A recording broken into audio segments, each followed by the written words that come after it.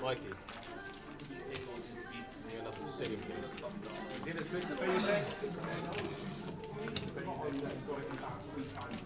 You forgot that, yeah. And then you got it in and not even that great shape.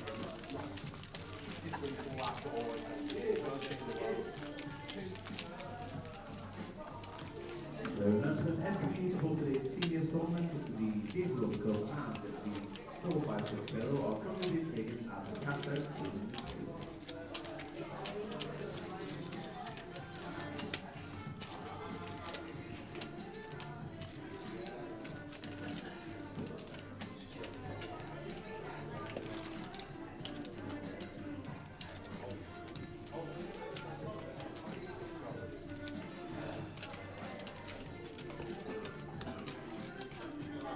Lane 3 of the main event. We played on conclusion today. There's no scheduled dinner break. We need one, we can raise one point. Last with million 6,000, 12,000, 12,000 ante, 6, 12, 12. Williams, please begin to deal. Hey, good morning. Morning. Let us do it. That's what we're doing. 6 hours they were here. What were you doing for 6 hours? Helping? I was doing some prep for today. We're back for the final 19 players here in Manchester. Good luck, everybody. Did you have a little punt? Did you have a little bet? Dean Hutchinson was backed into favourite. James Parker 9-2. One of the biggest movers was Nathan Slater, 25s down into 14s, and he's on our feature table. So We've got cards. we have got cards. Let's do it, and everything seems to be hunky dory. So looking forward to a great day. 19 down to a champion. Who have you had a little punt on Grosvenor Sport? There we go, Tom. You can check it all out, as you can see right there. 7's all in. George first hand. We can see them against Ace Deuce. It feels nice to see some cards. It was only 2 hours. Felt like a lifetime, didn't it? Whatever surge it was, it's gone now. So well done to PK for getting it all sorted and fixing it and getting it sorted. So well done to him. And we're back. So we had a little punt on Vince Melly. This is the first all in on the first hand. George Pop. Is he about to go? Don't say it. Can he double up? Just started. Behave. 7's for George in seat number 8. He was the short stack. Vince Melly.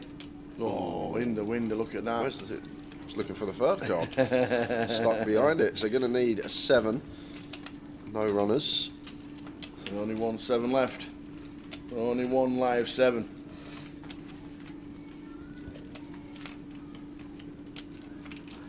And it is not. First hand, first elimination. George Pop out in 19th. Afternoon, everybody, and welcome to the live stream. 18 left.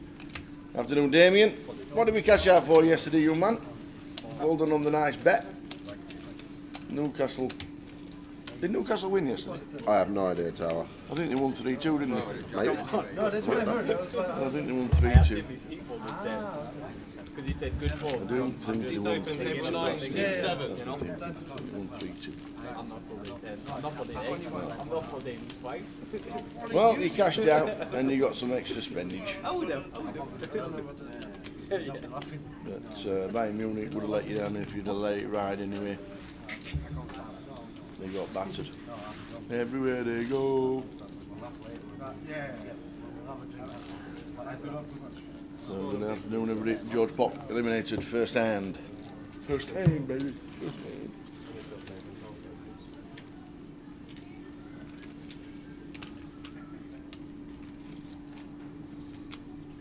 Harry and Mark French tuning in on YouTube. Afternoon, fellas, off to Manchester today to watch the Super Bowl. Come on, the 49ers, and come on, Nathan Slater. Evening, Bondi. I'm assuming it's night time there. Watching from Thailand. I never work it out. They're in. Are they behind? They're in front. Well, Ain't they're they? in front. They're in front. Well, Right. they can't be that far. They can't be 12 hours in front. Because Australia's only 11 hours in front. I reckon it's probably like 7, maybe 6. Actually, he said he's on the beach. He's probably a bit earlier, actually. Well, unless he's on the beach watching the sunset. Yeah, could be. Afternoon, Bondi. Off to Manchester today to watch the Super Bowl. I wish it was in Manchester. We've got another all-in and the call here. Tom Lagsau, my pick yesterday as the was. value. Said if he could get a spin, could put them chips to work. Two short stacks working together, so we will certainly have a chip count. Nath will be left with 120 if he loses. If he wins it, it'll be second elimination in 2 hands. And 9 in the window for us, Tom, but an ace next door. So going to need to find Jack or a 9. That's done it. Jack or a 9 to survive for Tom Lagsau. Oh, and finds it. Scorched it. Wowzers. Unlucky Nath. Down to 120 with the blinds at 12, 10 bigs. Tom Lagsau. Oh. How unlucky was that? Nathan Slater, champion in Edinburgh in 2019. And they're 7 hours in front. On the beach having dinner. The life that man leads, honestly. Delightful. Where are you watching the Super Bowl, Mark French? Off to Manchester to watch the Super Bowl. Where are you watching it? We won't get a chance to watch it, obviously, because of the live stream, but I'm with you. Come on, the Niners. We're not finishing at 2. We'll be done. We'll be done before 12 today. You see the rig? Yeah. You see all the equipment? Yeah. That takes 3 hours to take down. Yep. What, add that to 11? Yep. You can put it on the big screen while you won't. No? Not possible?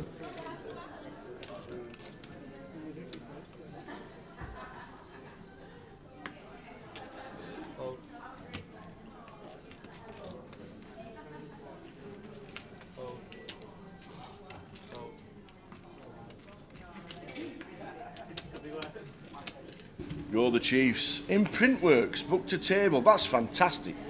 I love that idea. Oh, walkabout in Printworks. Yeah, well, I know where Printworks is. We've not been in for a few years into that little arcade of shops and pubs. But in walkabout, booking a table. I love the idea. Love a dedicated NFL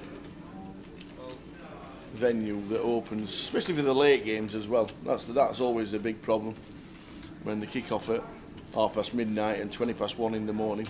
I never get a chance to watch it in a pub, but it's a great idea and enjoy the evening. The Taylor Swift effect is in full flow. It's the most expensive Super Bowl in history as well, this one. The average price of a ticket is $12,000. That's average. That's average. The average price is most expensive, and they're all complaining about it. It's just corporate gubbins now. Same as the World Cup was last year. Yeah. Or 2 years ago. It's just all corporate gubbins, and it's just taking the mere mortal fans out of being able to watch it. But I'm on the Niners.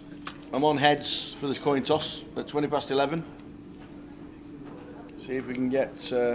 See if we can go 1 of 11.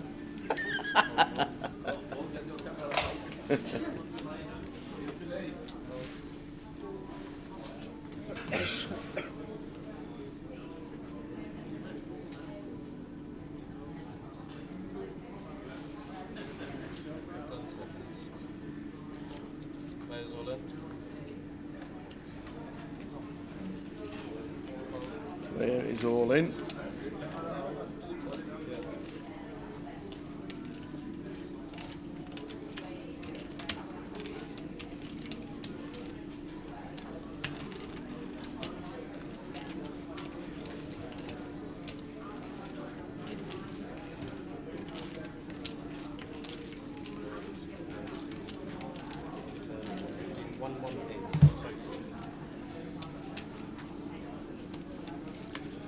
Nathan's in with the twos.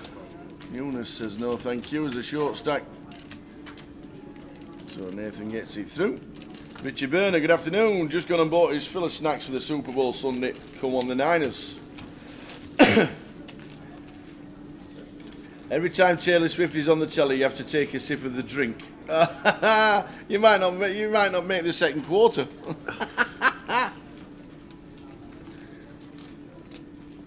They reckon the value of Taylor Swift, now she's seen Travis Kelce, is worth about $500 million to the NFL industry. That's how much influence she's got on people watching it. The revenue, the advertising's gone up, subscriptions have gone up, obviously the ticket prices have gone up, and viewers to every social media outlet. They reckon it's worth about $500 million.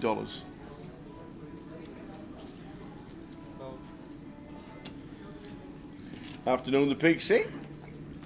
Why did you say 18 players? Because you've already missed an elimination, Jeff.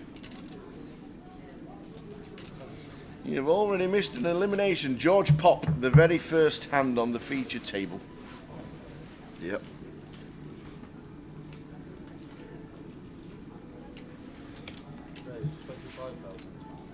Pull with the ace-8 on the button. Open it.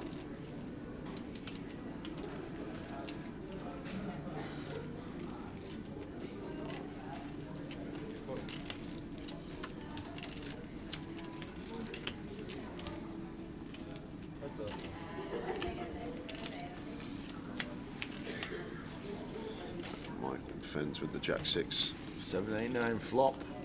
Up and down for Michael.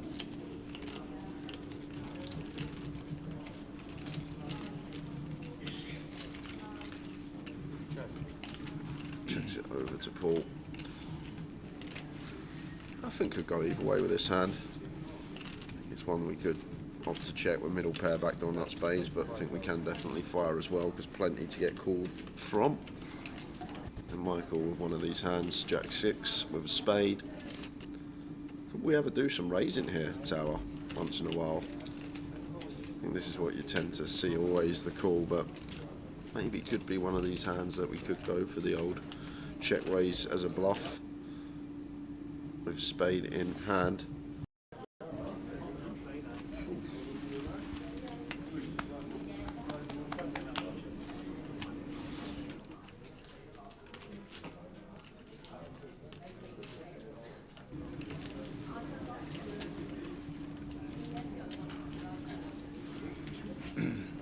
Did I like the link you sent me? Yes, Pixie. Always do.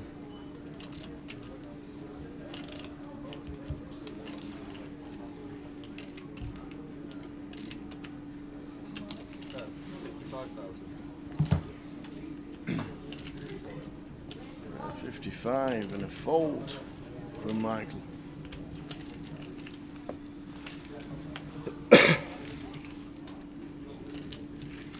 Paul Trotter 754, 60 bigs, 18 players left.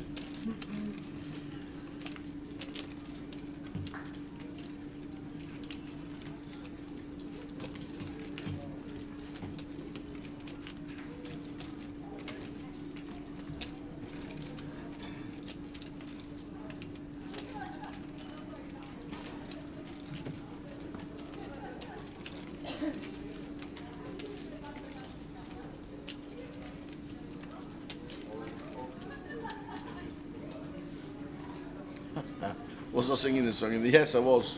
I'm not singing it again today though, so it'll be in my head all day. Well, we had a good night last night watching the, what was it, the Bin Zizzlers or something like that? The hyperbolic functions, wasn't it? No. That should be a name of a band. As somebody find out in the music industry if there was a band called the Hyperbolic, what was it? Functions. Functions. I love it. Afternoon, Rich. Just tuned in as there's 18 out of 426. Lost George Pop in the first hand. Let's get out of the way. It's 10 for Michael.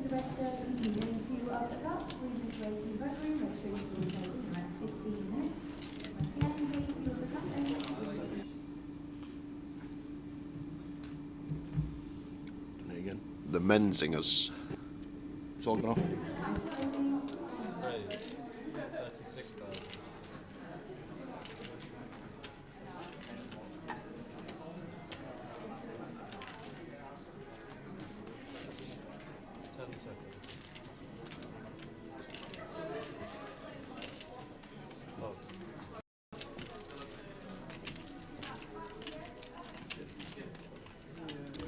Michael gets that one through, and we are going to head straight over to an outer table. Who is it? And it's Lee The Tatters. Tats from Blackers. I think he's Northwest. He's played a lot in Blackpool. Lee Tatters.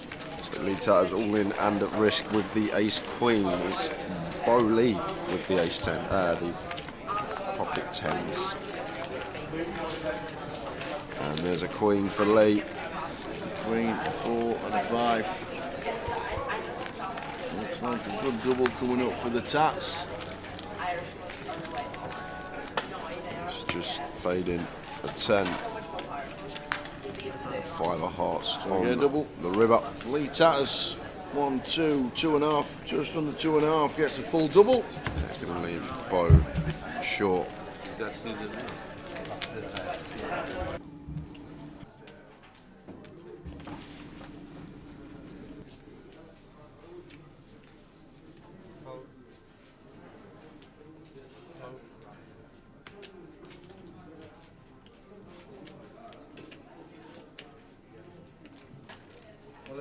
Players all in.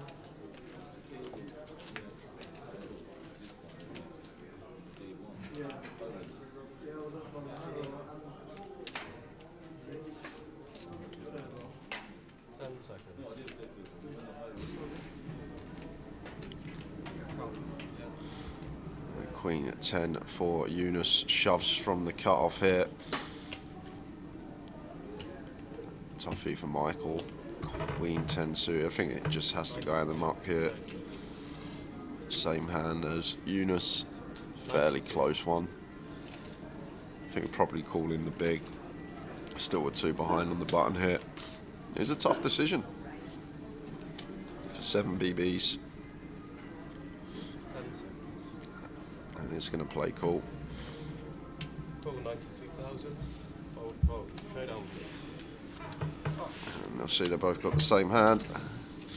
I'll take yours. And Eunice just won't want to see some clubs.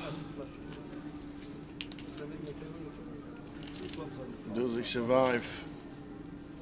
You are after, not me. Chop it up. Please chop it up. Go on, chop it up. That's it. Hard. One more hard.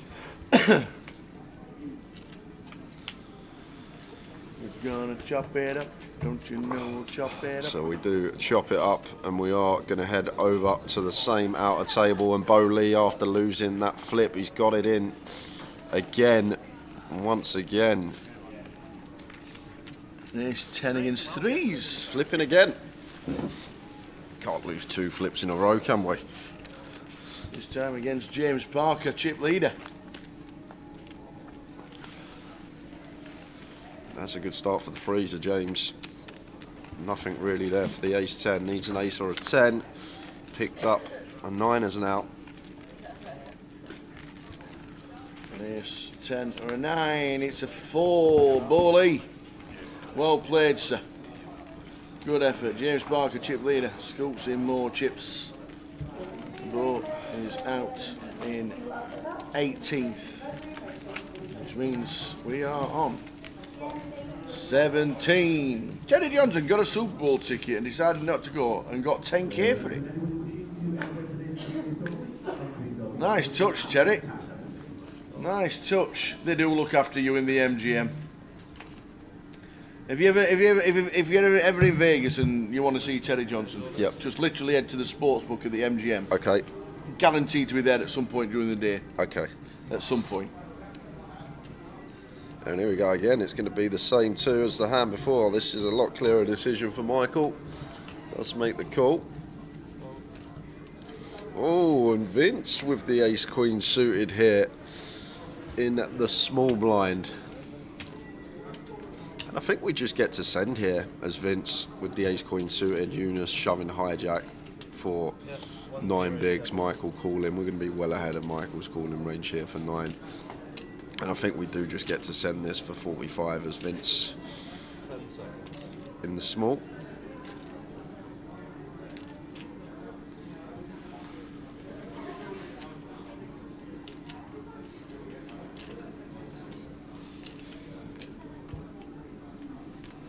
He's going to play cool, keep Michael in.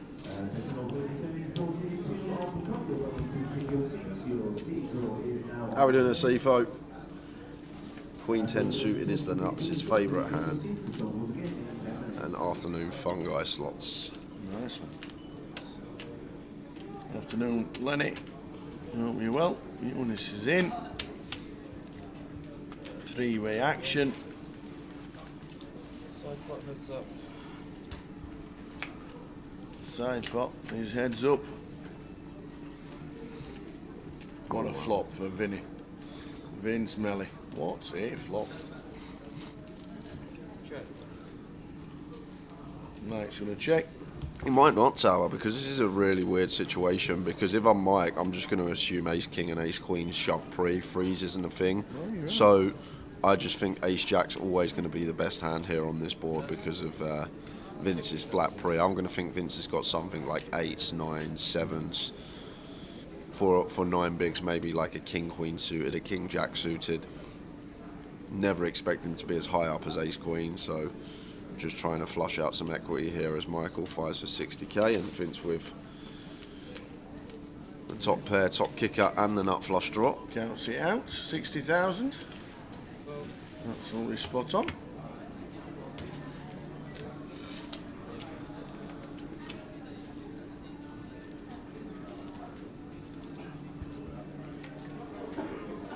Five of clubs.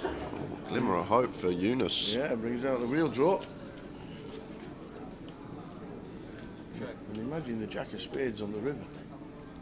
Check. Yes, now Michael a bit more wary once Vince calls flop, now does check behind. And 9 of diamonds river.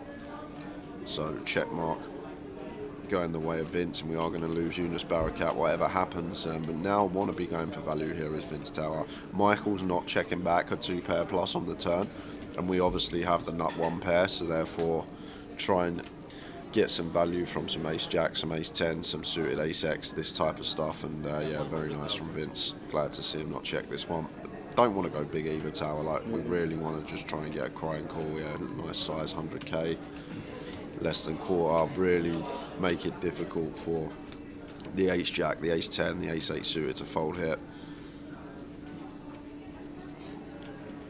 And now it's really difficult for Michael because we never expect this to be a bluff from Vince, simply because Eunice is all in with 17 left. We want to bust a player, get down to 2 tables, so we never expect this to be a bluff, but Really cool. can't fault him for calling it all here with ace jack. Once we check back turn, I guess it's one of the best hands we're going to have on the river, so calls it off, getting a nice price, don't need to be right too often, and Vince Melly takes a big one up to 944. We lose Eunice Barakat, and it's 2 table redraw time. Was it? It is 16. Well played, Eunice. Good to see you at the tables. We are on a 2-table redraw. We'll have a quick run through of what's happening while Jay brings the teas. Down to 16, yeah. Down to redraw, guys. Can we go now? I believe so, yeah. So, 2-table redraw. Vince Melly gets himself up to nearly $1 million. Drops Michael down to 390,000. Here comes Frankie. Good afternoon, everybody. Hope you're well. Super Bowl Sunday. Jay's gone for the tees while the redraw is on. Who are we going to get? And that's the big question. Terry Johnson, am I going out this summer? You think you should?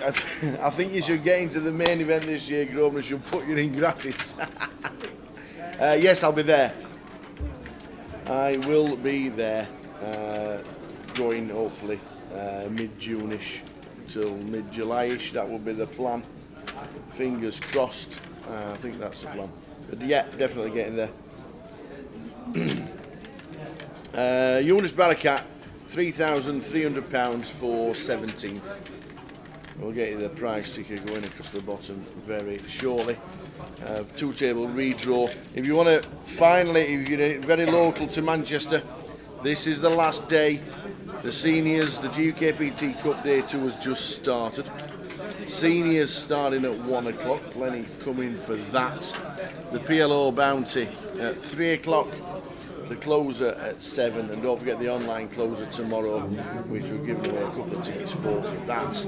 That's starting tomorrow at 7. Don't forget the online closer is a 2-day event, if you do play tomorrow. And then the team are off to Edinburgh next week. It all starts tomorrow in the club. This is the schedule for the UKPL Edinburgh. We're up there on the Wednesday the 14th. 14th, that rings a bell. What's the 14th? Is that a special day in the calendar? Is it? I can't remember. 14th. Maybe. We're there on the Wednesday, streaming Wednesday night all the way through till the end on Sunday. Is Sunday a good day? What's Sunday? Something happening on Sunday as well. What's that? But we'll be there. Looking forward to it. The 888 Festival. And if you want to look at the dates for the rest of the year, that's the 888 UKPL. Edinburgh next week. In March it is Luton. In April it's Manchester, all the way through till the end of the season. And Luton, literally, 6th till the 10th of March, literally follows on. The 10th till the 17th of March is Blackpool for the next GUKPT instalments. In between that, there's the UK Open in Coventry. Here's T-Boy, good lad. Yeah, you were nearly right. You're nearly right, Pixie. Close. But yes, we are on the march to Blackpool for the GUKPT after the Open. The Open is going to be absolutely massive, it really is. The Open starting on Sunday the 18th of February. I'm sure that's a day in a diary for somebody. Can't remember. Sunday the 18th is Satellite Week, Mystery Bounty Week in Coventry. So it's literally flowing 1 to 1 to 1 for 3 weeks for the team. And we're there on Monday the 26th. That's when we're going to be streaming. Monday the 26th, all the way through to Sunday the 5th. Sunday the 3rd of March. That's when the team will be in Coventry. We're there for full 7 days. And then after the UK Open, as you can see right there, the online closer, 25 guarantee online closer as well. So there's plenty going on. And if you want to play anything in Feb, the Vic's on this week. I think the Vic's got something like 600 runners. Pretty sure 600 runners for the 25-50. Incredible. Next week is Edinburgh. And if you can't make Edinburgh, there is Sheffield, Bolton, Walsall and Reading South to play on a 25-50. That's all 25s or now 50k guarantee. So that's just about it. Looks like we're just about set for the redraw. All nice and sharpish. Well done, team. Vince Melly has moved to C1. Bin Fu has got C2. Lee Tatters in 3. Katie Swift is in 4. Dean Hutchison is in 6. And Michael Howard with the hood up and the glasses on. Tom Lagsau in 7. And James Parker is in C number 8 with the hood up. So it's hoodie day today here in Manchester. So the draw is done. Nathan's still in. We have lost 3 players. Those 3 players, George Pop, Bo Lee and Yunus Barakat, taking us down to 16. Katie's sat next to Dean. Let's see how they get on. God, what a tough seat for Katie. Dean direct left, then Michael Howard, then Tom. But you're down to the final 16 of a GUKPT. It's never going to be easy. Of course it's not. So have a little spin up, get the Grosvenor pom-poms out. Absolutely. Afternoon, Ben. Watching it on Facebook. Let's go Slater. Is there a free roll tonight? Yes, there is at 6 o'clock. Nobody's guessed the password. Also, you just fold it, Tom. Just as I'm still looking Jack anyway, so I'm falling in on it. And then obviously Not an half a cup, it was a full cup of tea actually. Was it half a cup? It weren't half a cup. It was average. It's, don't want any spillage, do you? No, Lots you of burnt wires, your little fingers earlier in the week. So we made sure that's never happening again. So here we go, 16 players left. We've had the redraw. And off we go. Yeah, so 1 Vince Melly, Vinfu 2, Lee Tatters 3, Katie Swift 4, Dean Hutchinson 5, Michael Howard 6, Tom Lagsdale 7 and James Parker with the chip lead in the 9 seat. Or the 8 seat. The hood up. Michael Howard has got the hood up and the glasses on. Nobody knows it's him.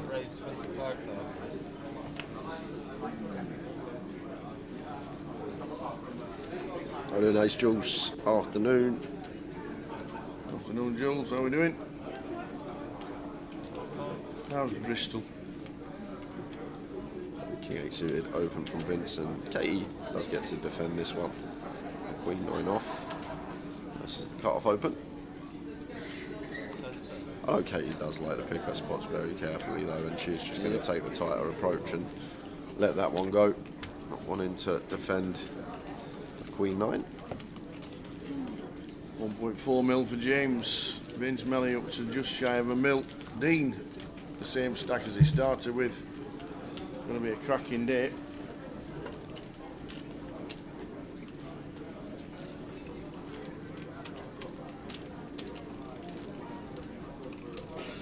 What time is finished tonight, Jay? I'll tell you what, I haven't even looked, Mick, to be fair. I'm going to have a little look now. I'll let you know what time we're finishing. Give or take an hour, as always. It can be so unpredictable.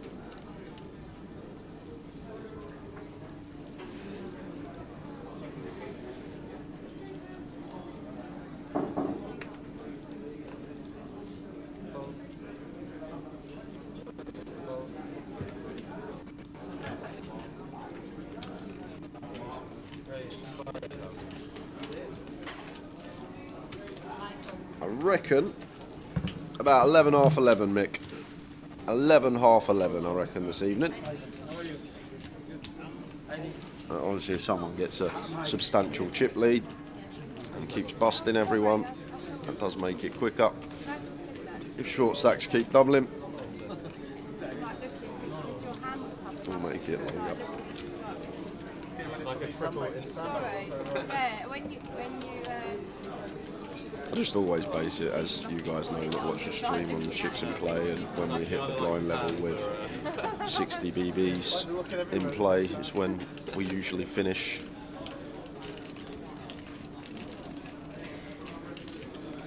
Fun Guy Slots champion to be crowned at 9:37, I hope so.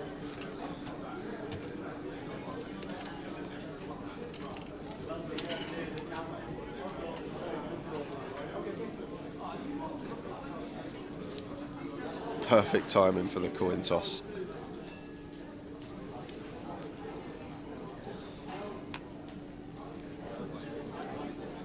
I hope Richie Burner, I actually wouldn't mind it if we were just finishing up as the Super Bowl was starting and you all got to witness the live coin toss. See Tower's reaction when he goes 0 in 11. King 10 suited for Vince.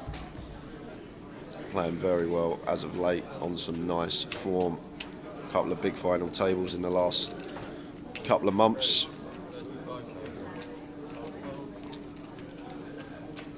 makes it 35.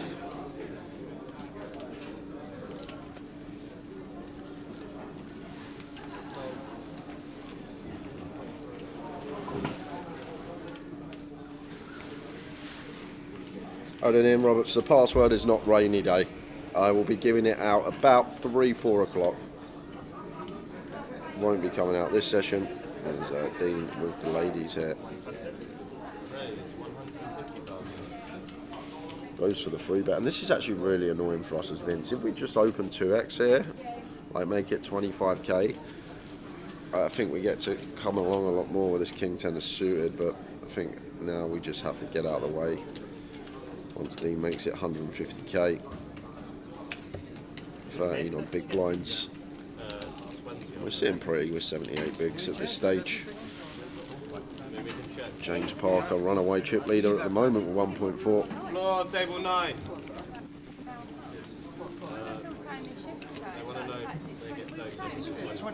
The password is not Super Bowl, Ben. Still 20 and 30. You know when Sundays used to be final 2 tables, final table, nobody in the room. Yeah, There is not one single table that is not in use right now. but the seniors will be busy today. There is not one table that is not in use. It is so busy. And then Law is in the building. Yes, 16 left. 16, lost 3. Yeah, George Pop, Bo Lee, Eunice Barakat all out. And yep, Katie Swift, one of our team pros on the table. Already had a team pro taking a trophy this week, and Katie had another to the collection. Team Grosvenor. Just need some cards to help us spin up this short stack. Jack 10 off, not going to do it. Vince has opened ace 10 from +1. Make it 25. Really want to burn for a load of time breaks on a pre-flop.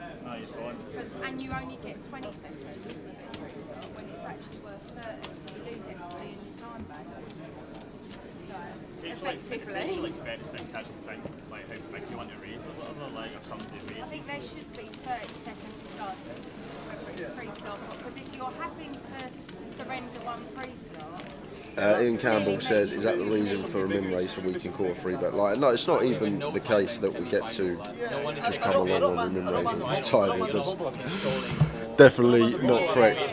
Basically, it's just to keep the pot smaller. Like at this stage of the tournament, like we just want to make our sizes as small as possible.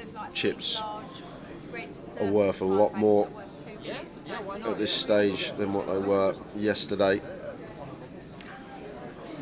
We just don't really want to entice bigger pots against a player that has us covered. As Vince, I think we just want to keep the pot as small as possible, with opening size at least.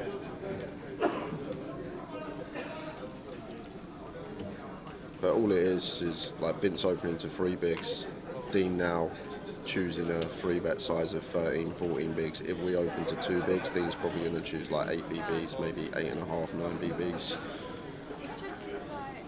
as his 3 bet size of choice.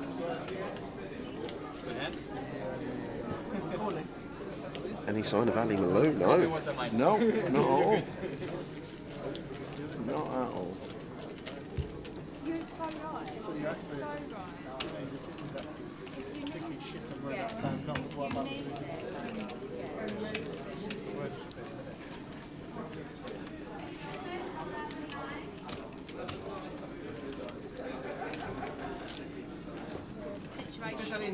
Did you back anyone this morning, Tower? I didn't.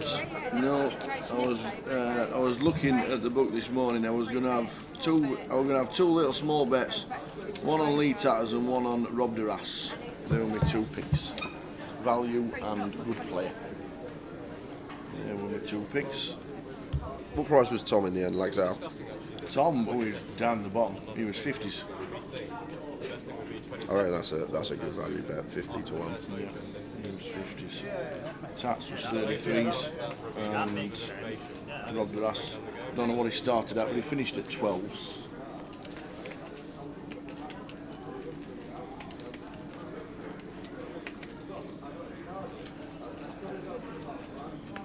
Okay, you're going to try and just get a still through. Not going to be working. There's Tom with the King Queen suited here and could potentially move in here as Tom. Literally gaining 12, 15 seconds. Depends what we think about Katie's range, if what hand she's opening off of 15 from +2. Will she have any open shoves off of 15 from +2, or will just her entire continue range optimum raise? Such a beautiful candidate to do exactly this as well, I guess, just call a position.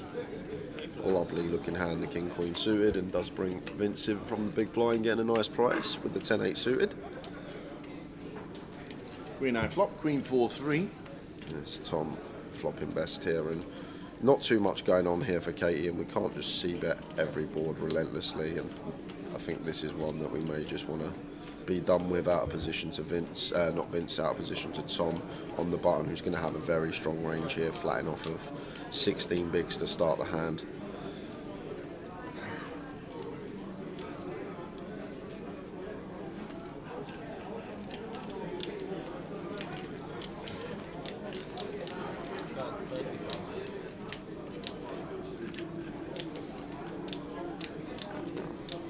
Okay, he just gets to get out of the way. Nice check from her on the flop. Let it go. What's your view on the 20-second pre-flop shot clock, Jay? I think day ones and day twos, I like it, but I think you're right. Like day three, it goes to 30 on the final. It goes to 30 on the final, but even now, Tao, two tables out, like you're going to get a lot more tricky spots pre than you would on a day one or a day two, just because of the ICM implications, and sometimes 20 seconds just flies by. Maybe that's something you could put forward to the floor and just say, look, day threes, just as, whether it's 2 tables, 3 tables, or the final, it's just the same thing. Yep. Maybe that's something you can mention. You know, always up for listening. Like you said, day 3 is as important, even if it's 2 tables out, than it is the final. It's just so much more you need to calculate, that's all it comes down to. Yeah.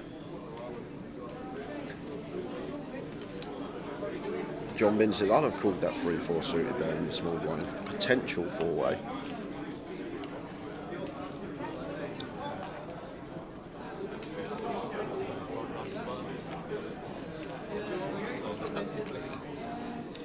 Give the chip leader the hand on the button. Not fair, this game. James Parker, ace king.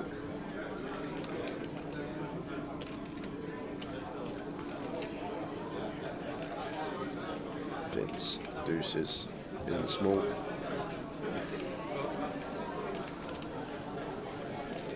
Calls. And Bin with the 7-3 of hearts here. He's going to defend.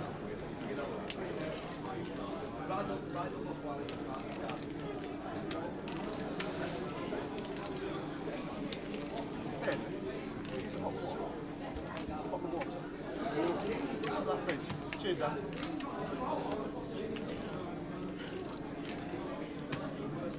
All 3 players with this one. Vince still out in front with deuces. And previous one from the hand before with Katie, I think this is one as James. Less inclined to see bet 3-way as the chip leader. He's happy to just put the pedal down with aggression, and he's going to get Vince off the deuces, and Bin. He's going to put him in it. On to the next. Is there any clue for the password, lads? Can we give him a clue? Yeah, I don't even know it. You can. You can give me a clue. Am I allowed to look? Am I allowed to see what it is? Yeah, it's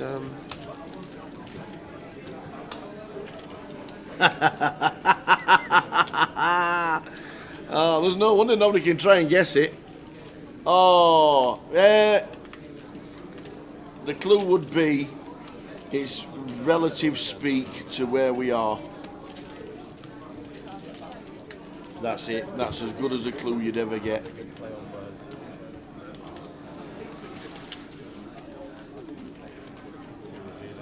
It's relative speak to where we are. There we go. If anybody gets it, good luck. There's no prizes. Now we're giving you clues. Oi, oi. Kings for Katie. All of it. 15 bigs, 14 bigs, maybe a bit. Yeah, I'd love to see Just open. an open. Yeah, I would love to see open from gun. Like in general, we shouldn't, like I always say, shouldn't really be having any open shoves from under the gun for anything more than like 12, 13 BBs. Katie just happy to move in here, hoping to get called. But it just comes down to we want to give someone a chance to put a 3-bet bluff in. We want the big blind to defend with 2 undercards and slim equity. But just happy to pick up blinds and ante there. Sticking the open with the kings, and you just never know. Yes, poker Ryan, it's 30 seconds post flop, but it's 20 seconds pre flop. English Cat says, I've guessed it. Very nice. I'm glad I didn't give the clue because I've just clocked something, Tower. What you clocked? I was going to say it's an angry animal. That was going to be my clue. But I've just realised now what the password is and why it is the password. I just thought it was a random.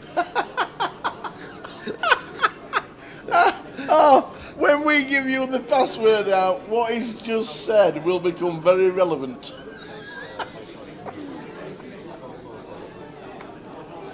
I thought the spelling of the animal was wrong. I thought that's not how you spell. Oh, that's genius. That is genius. There's no betting now because the game has started. Betting stops at around about 10 to 12 before the first hand is dealt.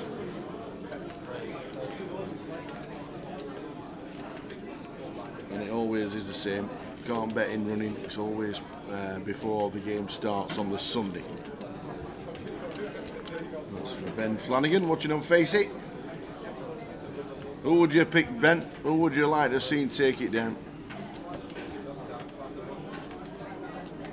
Let's go Swifty. Open from Lee, and this is Nice. This is lovely from Kate. She says, have some of that. 8-9 a great little hand to choose. Knows that Lee's going to be pounding on us, having us covered by that much, so just taking a hand with very nice equity even when called, sticking it in Lee's eye, gets it through. Nicely done, Katie.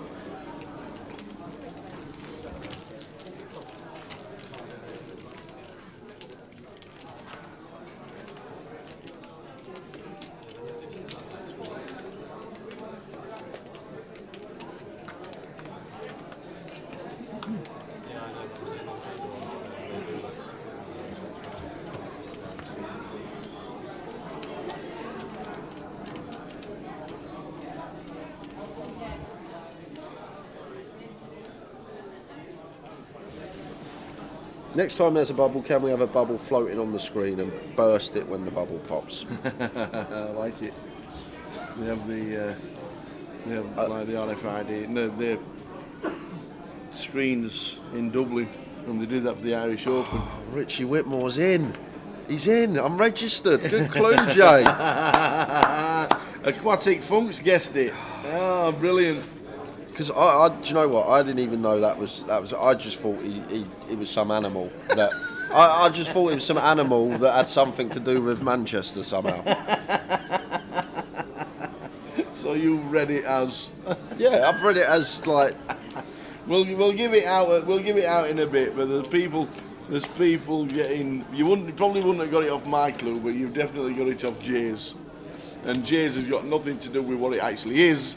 But when you see the spelling, now I can see what he means. Oh, brilliant! We'll keep you guessing for an hour, and then we'll let you be able to join in the fun and get yourself into the stream. There's we got 5 hours until it actually starts. So There's plenty to go.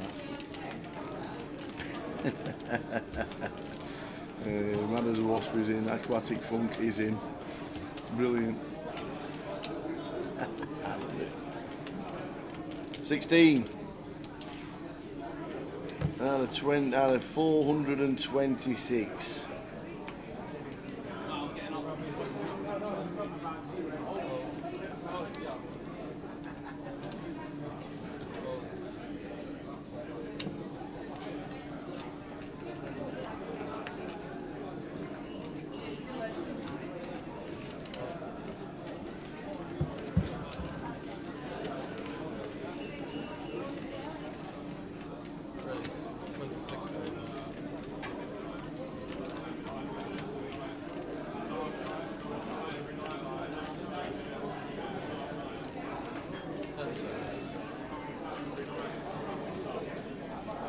Afternoon, Charlie. Afternoon, Charlie. Unable to make it to Manchester this week.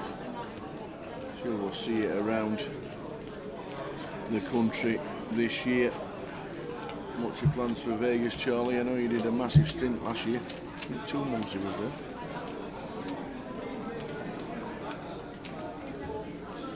King Queen League going for the free bet here. Hijack versus Cut-Off. Bing just going to have a pretty easy shove, in my opinion. 30 BBs to start the hand. We open Hijack, Cut-Off. Free bets, we just get a nice easy jam. Like the free bet from Leo, I think it's a nice played hand from both without getting to the flop. Alan says, Jay Reid, regarding the Dublin ticket that you won, the €100.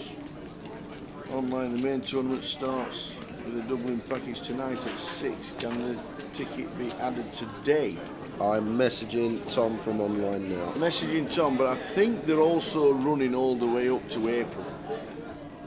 The Irish Open is the 24th till the 1st of April. So maybe there's more next week if there is. But as Jay said, he's sending Tom a message. Yeah, we're on the case with Michael's photo. We realised it straight away, but it takes obviously the delay to catch up before it changes. Yeah, the 20-minute delay. PK has already sent a message saying, "Dope, wrong picture." And Mehmet's tuned in to watch the Mad Turk. Aye, gang, still cold in Cyprus, but great Sunday viewing. Come on, the Mad Turk. Will we get any ABBA this afternoon? Exactly. Still cold in Cyprus. I'm actually quite surprised. I didn't know it got cold. Charlie says back to Vegas for WSOP and some 5-10 cash for July. Will be at some stop second half of the year. Great coverage as usual, boys. Thanks very much, Charlie. We'll see you in Vegas.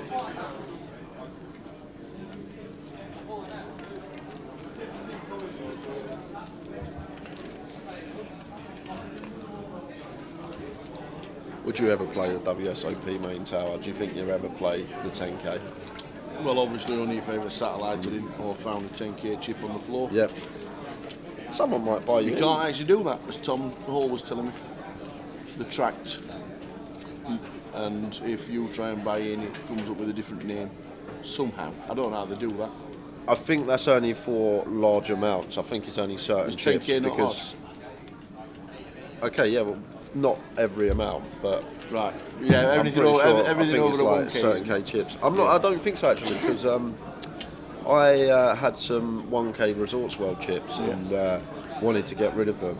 And John Mooney bought them off me while I was over there this year. And he actually said to me when he got back, he said they didn't even question it. He just went in, cashed them out, got the cash, off he went. But I think for certain amounts and certain casinos, maybe they do track where the chips are. I remember it being done because Andy Bradshaw wanted buying in. He gave the chips to somebody, went to go and buy Andy Bradshaw into a big comp, and they went, "You're not Andy Bradshaw." I went, "Well, I'm not. Just buy him in." So he can't. Just go and return the chips and let him do it. Okay. So I don't know how he's done. I have no idea how they even track that. That's just phenomenal. Yeah, I did say yesterday, if you guessed the password, it was worth a closer ticket, but that was without any clues. We'll give 2 clues out. We'll give 2 clues. Of course people are going to guess it now. Especially with Jay's explanation.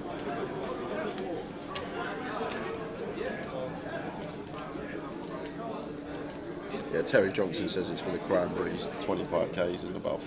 There you go. Nice one, Terry. If you've got cranberries, you're living the dream. Line and line here, Tom just sends it in with the ace jack. James not going to be able to call the 10-9 suited. Very pretty hand, annoying. But can't call it off. Yep, I've got one closer ticket to give away today. But I don't know how we're going to do it, Tal. Any ideas? No. We shall do it in the next session before the FT. When we get to the FT this session? We shall do it during the final table. Okay.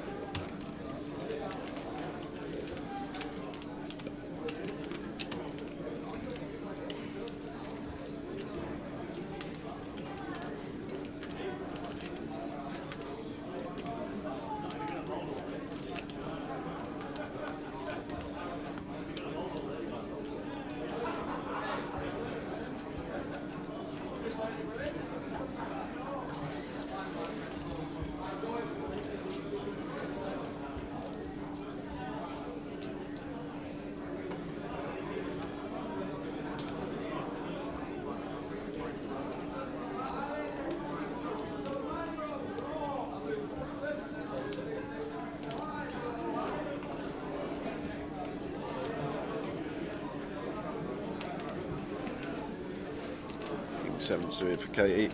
Going to get out of there. And Dean with the boots in the hijack.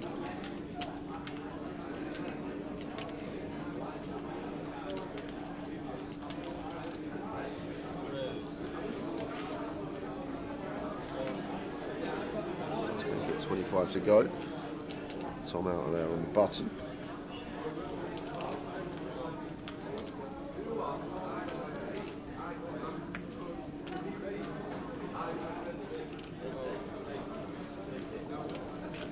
The boots.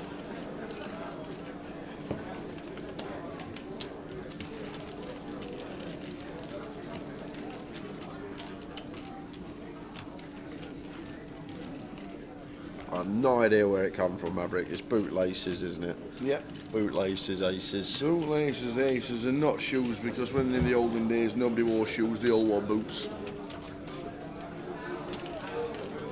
Sound a bit weird, wouldn't it, calling aces? The shoes. It's not the shoes.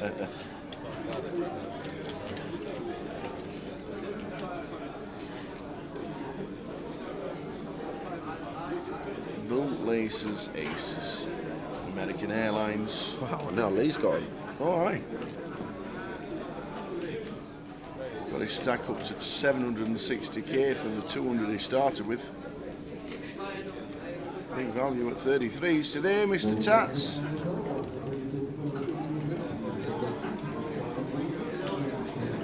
Who have we lost on the outer? Oh, we have lost one. We didn't get any news of the bust out or going to the outer table, but it's Nathan Slater. No, Nathan Slater's bust out. PK said he was with the camera and was taking pictures. And unfortunately didn't get Nathan Slater's elimination. Nathan Slater busting out for £3,300. He had a bit of a bad one earlier, didn't it? Against the Jack 9.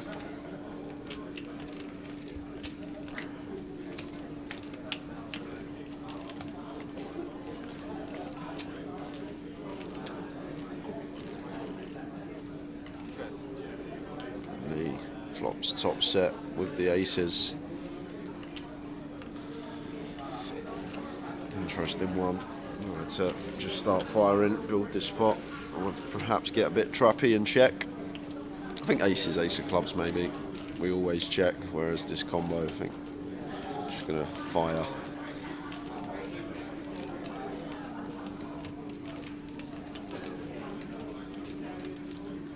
Should be in the hand. And it's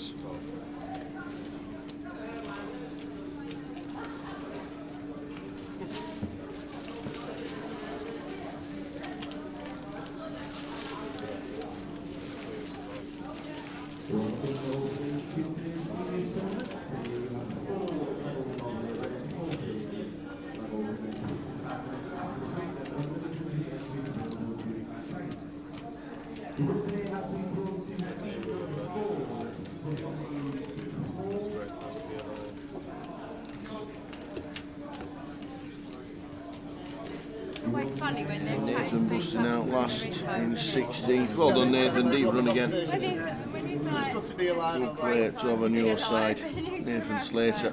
Should be winning for you. But we're down to 15.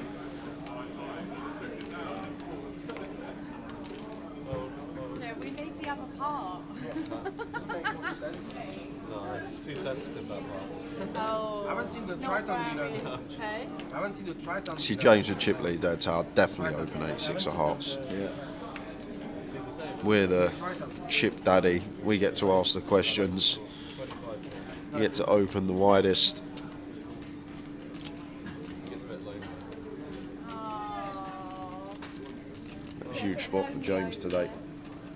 like the peace and quiet. Coming in as chip leader from South Africa, James Parker. Been on the UK circuit for years. Years and years, Tar. I remember him there when I was playing. Is there a waitress about? Long Any time. waitresses? 52k, James's biggest ever live cash, looking to beat that today. Come fourth at WSOP Vanderbijlpark Park. Is it Vanderbijlpark Park? Very nice. In South Easy for you Africa. to say.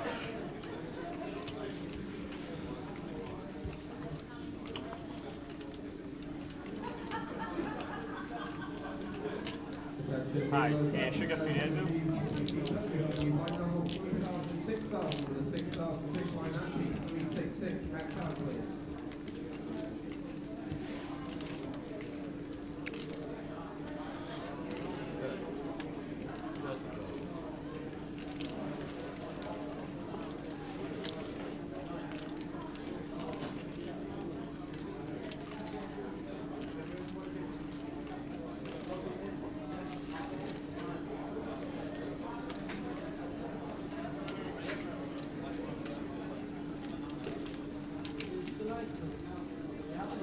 Didn't get the action for Nathan Slater, I don't think. PK was busy, so he apologised for not getting it. But he just said that Nathan had bust out and he was busy with the pictures. So he apologised for that. So I'll try and get a word off Nathan. I don't know if he's going to jump into the turbo later or that's him for the day. I'm guessing he will. Would be very surprised if he didn't. I don't want to discuss that, you know. No, every time I try to make a joke, nobody get it because my accent is rubbish. So people are like, ah, yeah, what? You tell me and I'll tell everyone else. No, it's much funny coming from an office. Yeah, that's so true actually. People are like, what? So true. That's 3 times. The joke is gone. You can't reuse it. Once No, you know, it comes down here like, yeah, whatever. There's all done.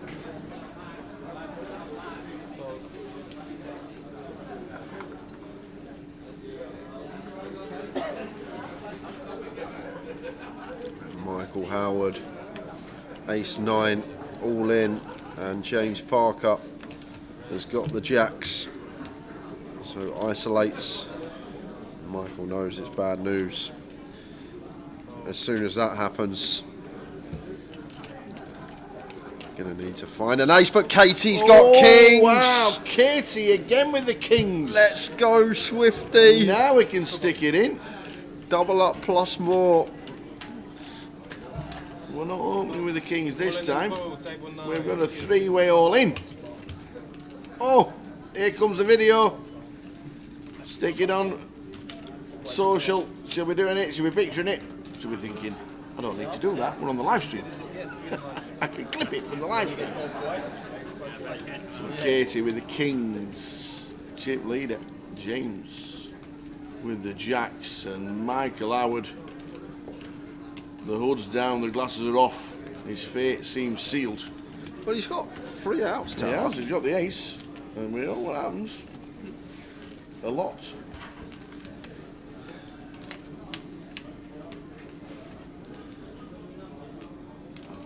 Now he's got an additional 2 outs. So Yes, he's got the 9 as well as the ace. Katie still holding, fading jacks, aces and 9s to get the lot.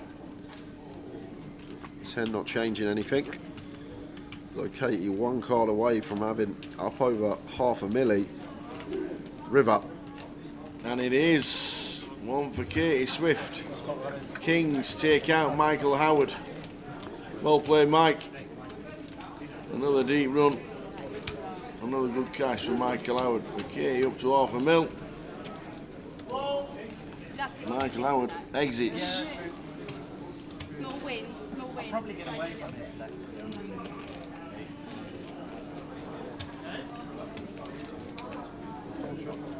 206, 150, 175, 185, 205, 206. How are we doing, Vanessa? Good afternoon. Tuned in from YouTube. Yeah, yeah. Very. Swifty clown goes wild in the chat box. I mean, his wasn't much, but... Don't be greedy. Don't be greedy. I am grateful. Don't be greedy. Grateful, not greedy. Could have had a bit more. Bit of breathing room now, 40 bigs. Plenty of chips for Katie, 40 bigs tower. Good job. I'm just used to shouting, mate. It's just sitting in the corner of the room. VIP treatment.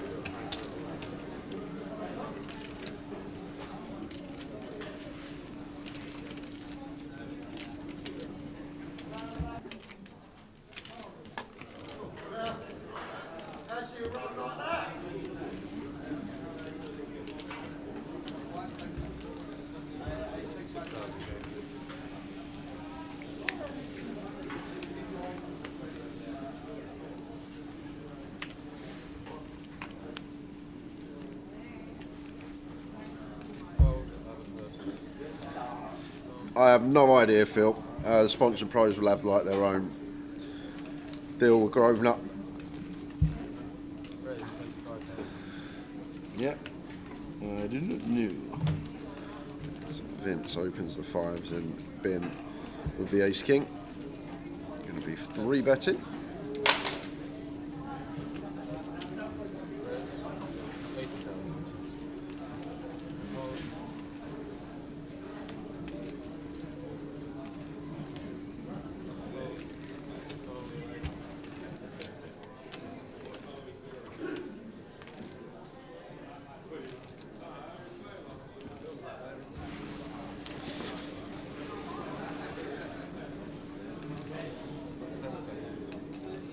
Fives for Vince. Doubt he will be continuing out of position. So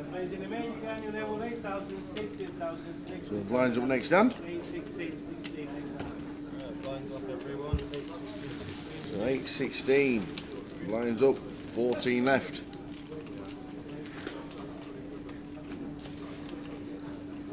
Who's the main man?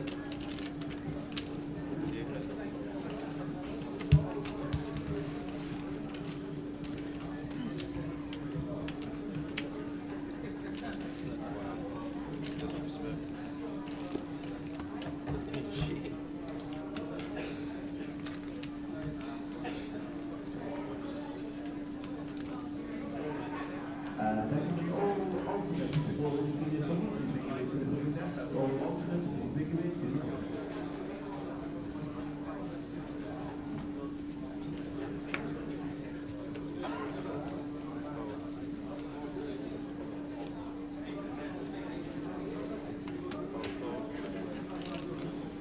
Pocket fours for Katie on the button. 8, 16.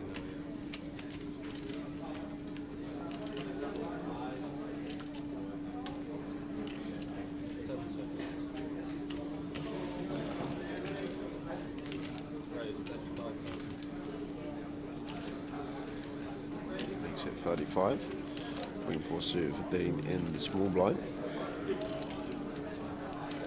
Maybe thinking about getting after it here, but for suited king, suited ace, still going to dip into the suited queens and does 3-bet from the small. Makes it 115. And Katie with fours. I doubt she will tower, but I'd send here versus Dean.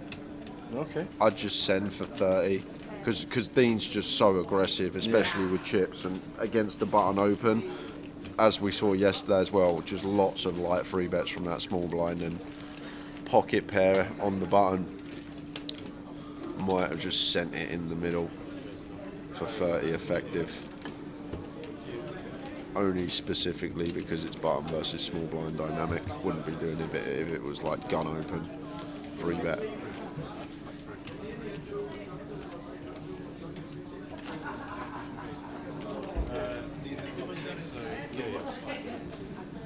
Nathan Slater, all in pre, lost A7 versus Jack 9. Yeah, that was on the feature. That was on the feature, yeah? Yeah. That wasn't his exit. That one, his exit Maverick. He moved on to the outer tables with 10 bigs when they had the redraw, and that's when he got eliminated. He'll be in the building to tell us, I'm pretty sure.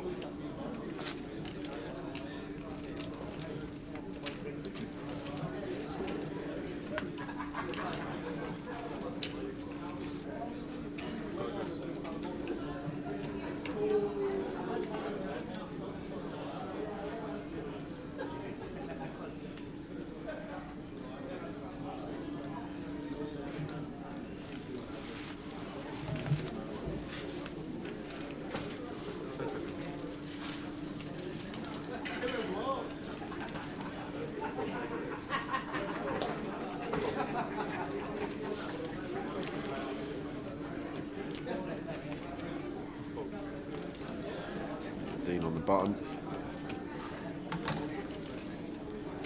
Gonna open.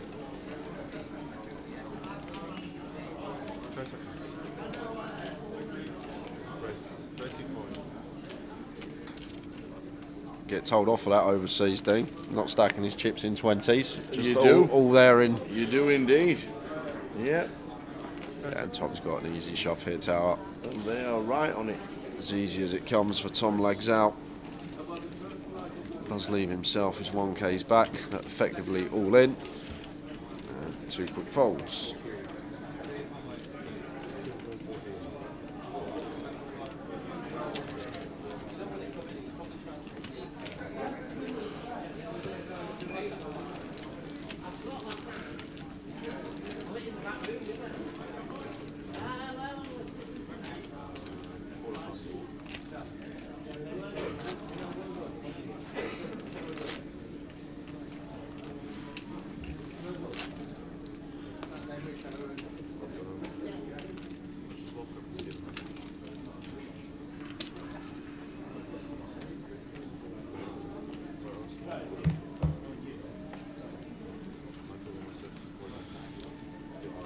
So we're down to 14, start of the day with 19.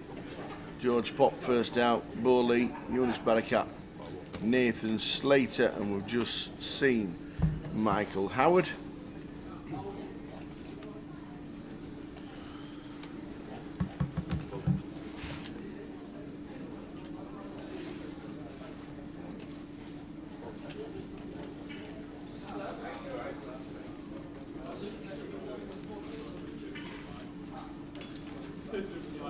Tom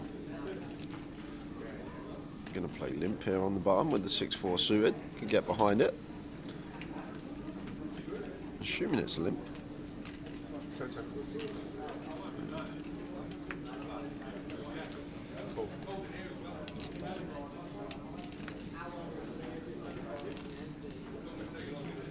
Just rectifying that. Brings James in and Vince. I was about to say, gets to check his option, but just going after it with 5-3 off here. There's 280. Just making the assumption that Tom never has any strong hands at limp button, and same as James Parker, and just takes it away from them both. That's a bit of aggression from Vince. Gives us some time to let you know what's going on online on Grosvenor Poker, guys. Tonight we have got 2 packages for the UK Open up for grabs on Grosvenor Poker. If you want to get into the UK Poker Open for cheap, this runs every Sunday, 2 guaranteed packages. We also have dailies running 2 times 1,500 seats. They're 110s, those to buy into. Look out for the 1.5 milli Road to Dublin series as well. We have the closer tomorrow, which starts at 7 PM. And don't forget now as well, all our 2550s all have online day one, so you can play from the comfort of your own home, bag up and then rock up on Sunday. Love it. Love it, love it, love it. Free roll is coming up at 6 p.m. We're going to give the password out for that in a couple of hours. And just so much going on online at the moment. 100,000 to the winner, 71,900 for second, lock up 8.8 if you get to the FT. All prizes scrolling across the bottom of the screen.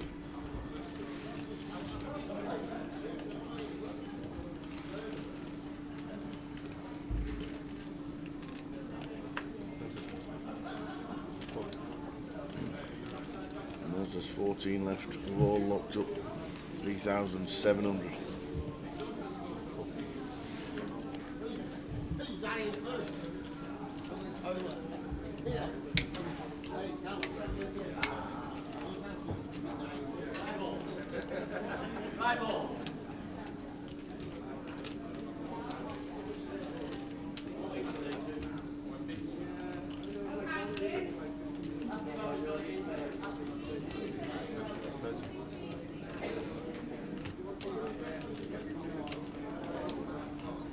James continues with the deuces. It's a 30k, just south of Fern, and even with a 7 here, tough task to continue for Ben. And I like the fold here versus James. No, he's got the best hand and big equity favourite, but he doesn't know that. Just gives that one to James Parker. How are we doing, Colin Porter? How did the treble do yesterday? How does it do every day? Is the answer. How it usually does. And the payouts are at the bottom of the screen. Coming across now, Wanderer.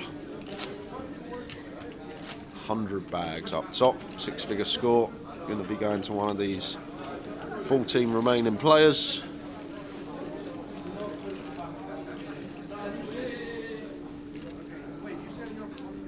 First break of the day, around 45 minutes away.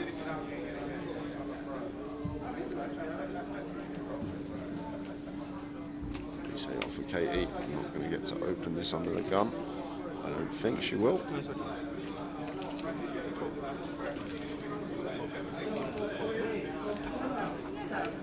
And Queen Jack 4, James Parker does get to open from cut off. It's folded too.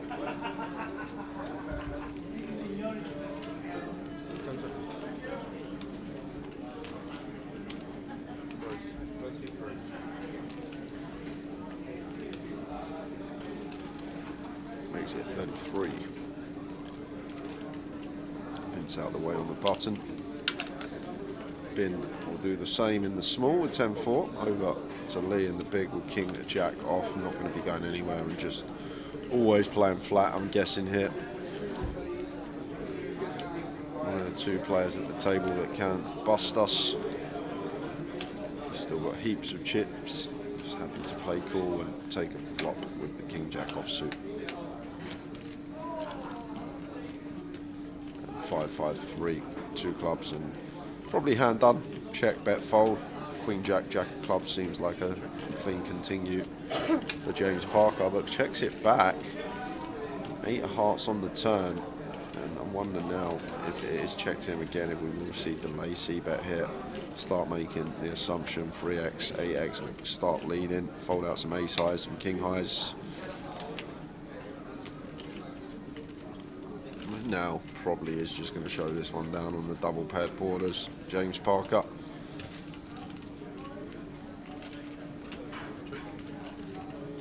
Or is he going to try and make it look like he's got an ace high to target a king high?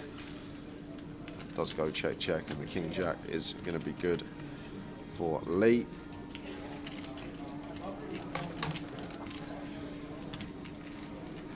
Under 35 entries at Bolton last night. What for? What on earth for? Yeah, 2 out of 3, Colt. Jay just says we lose. We got unlucky. We didn't get unlucky. There was never one point we thought, oh, actually there was. When Wolves were 0-0 and they didn't equalise. When they equalised. And they got VAR'd. That 30 seconds, there was a glimmer of hope. The old VAR sorted us out. 2 out of 3 we got. We got It's Tottenham. irrelevant. And we got Tottenham, and we got Reading. Could have been dreams. What did Bolton have on yesterday for 135 runners? That's massive. Well, what about the Vic? You seen the Vic? Oh yeah, about 600, is it? And the rest. Really? And the rest of the rest. Wow. And add a few more. Oh, jeez.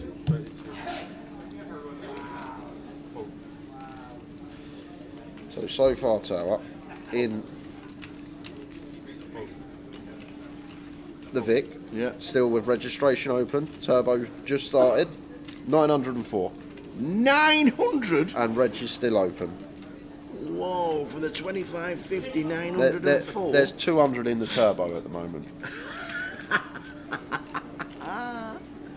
Brilliant. 904. What a turnout.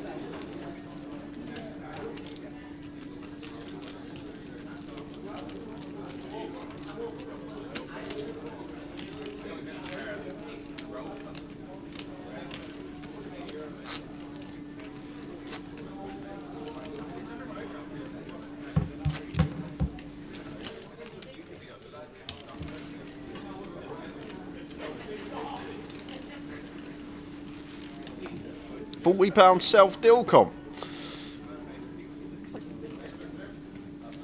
172 runners with re-entries. Wow.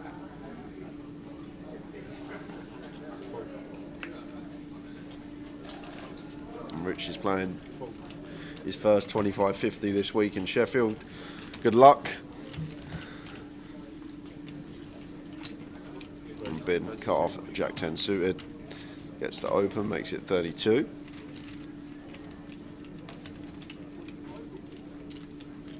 How are we doing, Curtis? Afternoon, guys. Who has hustled so far? Only just tuned it. Busted, I'm guessing that's meant to say. Yeah. The old autocorrect. Who has busted so far? Only just tuned in. Heavy one last night. We lost George Pop, we lost Bowley, we lost Eunice Barakat, we lost Nathan Slater, and then we just lost Michael Howard. In that order is the order that they busted out. 3,700. Next out.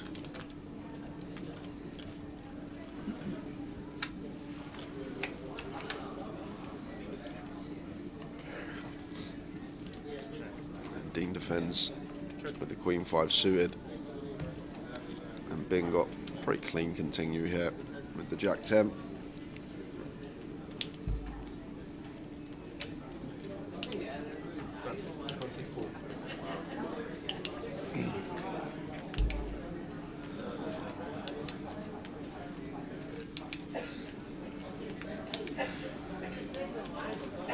Dean, easy check call.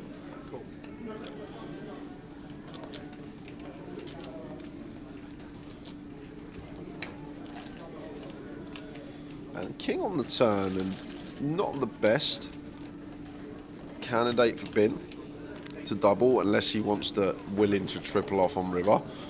Just one of those cards, as I always say, it pairs the top card, Dean's calling range on the flop. Like, we're not folding out a king or a queen with a second barrel now. I guess we can target some deuce X, but much prefer the check unless we are planning on unloading and tripling it off. Yeah, it's a diamond river. So the check mark does go to Bin with the Broadway. And Dean gonna have to be checking now on this river. Gonna be very good for Bin's range, and the times that he hasn't connected with it, he's probably gonna be firing anyway.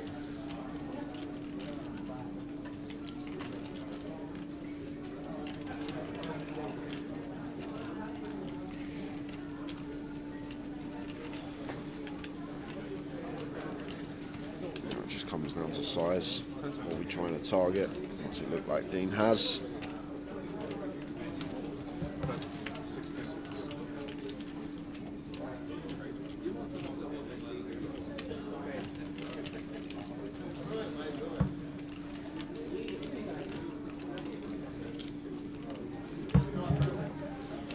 It's a really difficult spot because Dean's aware this is a card, like it Bin's open like a 10-9 suited, a Jack-9 suited,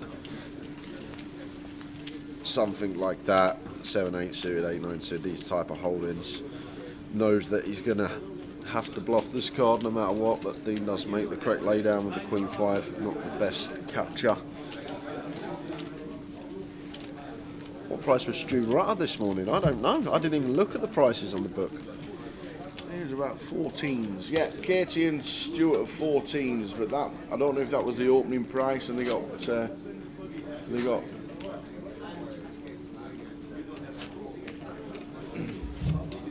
they came in with the bets. I'm not too sure. Katie Swift 14 seems a bit short with 280,000, but there would have been a few bets going on Katie as the first woman to win a GUKPT. Stu's on 14s, two-time champion. Well, Rob Duras at 12s was a decent price, and Lee Tatter's the outsider. I thought if Lee gets a double up, he'll be on a good price at 33s.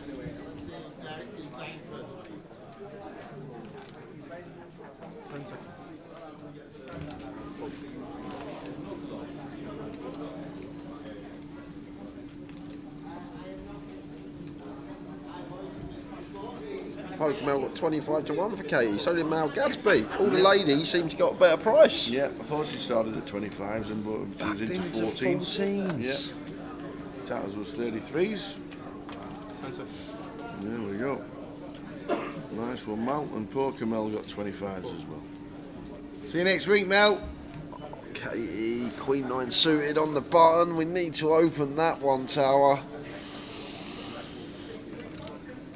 That is disciplined. Such a nice one to just click it up, make it 32. Queen 9 of diamonds. They're just going to fold and let the lads in the blinds battle it out. And Dean with King 4 here could be thinking about just setting Tom in.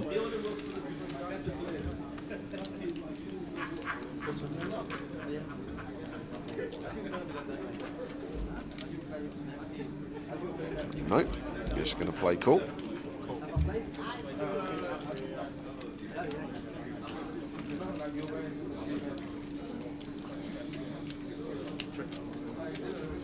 Tom gets to check his option with the 10-7 suited. Queen 9 Jack.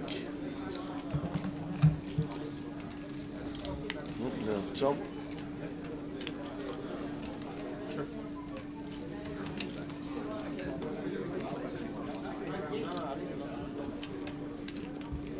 Yeah, Klopp on top, that probably could be it. I think it is the case that she's a bit worried about Dean just being relentless from that small blind against the button open. Not being able to peel it to a free bet, so maybe just making that decision there and then to just let it go on the button. As the 5 comes off on the turn, and King 4 here for Dean. Could have some ideas of leading, blocking the King 10, potential to bluff Spade Rivers with King of Spades in hand. 35k into 48, so opts for a large size. 2/3 on the turn from Dean, and Tom with a 10-7 suited. Just going to let his up and down go, checks it back on the flop, folds it on the turn. There's Dean's image. The aggressor.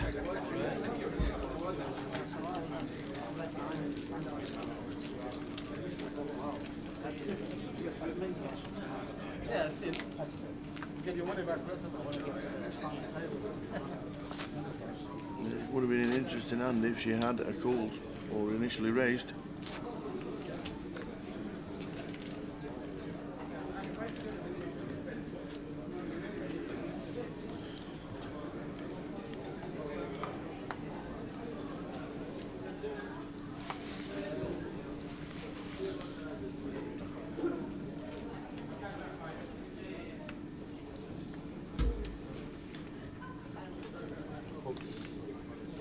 Queen 10 suited for Ben.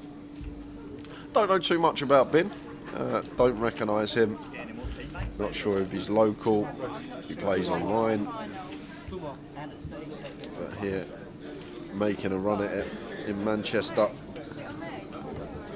And I've just had a message from some from online. Good news, guys. All tokens are already in. Whoa, good old Tom. He's just done them for you. If you want to play some Sunday on Grosvenor Poker, Good stuff. you won a token this weekend. All the tokens should be in your account now. Very nice indeed.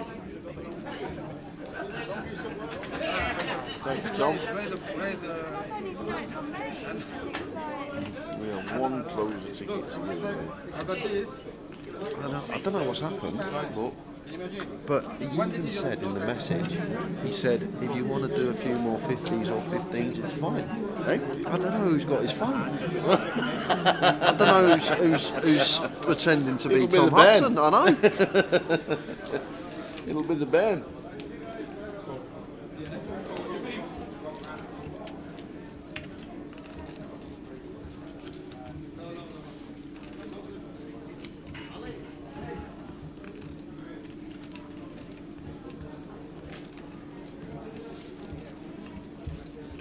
Yes, King for Dean, 3 bets to 90. That'll do it. Dave Nichols' ears are pricked.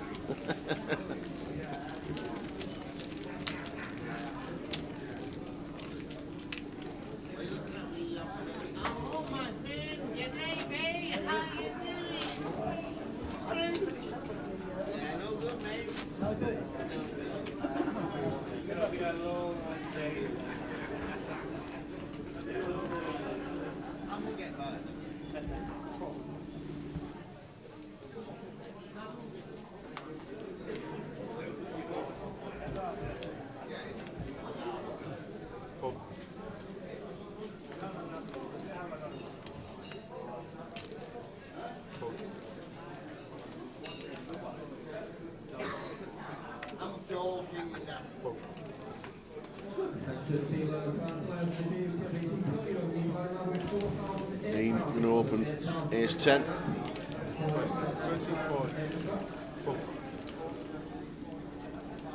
Tom out of the way. James will do the same. Vince Melly on the big.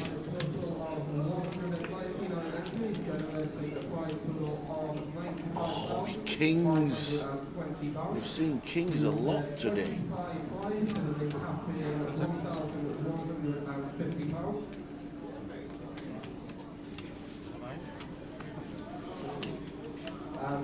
The 3 bet. 120. Back over to Dean, and one that could definitely continue here. Next to call, we're going to see a flop. He notices in seat 6, Ace 10. Vince Melly, seat 1, with the Kings and flops top set.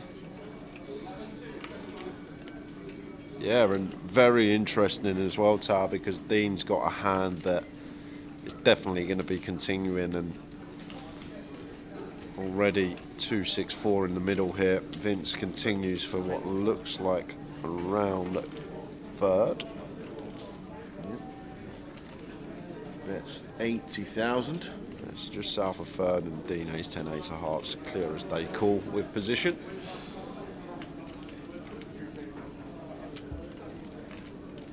Which he does.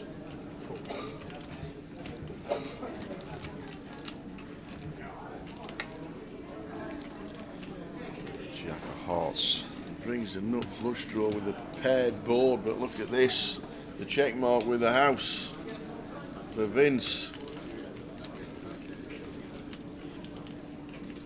Vince checks it over to Dean here, setting the trap, but I think this is a nice one to check out. Not just because we got King's Fall, but we want to play our range here versus Dean, and like theoretically, we're not really going to have too much Jack X here, and Dean's going to have more flushes than us. Like, we're not going to free bet many suited hands from the big blind here, so therefore Dean can have a lot more flushes, and he will also have more Jack X, the Queen Jack suited, the Jack 10 suited, the Ace Jack off. So I like the check here as Vince, not just because he's turned top boat and he's trapping, but because in terms of range, we're going to be checking this card a lot out of position, so good to do it with our strong hands as well. Dean's bet 175.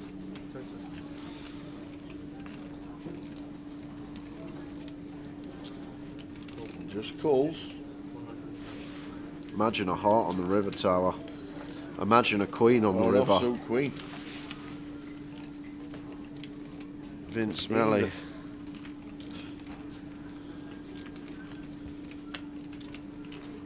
Oh, it is a heart. It's the 5 of hearts. Dean Hutchinson backdoors into the nut flush, but he's drawing dead on the turn. Vince is going to be getting a nice big double up here and going to be huge chip leader, because this is just always going check, all in, call. Wow. Does Dean ever choose a not all in size in here? This is the thing. I don't think we do. Like, Vince can still have like queens with the queen of hearts, king queen that bluff pre with the queen of hearts, ace queen with the queen of hearts. Still hands out there to get value from. But he's going to choose a not all in sizing, and this will save him, Tower.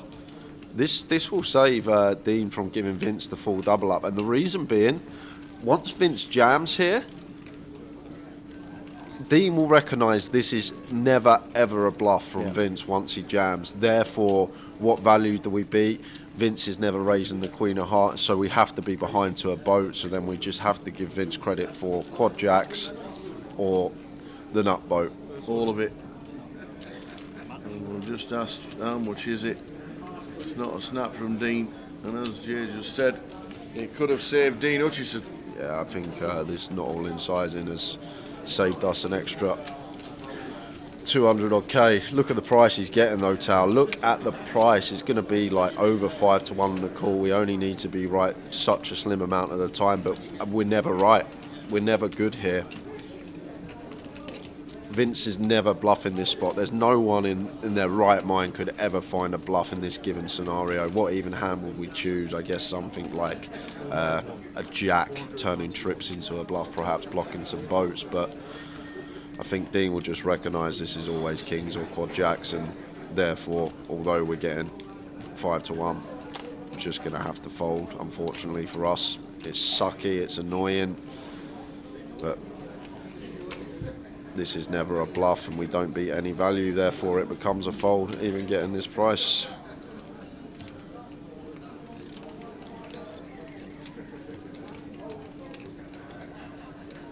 How can we ever be good?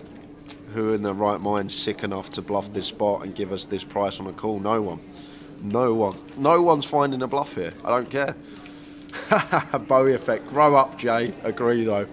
There it is. There's the fold. There's the fold. Dean, competent live pro, just recognises he can never be good with the ace of hearts and did find the fold. Fabulous fold. A lot of people do not. But that was a huge hand for Vince Melly. 1.5 mil chip leader. 14 left. What a pot. Glad you're feeling better, Mr. Wilson. Thanks for tuning in. Going to be a good day on the stream.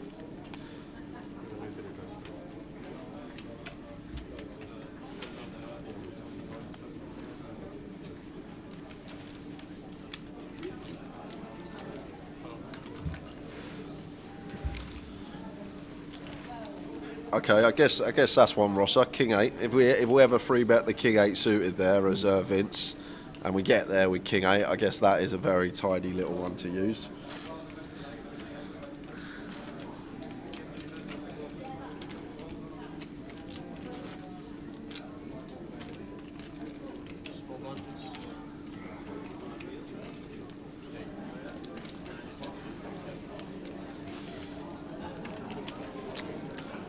It's just in the head of when you're sat there, if Vince had a hand that he thought about bluffing, like the brain straight away going to go to you, no, what you're doing, you can't bluff here. If we move all in, Dean's getting 5, 6 to 1 on a call, so it's never going to work. So just naturally in your head, you never take the spot because the price that the opponent's getting, you just convince yourself that they're always calling it off.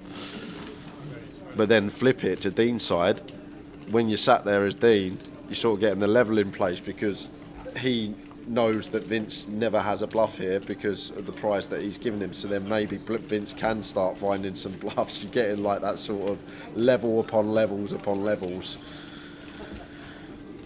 But 2 tables out playing for 100k.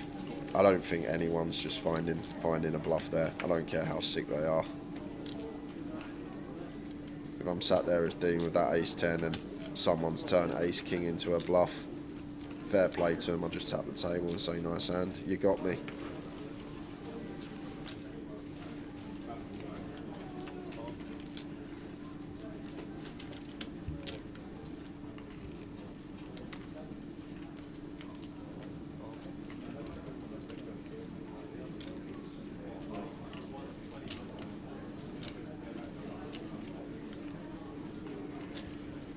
Big hand.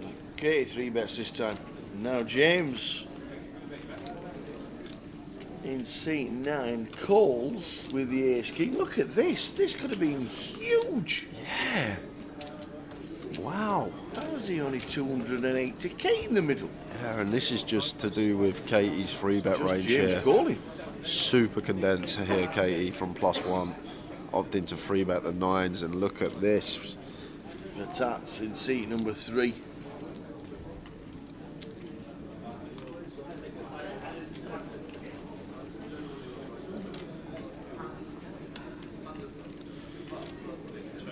Yeah, Katie's still with the overpair here, but I am going to be so wary of this James Parker flat on the button. Yep. And I'd probably check here as Katie once James Parker cold calls here, tower. Like once he goes gun open and we 3-bet, and it goes cold call and the original opener calls, these are 2 very, very tight ranges. And Katie does just continue from 105. And James Parker with the ace-king. This could have definitely gone for 4-bet pre, but opting to play cold call on the button. Gets rid of the ace-king. Now then, Lee.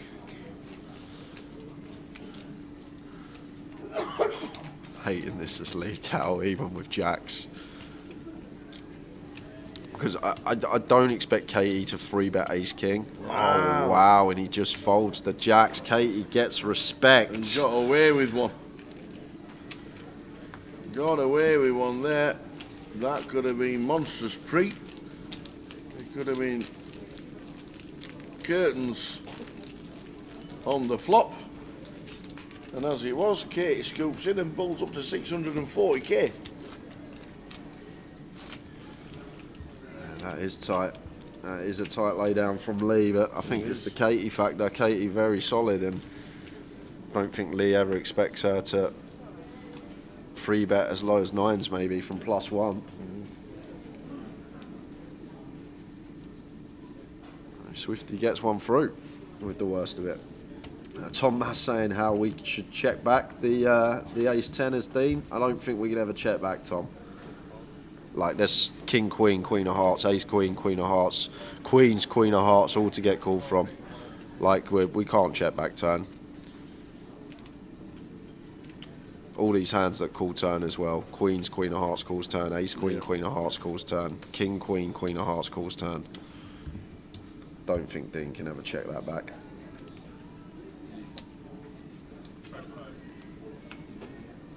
Bowie says he would have jammed and lost. Dean found the magic.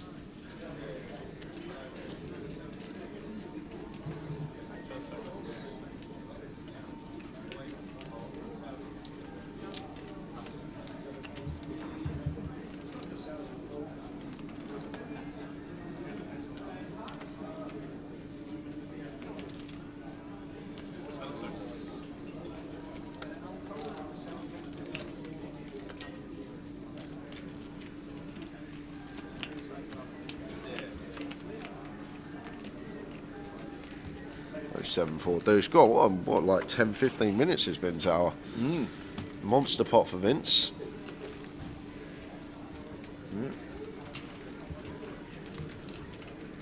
Katie's obviously getting messages from people who are watching the live stream. She's giggling away to herself.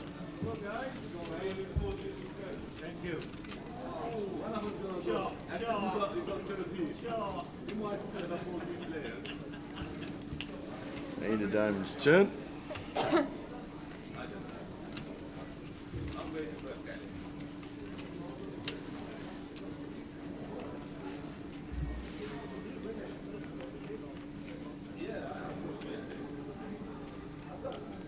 Yeah, I think that's it, Rob Adams. Maybe 10's in there, but I'm guessing Lee just makes the assumption that Katie's not free betting as low as 9's, and that she wouldn't continue Ace King three-way after the cold call. Therefore, she's actually only got a very slim amount of combos of hands that she can actually have, and we're in Lee's head. I guess he thinks he's only beating 10's and then losing to Queens, Kings, and Aces.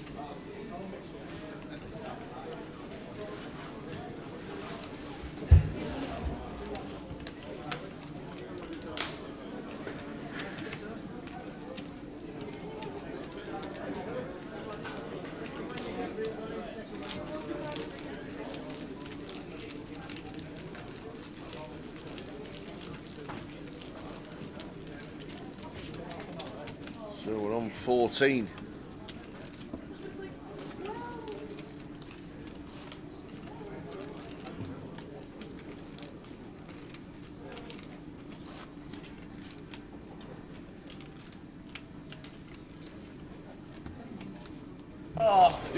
Quickly going over because the Turk. I'm ready for a shot.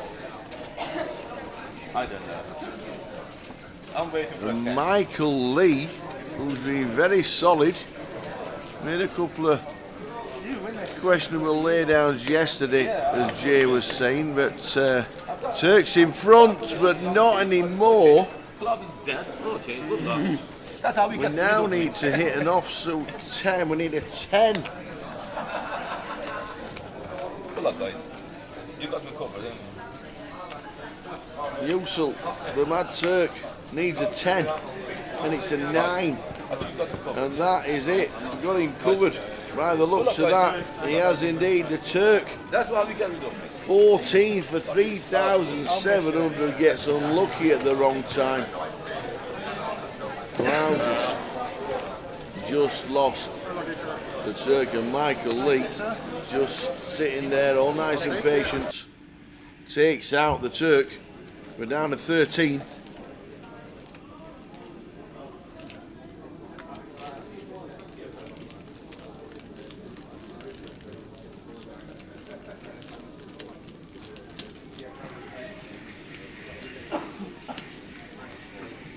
Is it busy in the room?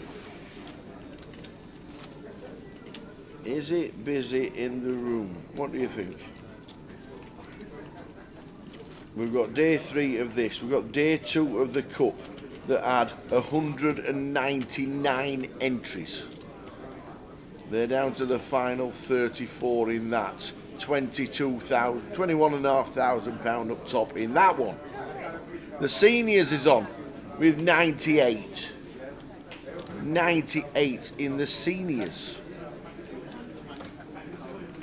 And then at 3 o'clock starting is the PLO.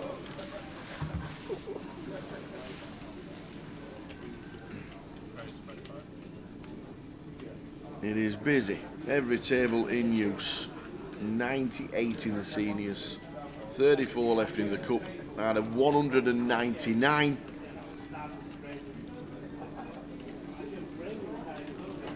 So plenty going on. 3 comps running at the moment. 2 tables for us. We're down to 13. As the Mad Turk just busts.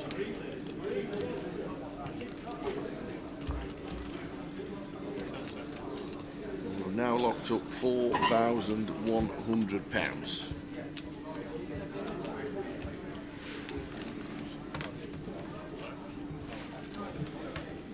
Basic 8-6 suited for Vince. He now gets to take charge. Got a lovely seat as well on the direct left of James Parker, second in chips.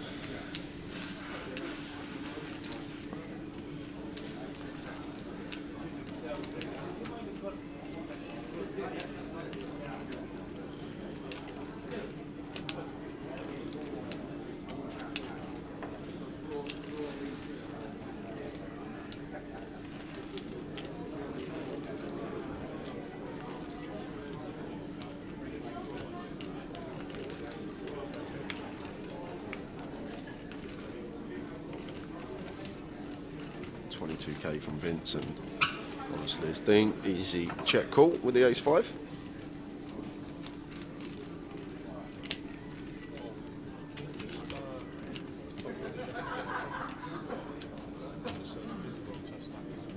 He's still in. Texting the family probably. By the looks of this, giggling away to herself.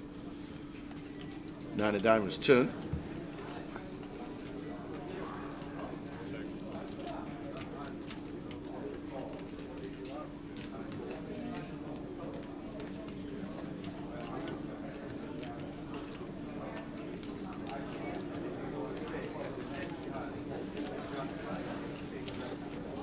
Vince with second pair seems like a nice one to just check back now.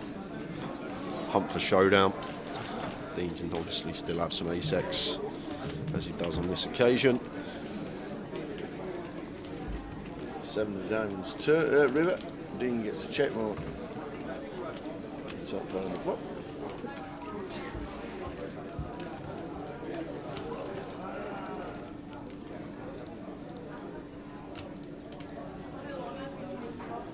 Do we not want to get called by the Queen Eye flush, that hand Tom has? Queens, Queen of Hearts, King, Queen, Queen of Hearts. Ace, Queen, Queen of Hearts. Because that don't fold. Cannot check back that river, my friend, I'm sorry. I think that would be absurd to check back as Dean goes for value here for 50k on the end. Imagine Vince just putting Dean in the bin again here and shoving tower. What a hand to use as well. Oh, he's done it! He's put him in there again! Vince Melly, what a move. Love the hand.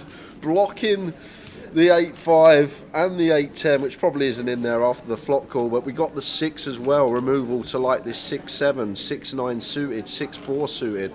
We got some nice removal from some 2 pairs that Dean can have from the big, and what a move from Vince with the 8 in hand, using it to his advantage. And this time does find the bluff.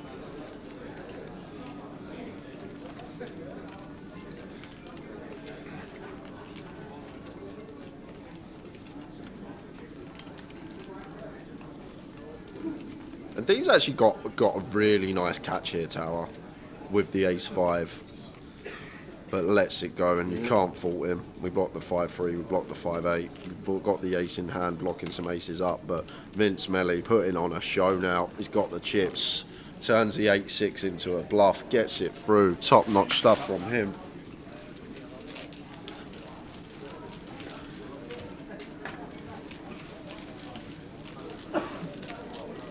Top-notch stuff, you're absolutely spot on. Yeah, and as that happens, Tower, big pot going its way again, but we're heading over to... No? No! No! No! Are we?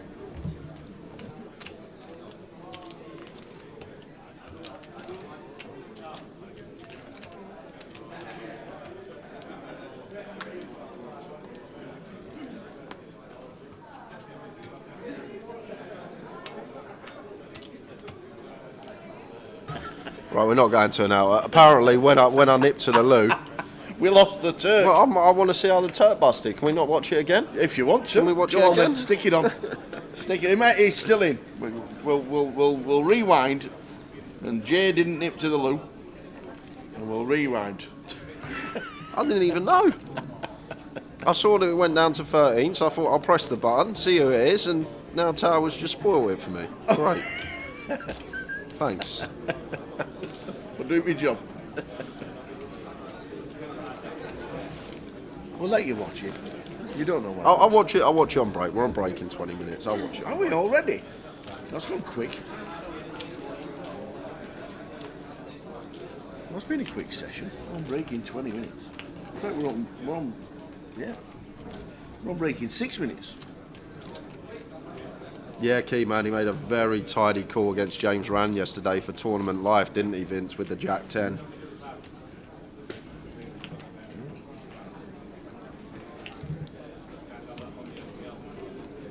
What do you mean? Been on break in 6 minutes. That is just been so quick. What a session. What a session. Ah, we're actually on break a little bit later because we did a redraw, didn't we? Yes. Yeah, so could be 10 minutes till the break. We did a 2-table redraw, pretty swift redraw, but we still did one nonetheless.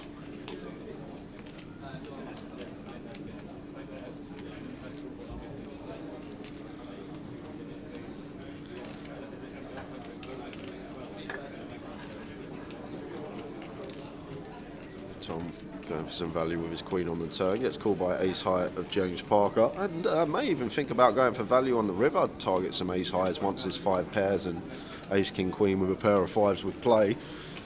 Does go for a small bet.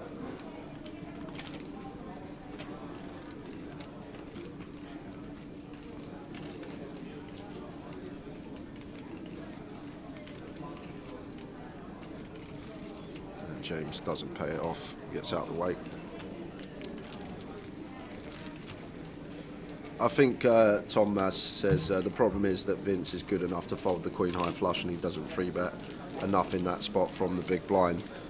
I think Vince is more than good enough to find a free bet with like king queen there and some bluffs. If he's good enough to fold a queen high flush, he's good enough to free bet enough hands.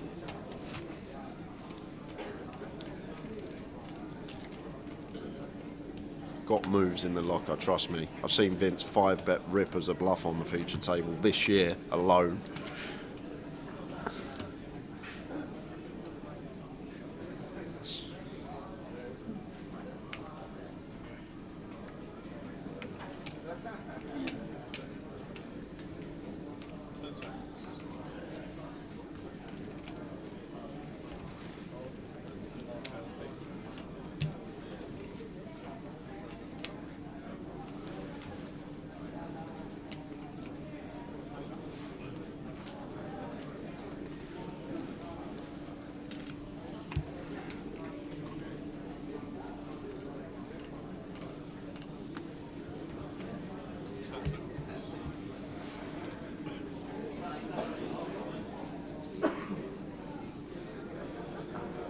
On the button, going to open off a 15, it looks like, makes it 32.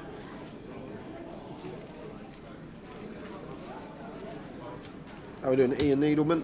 Hello chaps, hope always good, looking forward to the comms today.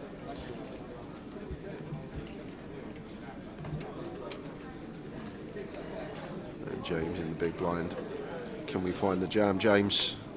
Can we find the jam? Just going to defend like against Dean's button open here, king jack off, 15 bigs effective tower, sending it for sure. But James just going to call.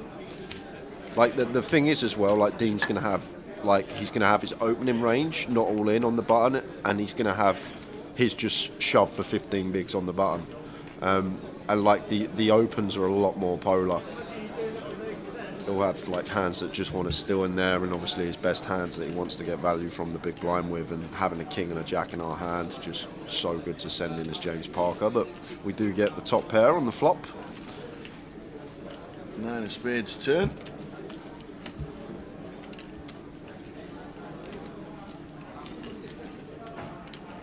Yilmaz, no, ace 5 of Dean folded, he did not call. And Dean folds this one as well. Down at 210,013 big blinds. And just to let you know, in London, there's just 939 so far in the 25-50. 939. Well done, staff. Yeah, God, that must take some. Oh, how many's going to come back for day 2? Biggest ever 25-50. 939 wins. Well done, Flo. That's what I say. Like, wow.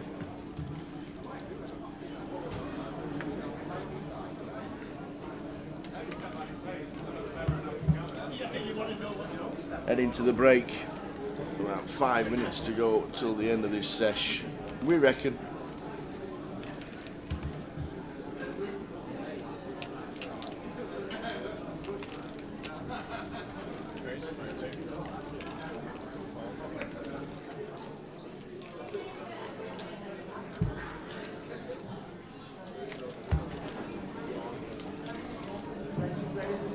aces for Lee. Second time he's had aces today. Opens to 32. And Vince with ace jack in the big here. Going to be defended for sure.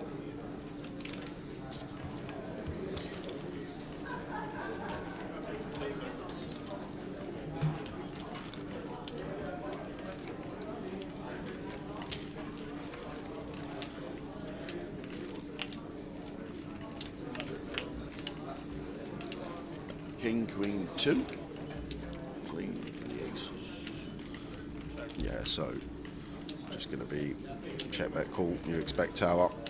Probably third here from Lee. Could even go quarter. Obviously need to scale down that size when we get deeper in the tournament.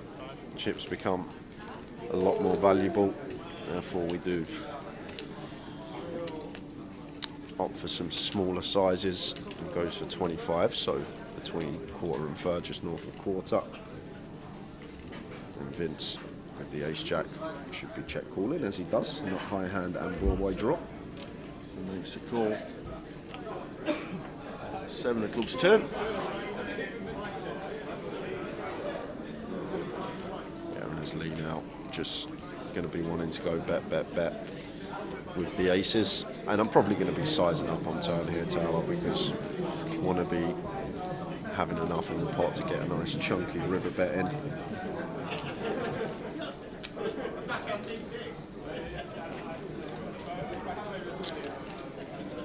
Lewis checks again. On to lead, C number 3. Probably like 90-95k here, Tower, like 2/3. Like we just can't get all the chips in by the river with what's in the pot in our stack. I think we do want to go slightly bigger now on the turn. He's kept it to about 60. Yes, it goes. Let's go bigger than the flop quarter. Goes for just under half.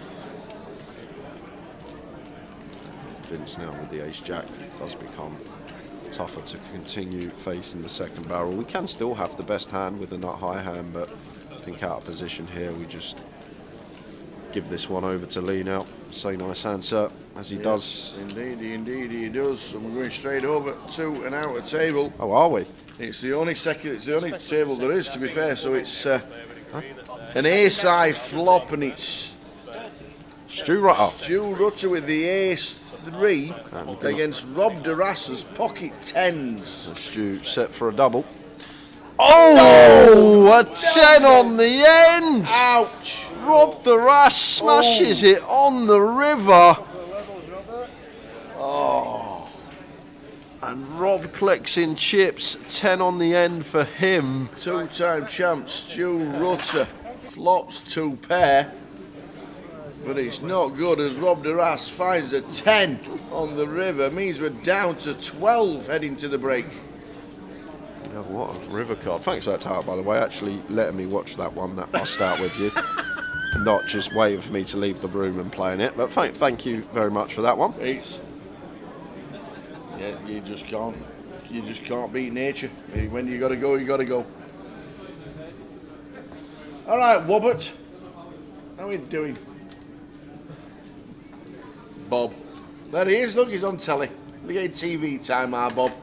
There he is. Always jumping in front of camera, getting TV time. Look, I'm working, Mum. That's what it's like. We're on a break in 5 minutes, so we're... Yes, he has, Karen. He's had a hair transplant, that's why... Yeah, Stu has. And he's complaining because it's coming back grey. It's coming back grey, Mum. I think I feel. I've been grey since I was 18. 3 minutes to go until the end of this session. Yeah, next session we will give away that closer ticket that we need to. And I've got a little bit of a problem, Town. I should probably mention it. Uh-oh, here we go. So when Tom's credited the tickets, Yep. for some reason he's only credited the top half of the spreadsheet and the bottom half has disappeared with all the names on it. Oh yeah, we're going to get 600 claimants now, aren't we? So, my memory's all right. So I will know if you won a €15 token if you put your alias in the chat box. If you did win one yesterday. Otherwise, what I'm going to be doing for my 2 days off is sifting through the entire stream for the weekend to find the giveaways. Oh, I can see you doing that. I can see you doing that a bit. Alice, what are you doing for the next 8 hours? So everyone that has won a token, it should be in your account now, and if it's not, it means that you're unfortunately on the bottom half of the list. And I don't know what's happened because my Excel weren't even open when I come in this morning. Really? And when I opened it up, half the list was gone. Oh dear. Oh dear, oh dear. Oh dear. Is that why you think you've got more tickets to go away with and you really haven't? Maybe, yeah. There we go. Gibraltarian says you can recover it. It's a shared spread though, Gibraltarian. That's the problem. Oh. I can't go back or anything because it's a shared spreadsheet with Okay. Tom from online.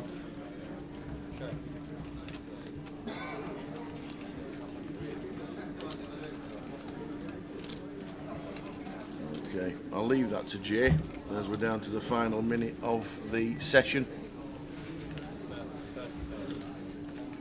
Mark Taylor, I won a main event seat for the Vic.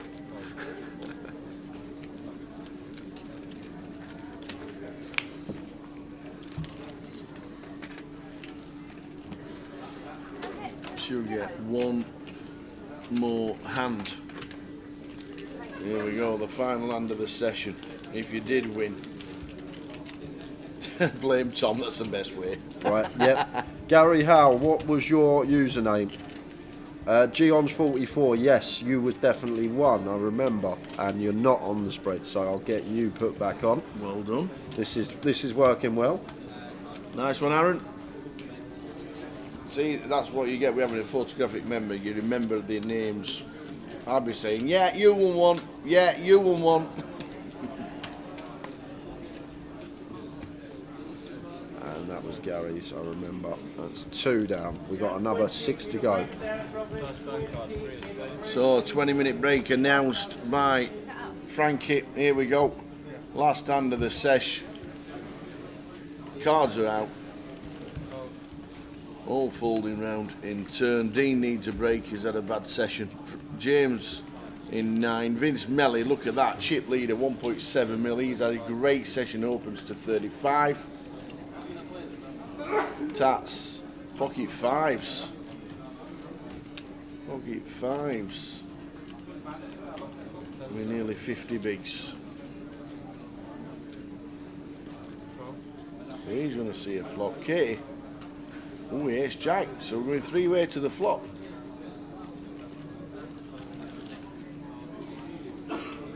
Could Katie ever squeeze here, Tower? That's the question.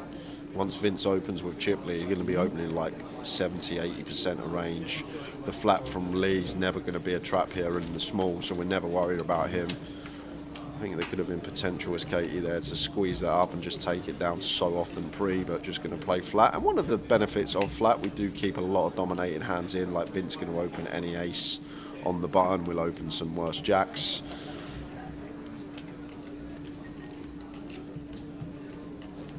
Touch checks. On to Katie with the ace high. Check. Should be the same from Vince, even though he opened. I think we can see bet here, Tower. Yeah. Forget that. I think we can definitely see bet this one. Queen 3-3 rainbow, like we're going to fold out their entire ranges that don't contain a queen or a 3, or some pocket pairs as Lee has on this occasion. So expect Lee to call with the 5s, and that will lose Katie with the ace jack. Connor Kelly says, even on a shared sheet there, if it's on a OneDrive, there may be some recovery options, and even if not, there may be some stuff in the app data. So Katie out of the way, off to the break for Katie with 500,000 plus. 6 on the turn.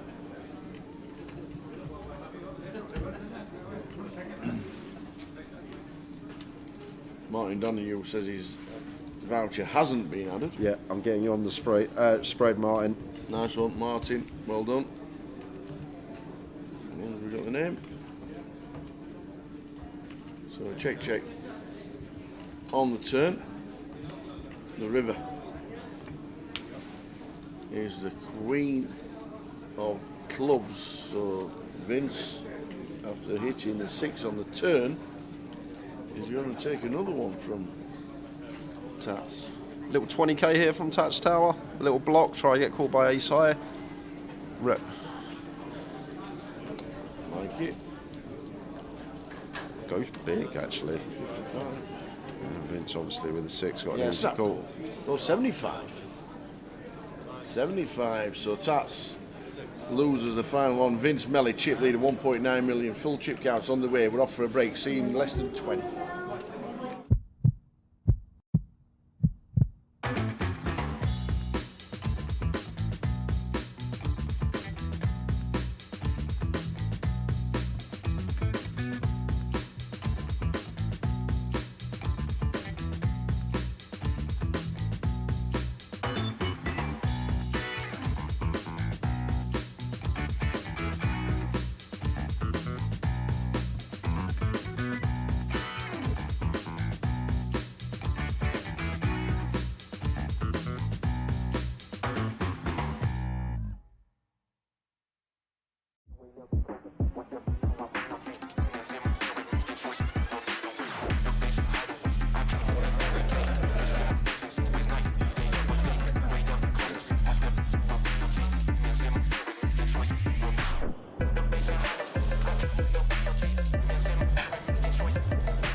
Now I don't want to see a jack or a 6.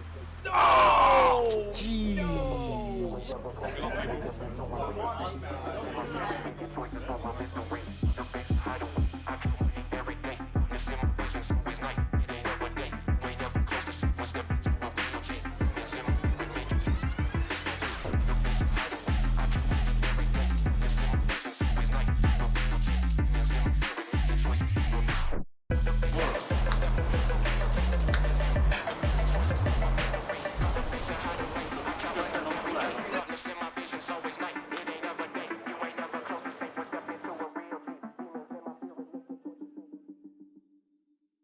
Ladies and gentlemen, on Wednesday we announced £1 million prize pool for the second year running at Goliath.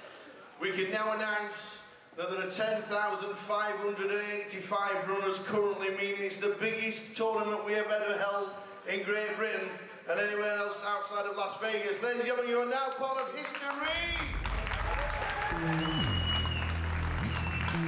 The Goliath is the biggest it has ever been, and people are still buying it.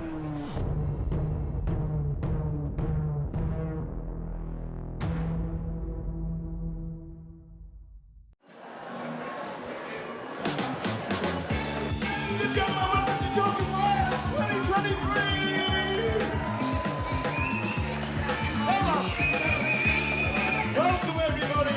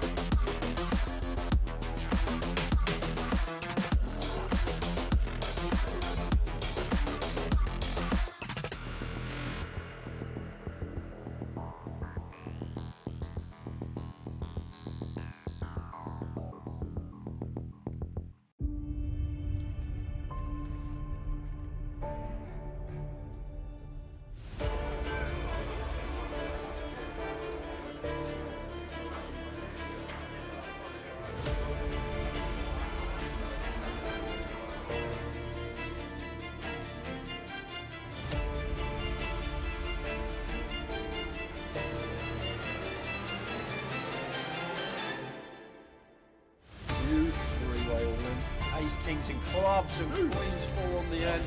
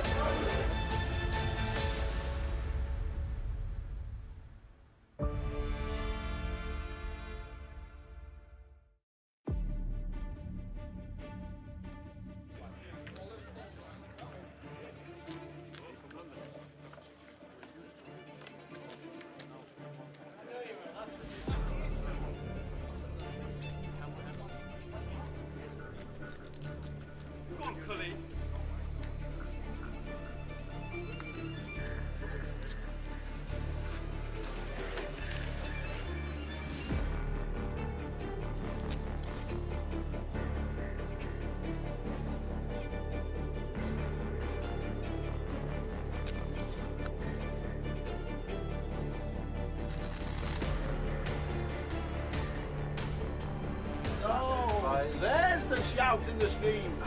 There is the shout in the stream. Let's go, he says.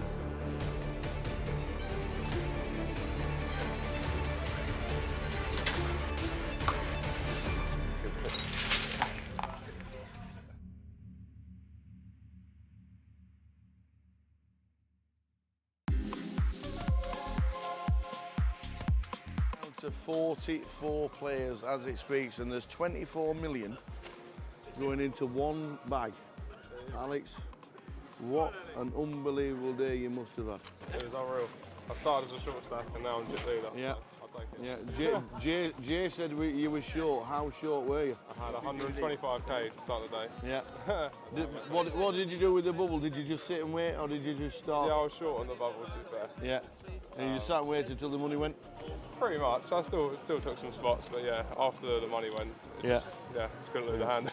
Could you believe when we were on the bubble, 21 all in and called in 2 hands? I can't believe it. Yeah. It's a huge amount of chips. What's the table been like in the last hour or so? Yeah, all right, to be fair. I had a lot of big hands, so that helps. So for me, it's been all right. Yeah. Well, we think you're chip leader. That'd be nice. We're pretty sure you are chip leader, but every credit for making day 3 of the biggest Goliath Thanks a ever. lot. Fingers crossed for tomorrow. Hopefully it goes well. Keep it going. Nice Cheers, one. mate. Alex Todd, a lot of chips. He has. I got an amount of chips that you want for day 3. We'll just have a quick word with Paul Murphy, Goliath. Day 3 tomorrow. Yep. We just bagged up how many? 19,025,000. Big stack. Nice stack. How's the day been? It's been good. Been getting nice cards. Yeah. And making good plays, so I've been happy. Yeah. Mixing it up. It's a lot of players. A lot of people just say recreational players. It's just you're just taking flips a lot of the time, and you're just playing totally different. How have you found your tables today? I've been on about 5 different tables. you? I've been moved around a lot. Yeah. Each has been completely different. But I think the key's been adjusting to the players. Can you instantly spot somebody who just wants to cash to somebody who's a tour reg or something like that? Yeah, I can, especially when they say at the table, I'm just folding the last 10 minutes. That's always what you need. You can manipulate that. But 19 mil coming back to tomorrow. Biggest Goliath we've ever had. Yep. And we're down to 44. And then tomorrow we're going to crown a champion. We can dream, can't we? We can dream. We can dream. Hopefully final table. Paul, many congratulations. 19 million. That is just about it from the day's full chip counts up on the website very soon. But what an amazing day. We have had 1,125 runners. We got in the money instantly. 21 all in and calls for 2 in 2 hands to burst the bubble. We burst the bubble and then they've gone down and down, and we finished day 2 with 44 runners. Tomorrow we are going to crown a champion of the biggest Goliath ever, but who is it going to be? Join us tomorrow.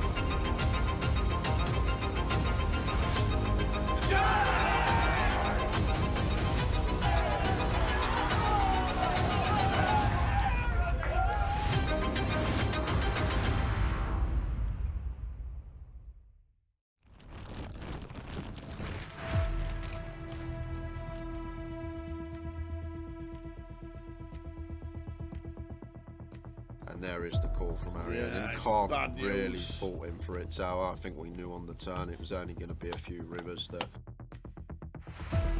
Takes out the second person on the final. Look at that! It always happens. Is it the queens? A set of queens. It's because all the other three have all gone. And it is not queens full this time. Tens. Makes Oh, the and he call. took some straight in. He's not fearing anything, Tim.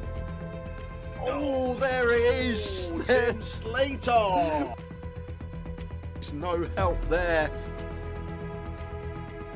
Well done, and do you know what? He's shaking the hands of all the players.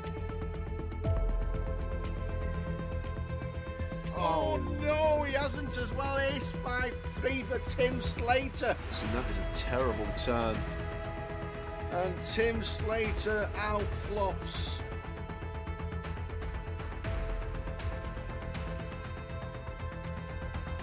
Not the start we wanted.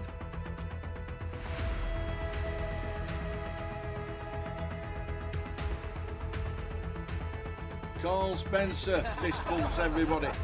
Well played, sir. What a good effort. Cool with the sixes. Big flip here for both players. Sixes holding at the moment. Ace or a 10 needed, or Tim Slater is out in fourth. And it's a 9, he is out in fourth. Another fantastic effort. Well done, Tim.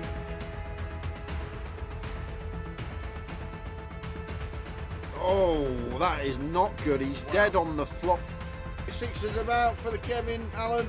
Oh, we're down to Jack. Stu Rutter has just taken out Kev Allen, former champion of the Grand Final back in 2013. So the flop. Green 8-2. That is That it. is it. We've We got have a a champion. champion. We have double champion in Go, Mr. go, Stu go. Rutter. Get out of here. Get in Get out of there. here. Woohoo! Stu Rutter wins. Vic Meta second. Fantastic. Well done.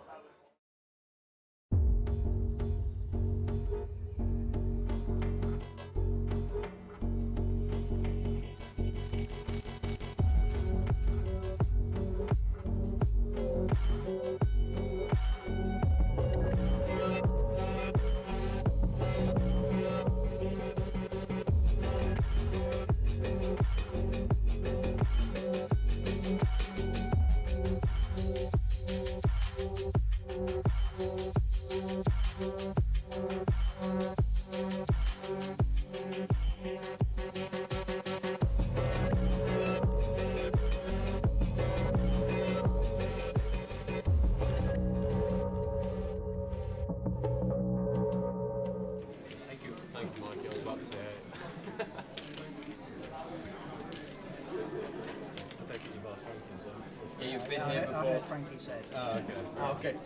That's good. Good info. Good source. Rather. That's why I'm happy to be confident. Yeah. 10,000, 20,000, 20,000 anti, 10, 20, 20, dealers, please begin to deal. There's a new chip in play, the black chip is 100,000, make sure this is visible at all times, please.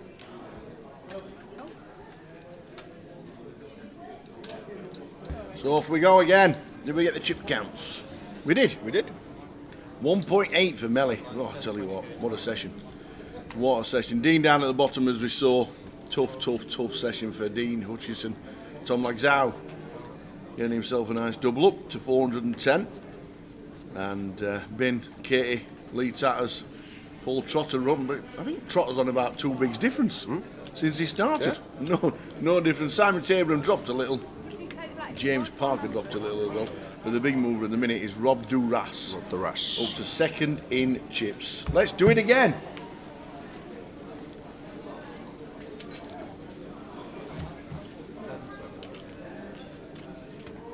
Yeah, same table because they had a 16-man. They had a 16-man redraw, so we had a change of tables halfway through the session.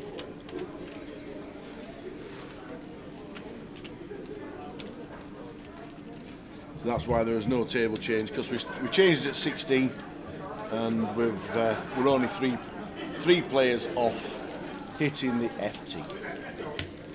So that's why they didn't change.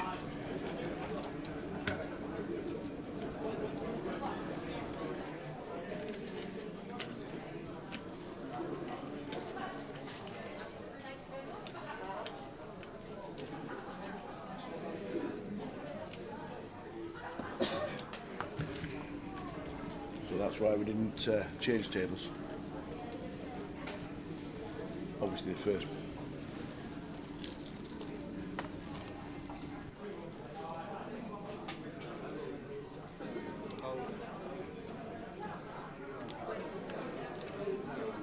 How does Vince now approach this as chip leader with 12 left, 1.9 mil?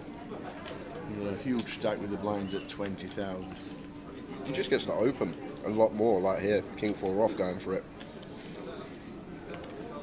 He gets to apply pressure. He's the man that gets to ask the questions.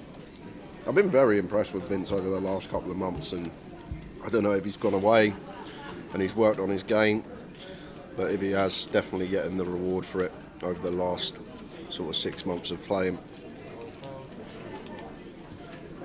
And like sometimes, Tower, when you see someone who's been playing for years and years and years, and they haven't really had a string of results in that 10 years or whatever of playing, and then suddenly they keep getting result after result after result, and some people think they've just caught a really good patch of run good, but sometimes it's just the person's gone away, worked on their game, got better, improved, and then they reap the rewards for it.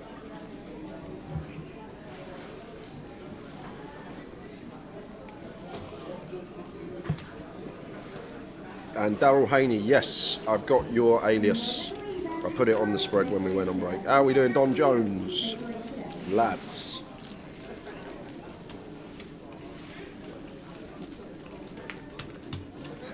How are we doing, Don?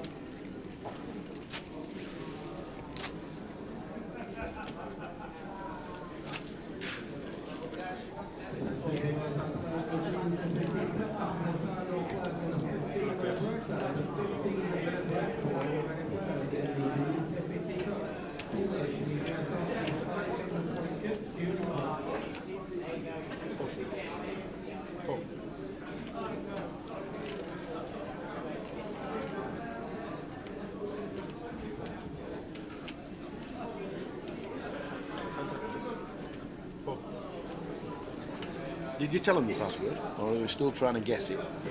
A few people in. A couple of clues to what it was. 10 seconds. An angry animal. Which has nothing to do with what it's supposed to be. 85.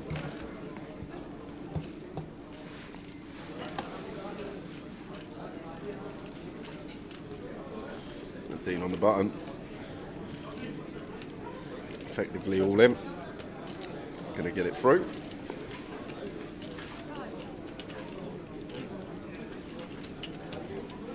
Wanted to play the bounty, but it's a 2-hour drive and only just woke up from the gigs last night. Nice one, Jess. We'll let you know who wins it later.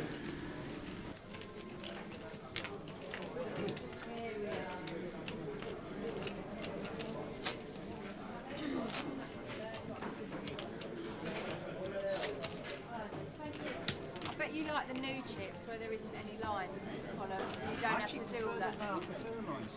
Yeah. Yeah, it's. I thought it might help your OCD. No, with the fact the that more you- lines, the more complicated, the better. No, that's a lot better.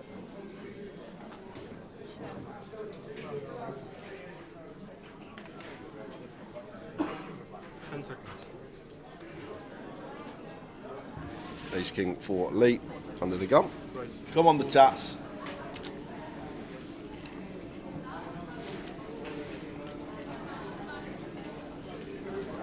Yeah, nice fold from Katie. 8-9 suited.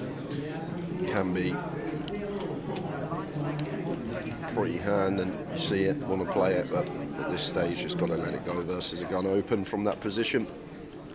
And Vince does get to defend here with 10-4 suited. Has the cover and stack and runaway chip leader at the moment with 12 left.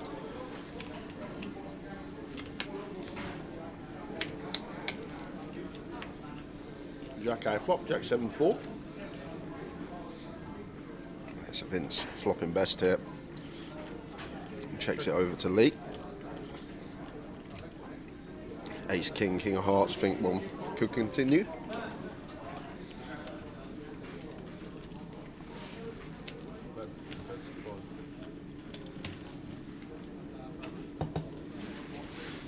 And could be well wrong, Tower, but first glance in my head, I thought this 10-4 suited could make a pretty tidy raise here on Jack 7-4 with the bottom pair. Like Vince always calling it at the very least, but maybe some of this bottom pair with the backdoor straight and flush draw could do some raising from time to time. What a beautiful sight on the turn for Vince. Yes, a flush draw and a gutter ball for the straight as well. Vince Melly. Doing Vince Melly things.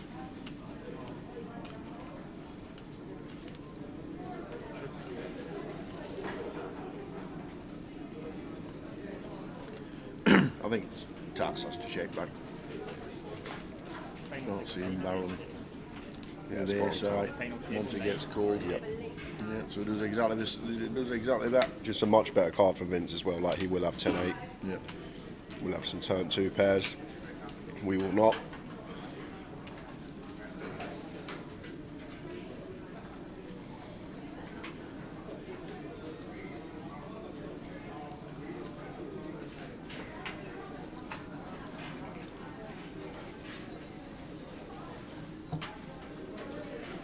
So Vince leads, and this will be a fold from Lee Tatters. To think about it. Yeah, not a good card to have, King of Hearts. On the Jack 7-4 though, well, but with some hands we do beat.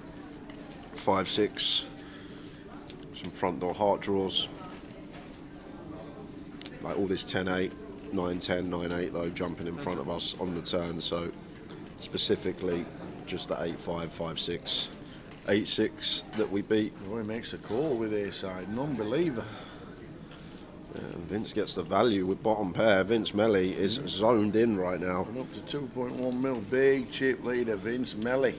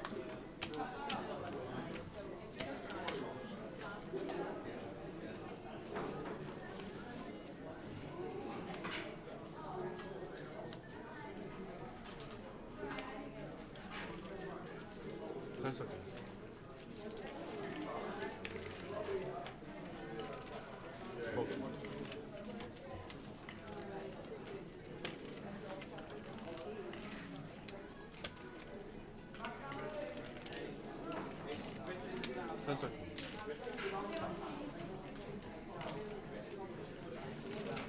Pull. Pull.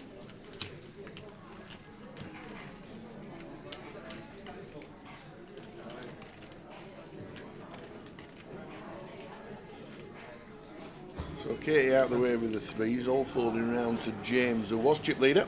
Grace, 40. Yeah, been quiet today though, James. He has. He's not. He could have opened a couple of spots where we thought was a little bit tight folding. Yeah. 10 seconds. But it's all about the melee at the minute. Yeah, and just going to continue doing what he's doing with the chip lead, and 3 bets the King 7 suited, snap fold from James on the button. Vince taking this one by storm, approaching a quarter of the chips in play with 12 left. Still on 12, Stu Rutter last out just before the break. Hey, Curtis has got his voice. The toys in here to 4-0 Arsenal at half time. 4-0? Who are they playing?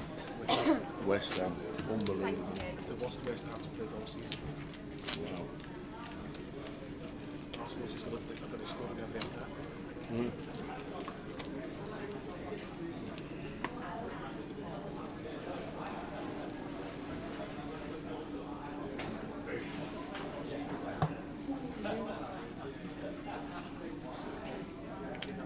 How many bet on Katie in the chat? Well, she was backed in from 25s to 14s. Yeah, it was a big move at Katie. I'm back to Michael Howard again. Did ya? From 40 to 1 it was. My tip yesterday was Tom at 50s.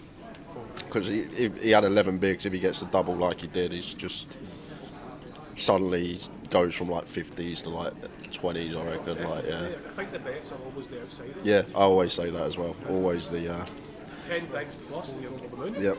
I mean, I'm saying like 40 to 1, 50 to 1. So Vince, Jack 6 off, opens button. The voice in the background is Mr. Ludo.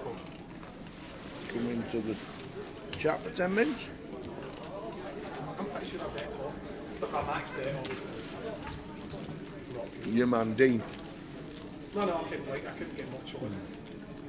Ah, right.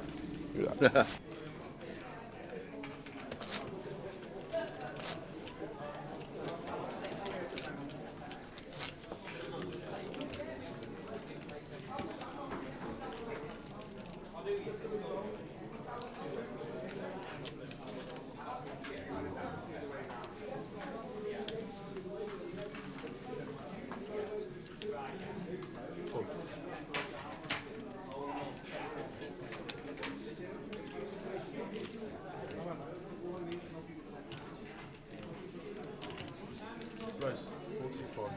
Who did you back, Ludo? Who was your bet on Grosvenor Sport?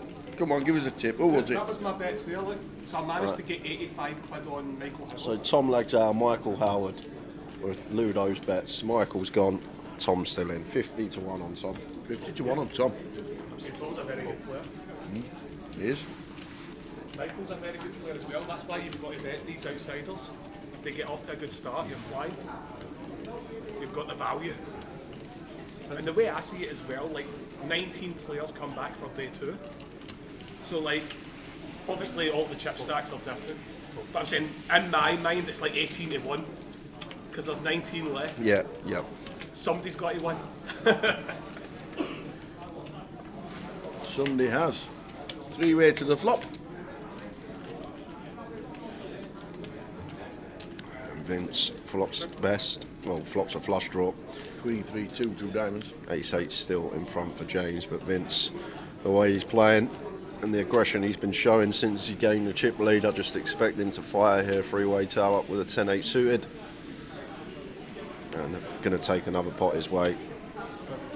Steamroller in the table since that huge pot versus Dean. Easy game at the minute. Oh, sorry. Football. I thought you said Katie. No, Saka. Ah. Close enough.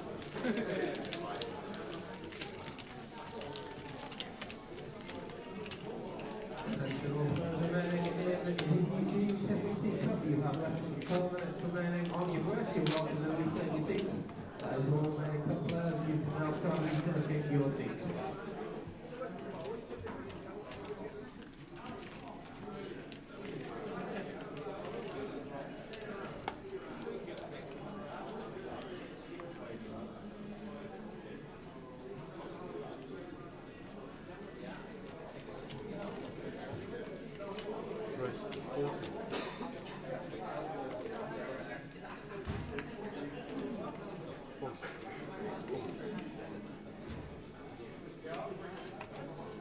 James opening to 40. King Jack. Now we're defending from Katie. 9-6 of spades. 20. The suited three gappers. Come on.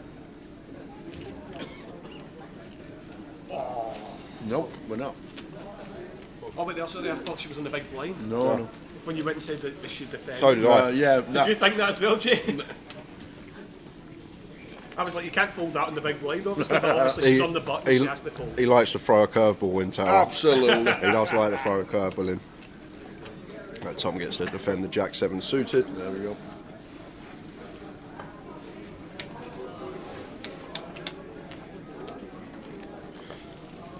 Then 10-4-3 rainbow.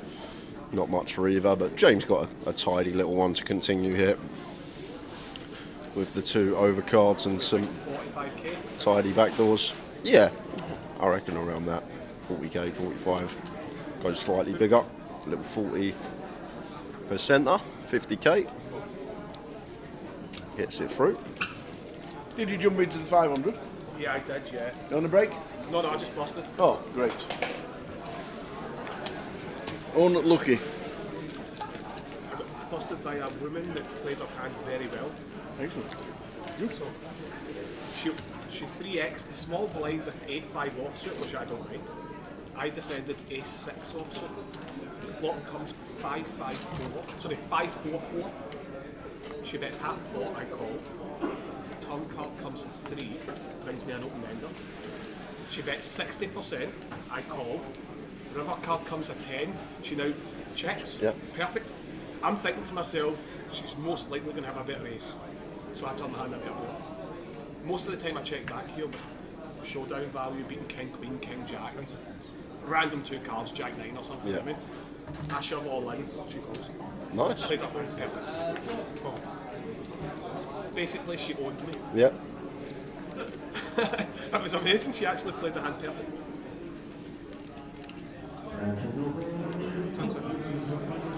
So Vince with 9 deuce raises to 40 under the gun. Now that is getting after it. Oi, oi. 9 deuce? I assume that you must be blind here. I'm saying, like, surely you're not looking down at 9-2 offsuit and deciding to open. You're better off opening blind then. Maybe he's open blind then. Like the first really bad and open. Can you go back and rewind it and we can see? I'm going to go have a look. Go have a little look at it.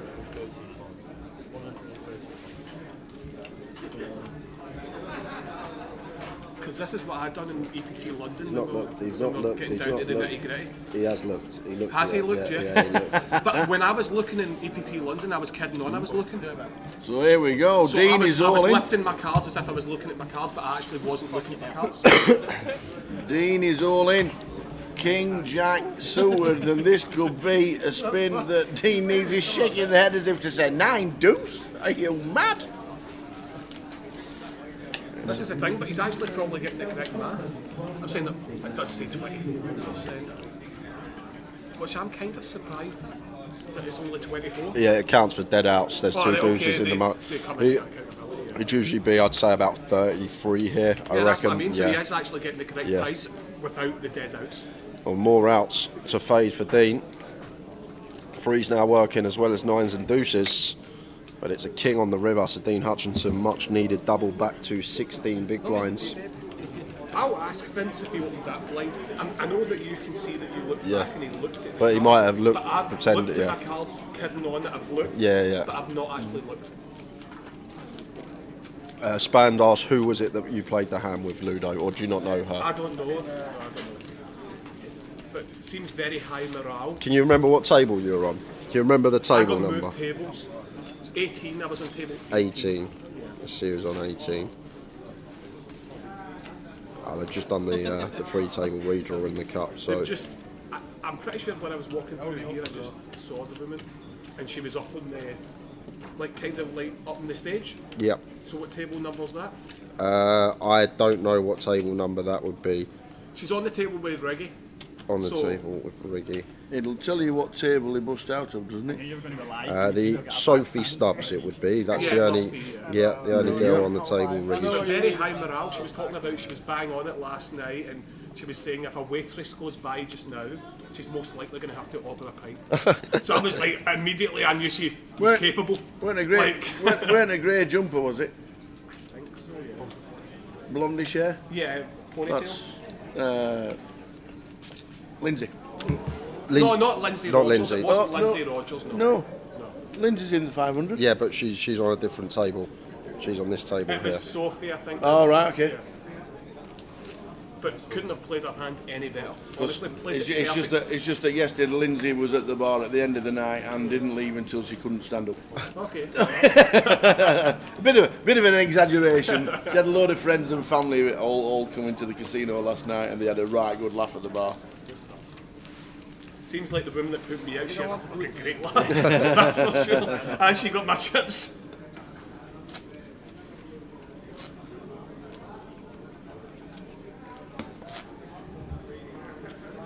Yeah, I won't mind, man. What are we looking for? 12 left. Will we hit the FT this session? Still need to lose 3 more. Yep. Yep. Bowie, quarter of the chips in play Vince has got at the moment. Well, slightly less now after just giving Dean the double. Indeed, it is some star candy boy. I'm saying, like, how has he got this many chips? I'm saying, like, he's just like probably 2-1 to win from here or something.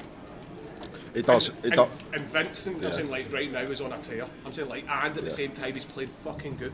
I'm saying, like, so that is a big thing. You know what I mean? Made a very nice bluff against Dean. Got Dean to fold ace 5. Do you see that hand? And Dean had top pair, value bet river.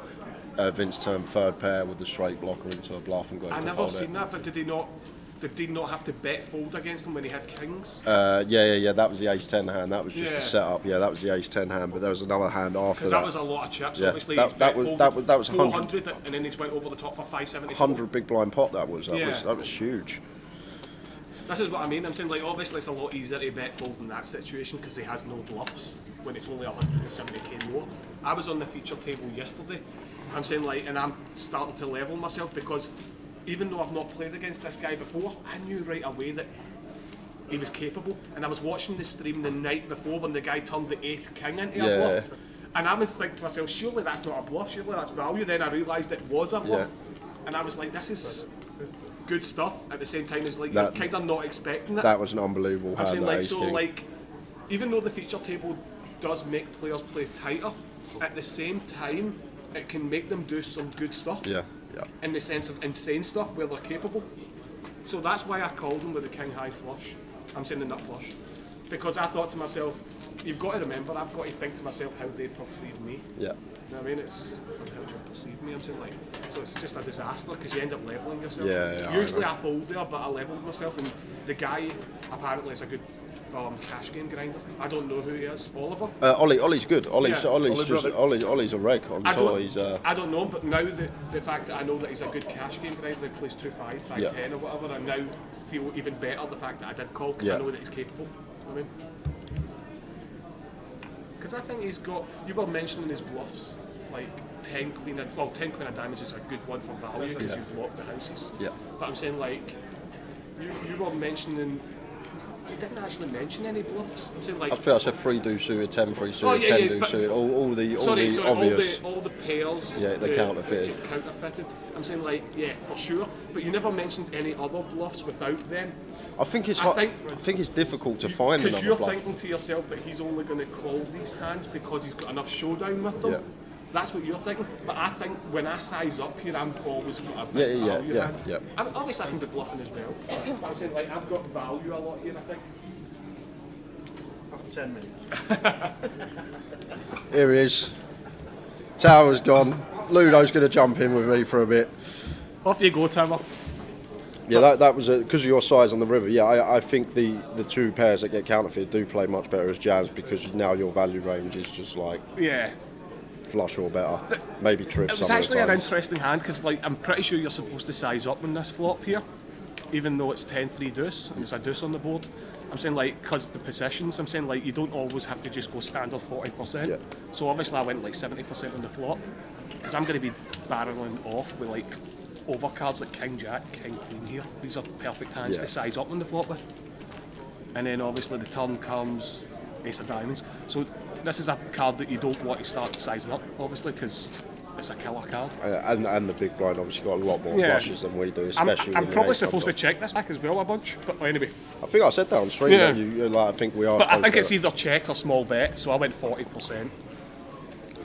It's always best to go 40 because the solver says 40 a lot, so I'm saying like you can't be that much off.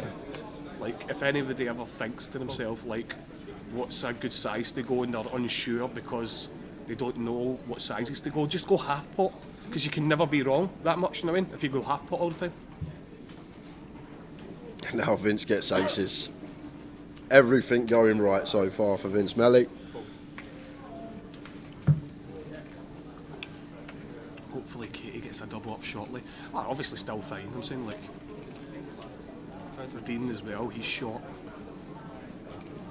Maybe Vince will spread the love at some point and give some chips away. Yeah. Well, we gave Dean some with a 9 deuce. He did indeed, but he could have easily got there. Queen 3 suited, 14 should be defending. Yep.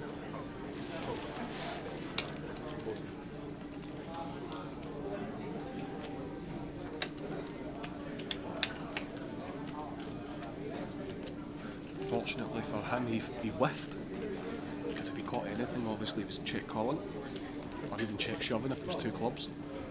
Like straight away here, Ludo, are you trying to get this in over 2 streets, or would you try and get this in over 3? I just bet 20k here, but I'm not sure what. That's fine, yeah, 25k. I'm saying like, I just bet min bet. Yeah, just go for 3 streets, but Dean obviously with the whiff can't do anything. I think if you've got aces with the Ace of Diamonds, you can actually check it back, even though obviously like if you were bluffing or whatever, if you had ace high and you thought you had the best hand, you would just bet normally. I'm saying like it's fine to just mix in a few check backs with the aces with the Ace of Diamonds. Or Ace King with the Ace of Diamonds.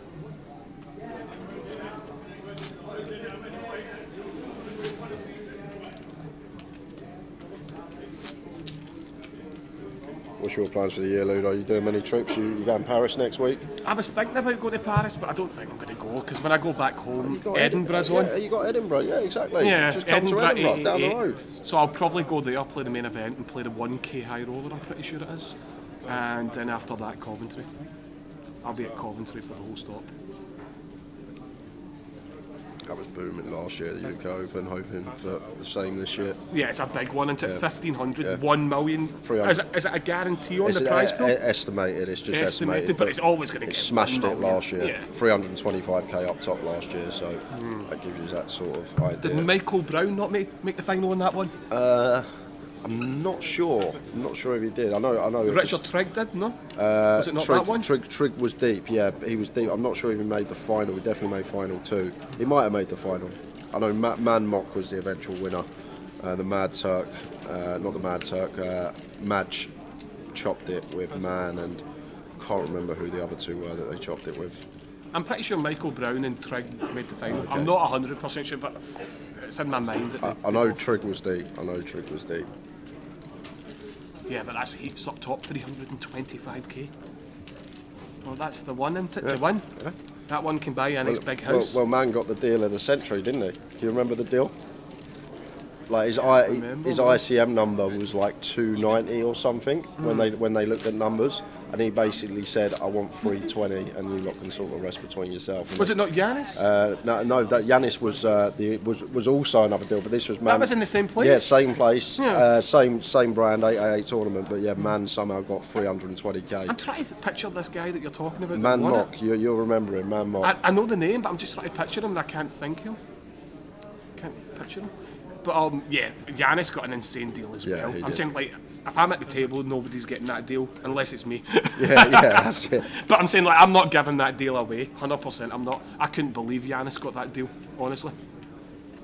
What did he get again? Was it 120k and it was 125k up top? Yeah. Something stupid. Yeah, like same as Man's one. I would say, listen, you've got to win that to get that because there's 5 days left or whatever. I'm saying, like, you're not guaranteed to win from here.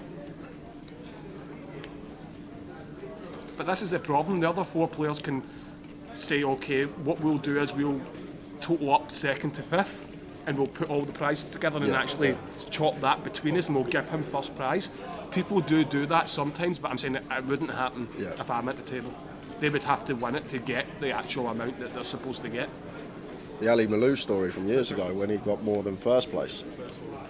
They obviously all wanted to finish the tournament, and he said, well, all right, give me more than first, we can finish it now, you can chop the rest, and off he went with more than first place money. That is insane, man. How good is that? Everyone wants to get out of the casino, go home, use it to your advantage.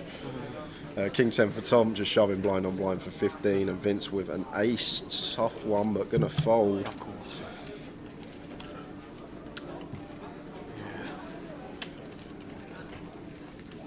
Who's in the other table that's got a stack? Rob Duras, Paul Trotter, Simon Taberhan. Paul Trotter's had a stack the whole way, hasn't he? Yep. And Jamie Brown, if you know Jamie Brown. I think Rob's got these were the chip counts at the break anyway. We've been back at that half hour, but this is when we come back. Obviously, we've lost none of them.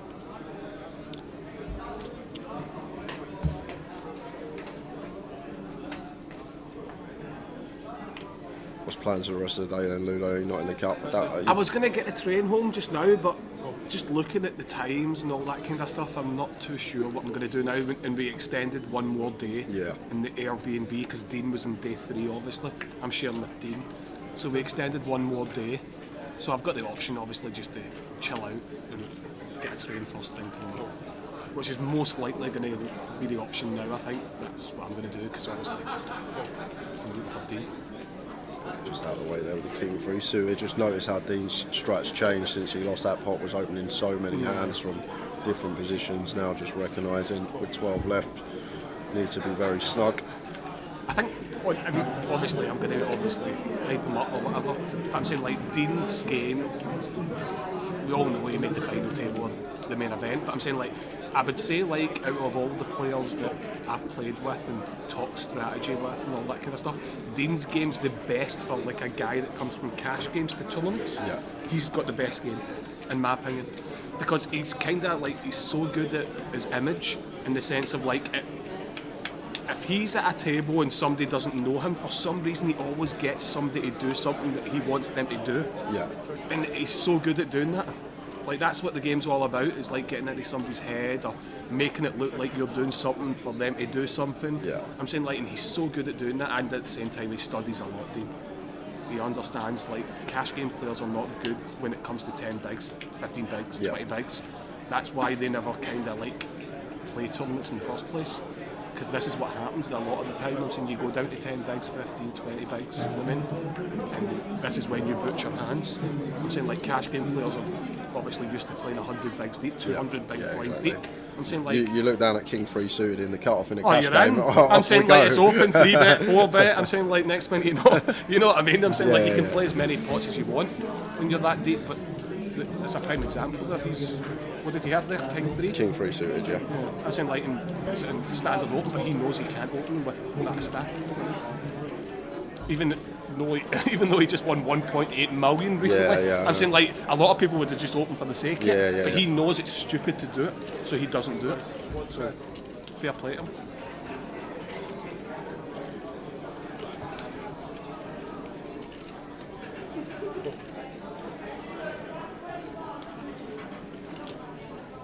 Is the Edinburgh event streamed? I'm not entirely sure, but I assume it is. Yep. Yous are going up, yeah? Yep, we're going up. We'll be there from the Wednesday, Cash Game Wednesday, Thursday is Voyager final day, Friday High Roller final day, and the main event Saturday and Sunday.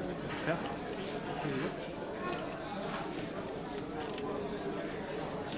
That's amazing. Is Ali allowed back in now, Jay? I'm saying like, it's actually quite amazing because I was at a snooker club in Oldham with Stato a couple of nights ago, playing a couple of frames of snooker because it was open till 4 in the morning. So we played a few games and then obviously we came back and played day 2. But the funny thing is, a guy came up to me and said to me, "Do you know Ali Malou?" Yeah. Know what I mean? Ali Malou. And I was in a snooker club right across the road, and a guy came up to me and went, "Do you know Ali Malou?" And everywhere I go, everyone's asking, do I know Ali Miller? I'm just pissing myself laughing. You know what I mean? Just going to jump into it here because what is going on here? We can't see Tom's hand, but he's raised turn. He's basically clicked turn after checking back flop, and now going for it all on the river here. He's got it. Has to have it, doesn't he? Clicks turn. It just, what on earth is he? He's just got what, flop. But he has flush? to call. Ace 7 of diamonds has to call. Because he's got a lot of King Jack with King of clubs and all that kind of stuff. King Jack with the Jack of clubs. He's got to call. I think he's got it, but I might be wrong, obviously. I think he's got it as well. Especially against James. I think like Tom's going to see like James as a recreational and go for like this click sizing on the turn with like the flop nut flush and then go after it on the river. He's got to call. He has to call Ace 7 of diamonds.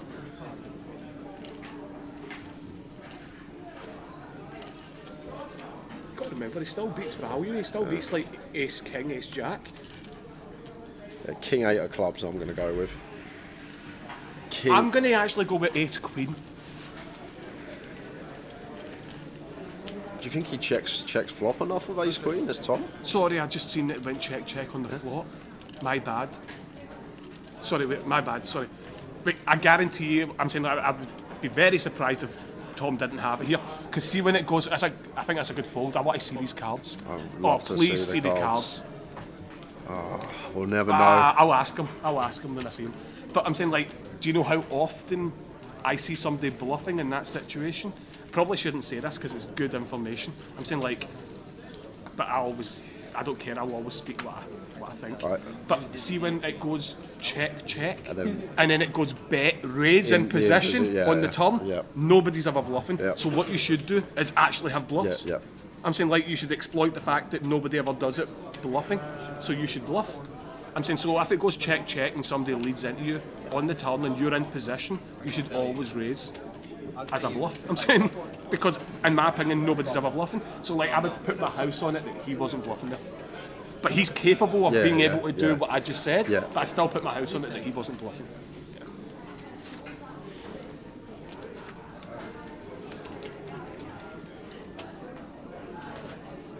That's a good question, Chris. I'm saying, like, I was going to bring my cue down with me, and if I was going to get a lift down, I would have brought my cue. 100% I would have brought my cue, but the problem was I got the train. I didn't want to start hoofing it about. But the thing is, Stattle brought his cue, my mate Stuart McNally, he brought his cue, my mate Blythe, he brought his cue, my mate Madge, he brought his cue. I was the only one that didn't bring my cue, so I've been playing with a club cue because I'm not that guy that wants to share a cue with my mate when I know that you're going to have to keep passing it about on the table, and obviously it's different from pool, it's a bigger table, so it's a bit of a pain in the arse, you know what I mean? So I never brought my cue and I played with a club cue. So.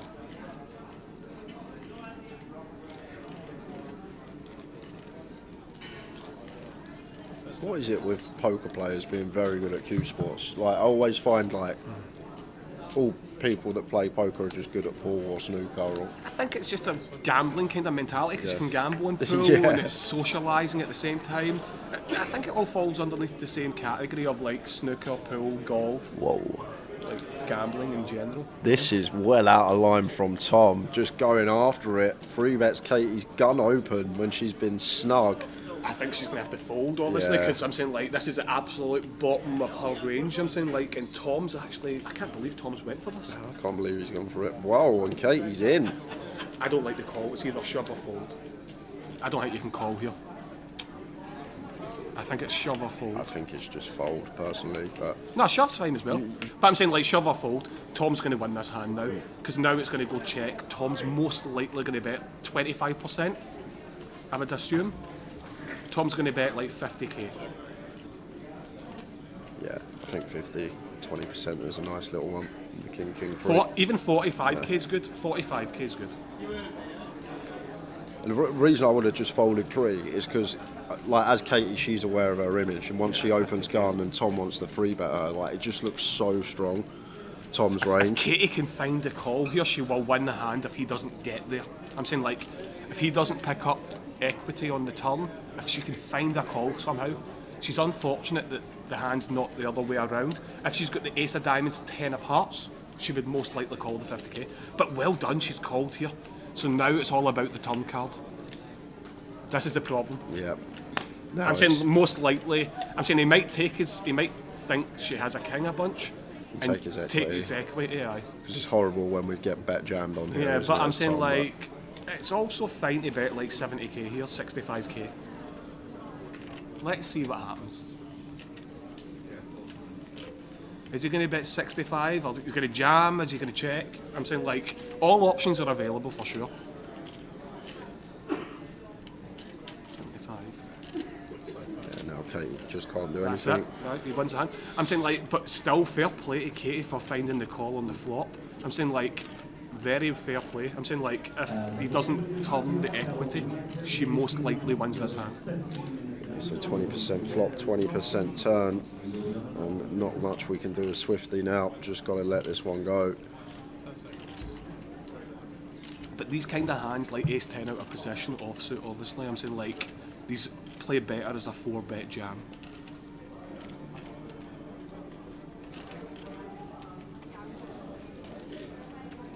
Yeah, so Katie does get out of there, and as Katie folds, we are going to head out to an outer table. Oh, we were going to head out to an outer table.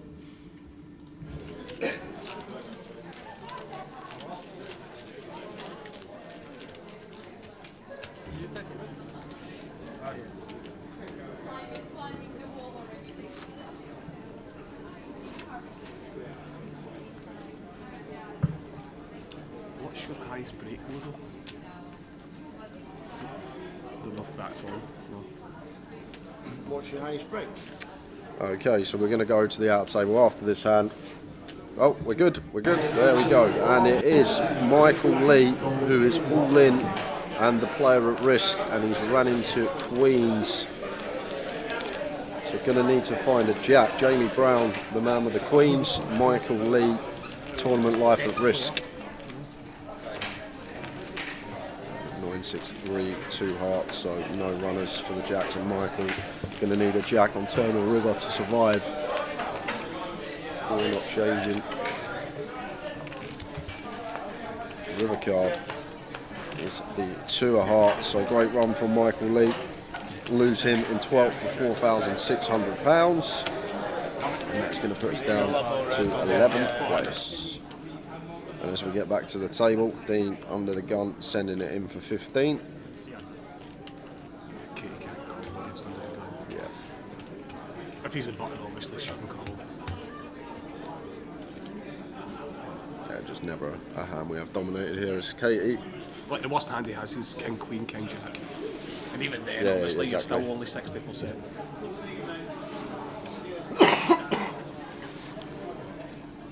It's just how the hand fares versus Dean shoving range and ace-5 off, just never gonna. Oh, he's Wow! gonna give him a spin.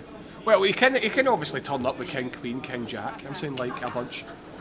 I'm saying like he might even turn up with 8-9 suited, 9-10 suited. All these hands, obviously. I'm saying like,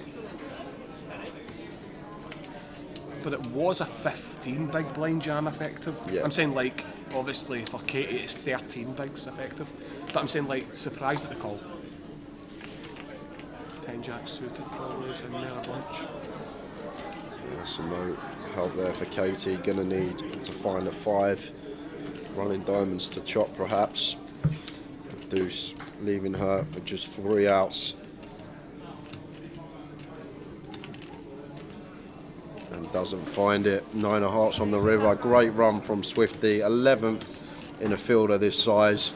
She takes home £5,600. Well done, Katie. Well done, Katie. That's going to leave us on 10 players, and we've got some bad news, guys. There's been some camera issues that PK's working on right now. You'll see it in about 10 minutes if the stream continued running, but it needs to restart the stream. So unfortunately, was it you that unplugged this? Oh, the Super Bowl's on at 11. So Towers unplugged the stream because he wants to watch the Super Bowl later. I'm guessing 20 minutes for the delay to catch up, so I think we're going to be back at 10 10-4. Hopefully won't miss much action. We might lose a player in that 20 minutes, and maybe when we get back it might be the FT, but we will keep you all informed of what's going on. Big thank you to Ludo joining me for 15 minutes. Good to have you in the booth. You need to get in here more. I'll come in again. I'm saying, like, when we get back, I'll come back. So we are going to restart, guys. 10-4. We will see you all in 20 minutes.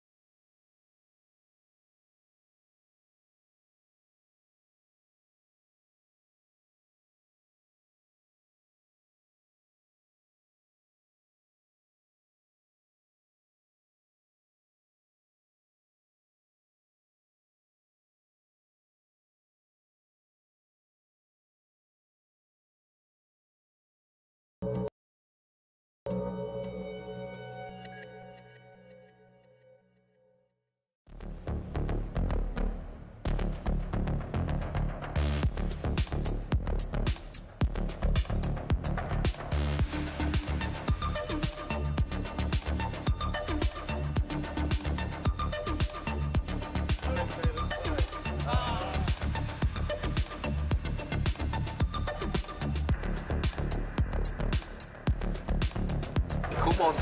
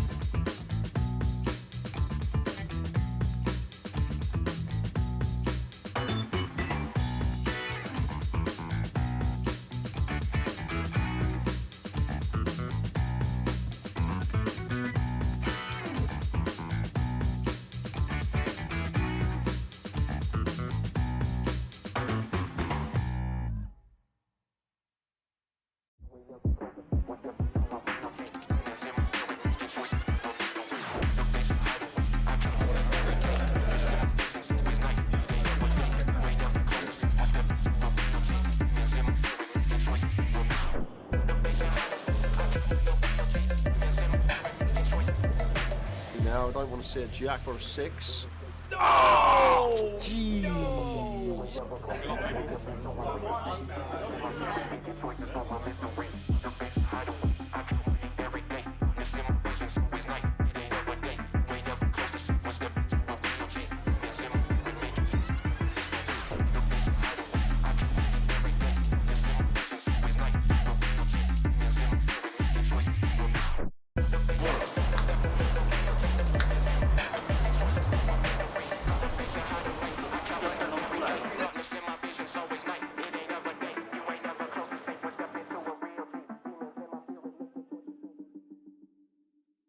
Ladies and gentlemen, on Wednesday we announced £1 million prize pool for the second year running at Goliath.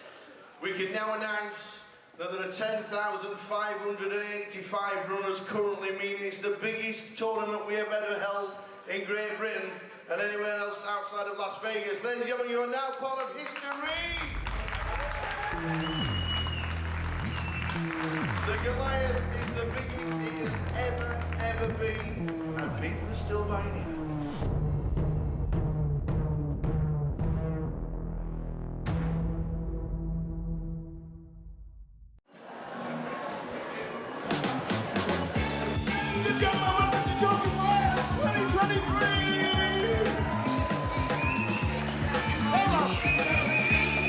Welcome everybody!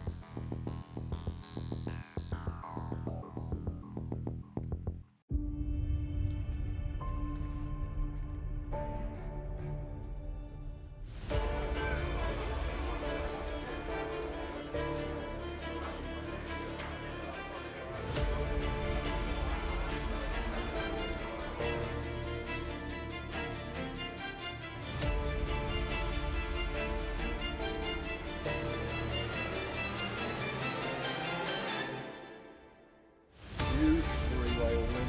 Ace, kings and clubs and queens fall on the end.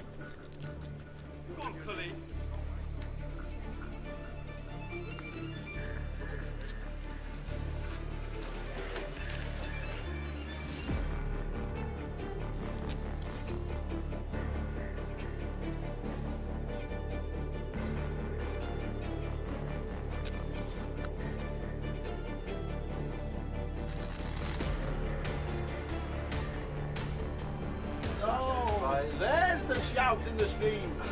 There is the shout in the stream. Let's go, he says.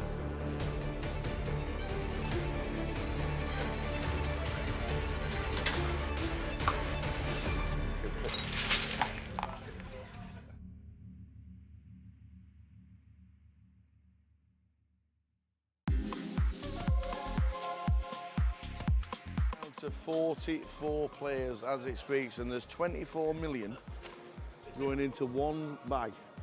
Alex, what an unbelievable day you must have had. It was unreal. I started as a short stack and now I'm just leader. Yeah. I'll take it. Yeah. Jay said you were short. How short were you? I had 125k to start the day. Yeah. What did you do with the bubble? Did you just sit and wait, or did you just start? Yeah, I was short on the bubble, to be fair. Yeah. And you just sat and waited until the money went? Pretty much. I still took some spots, but yeah, after the money went, just couldn't lose a hand. Could you believe when we were on the bubble, 21 all in and calls in 2 hands? I can't believe it. Yeah. It's a huge amount of chips. What's the table been like in the last hour or so? Yeah, all right, to be fair. I had a lot of big hands, so that helps. So for me, it's been all right. Yeah. Sure. Well, we think you're chip leader. That'd be nice. We're pretty sure you are chip leader, but Every credit for making day 3 of the biggest Goliath Thanks a ever. lot. Fingers crossed for tomorrow. Hopefully it goes well. Keep it going. Nice Cheers, one. mate. Alex Todd. A lot of chips. He has. I got an amount of chips that you want for day 3. We'll just have a quick word with Paul Murphy, Goliath. Day 3 tomorrow. Yep. We just bagged up how many? 19,025,000. Big stack. Nice stack. How's the day been? It's been good. Been getting nice cards. Yeah. Making good plays, so I've been happy. Yeah. Mixing it up. It's a lot of players. A lot of people just say recreational players. It's just you're just taking flips a lot of the time, and you're just playing totally different. How have you found your tables today? I've been on about 5 different Have you? tables. I've been moved around a lot. Yeah. Each has been completely different. But I think the key's been adjusting to the players. Can you instantly spot somebody who just wants to cash to somebody who's a tour reg or something like that? Yeah, I can, especially when they say at the table, I'm just folding the last 10 minutes. that's always what you need. That's You can manipulate that. But 19 mil coming back to tomorrow. Biggest Goliath we've ever had. Yep. We're down to 44, and then tomorrow we're going to crown a champion. We can dream, can't we? We can dream. We can dream. Hopefully final table. Paul, many congratulations. 19 million.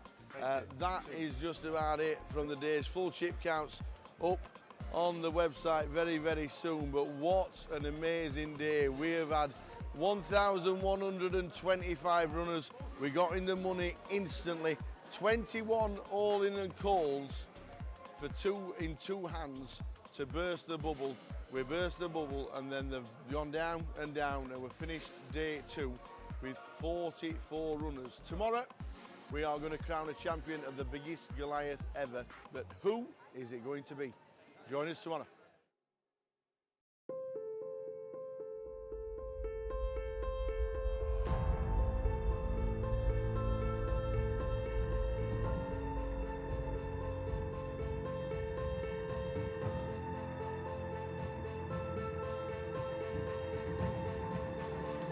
Good luck, everyone. Healers.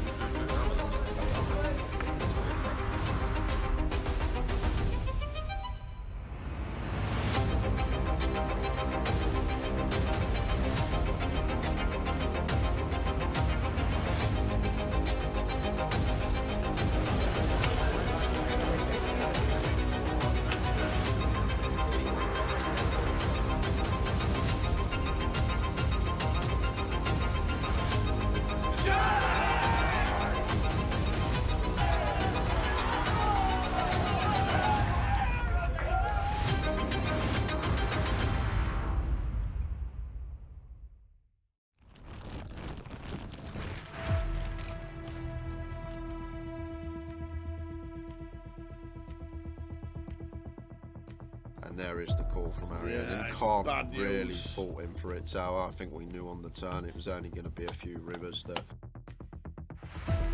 Takes out the second person on the final. Look at that! It always happens. Is it the queens? A set of queens. Because all the other three have all gone. And it is not queens full this time. Tens. Oh, and he took some straight in. He's not fearing anything, Tim. Oh, there he is. Oh, Tim Slater. There's no help there. Well done, and do you know what? He's shaking the hands of all the players. Oh no, he hasn't as well. Ace 5-3 for Tim Slater. And that is a terrible turn. And Tim Slater out flops.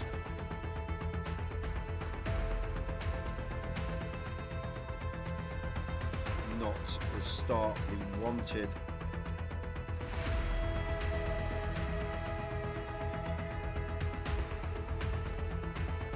Carl Spencer fist bumps everybody. Well played, sir. What a good effort. Cool with the sixes. Big flip here for both players. Sixes holding at the moment. Ace or a 10 needed, or Tim Slater is out in fourth. And it's a 9, he is out in fourth. Another fantastic effort. Well done, Tim.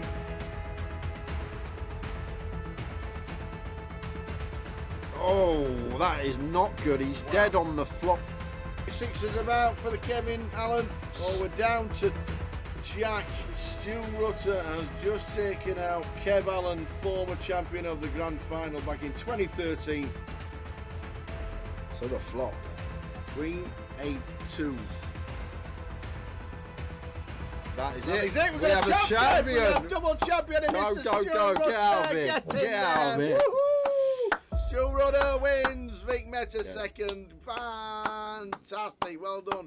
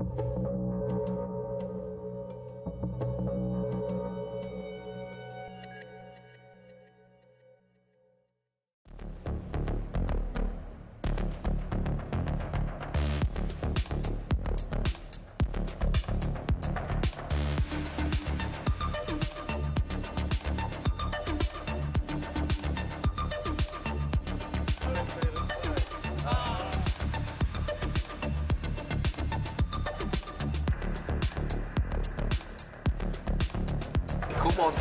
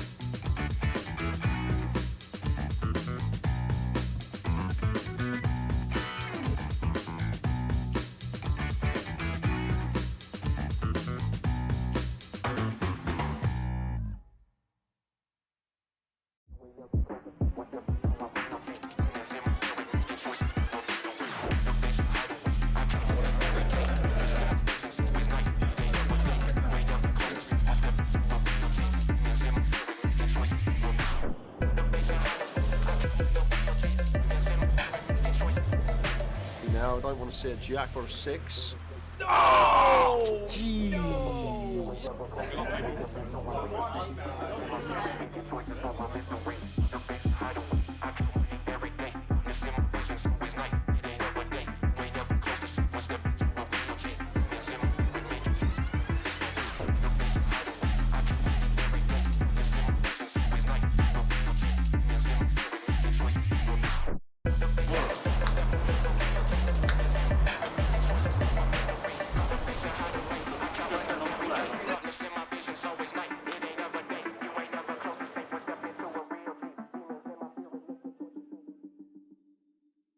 Ladies and gentlemen.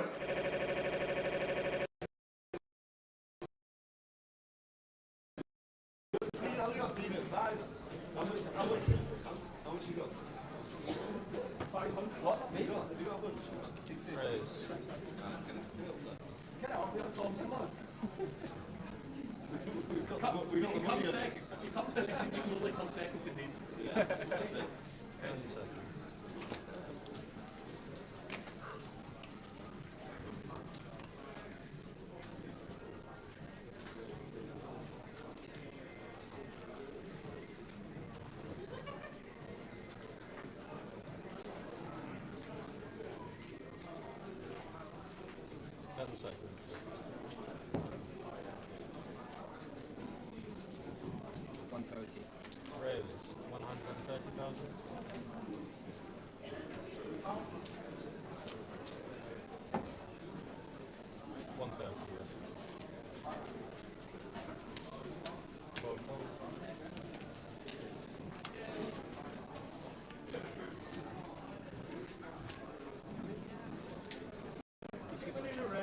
Guaranteed second. That's what we always say to the girls.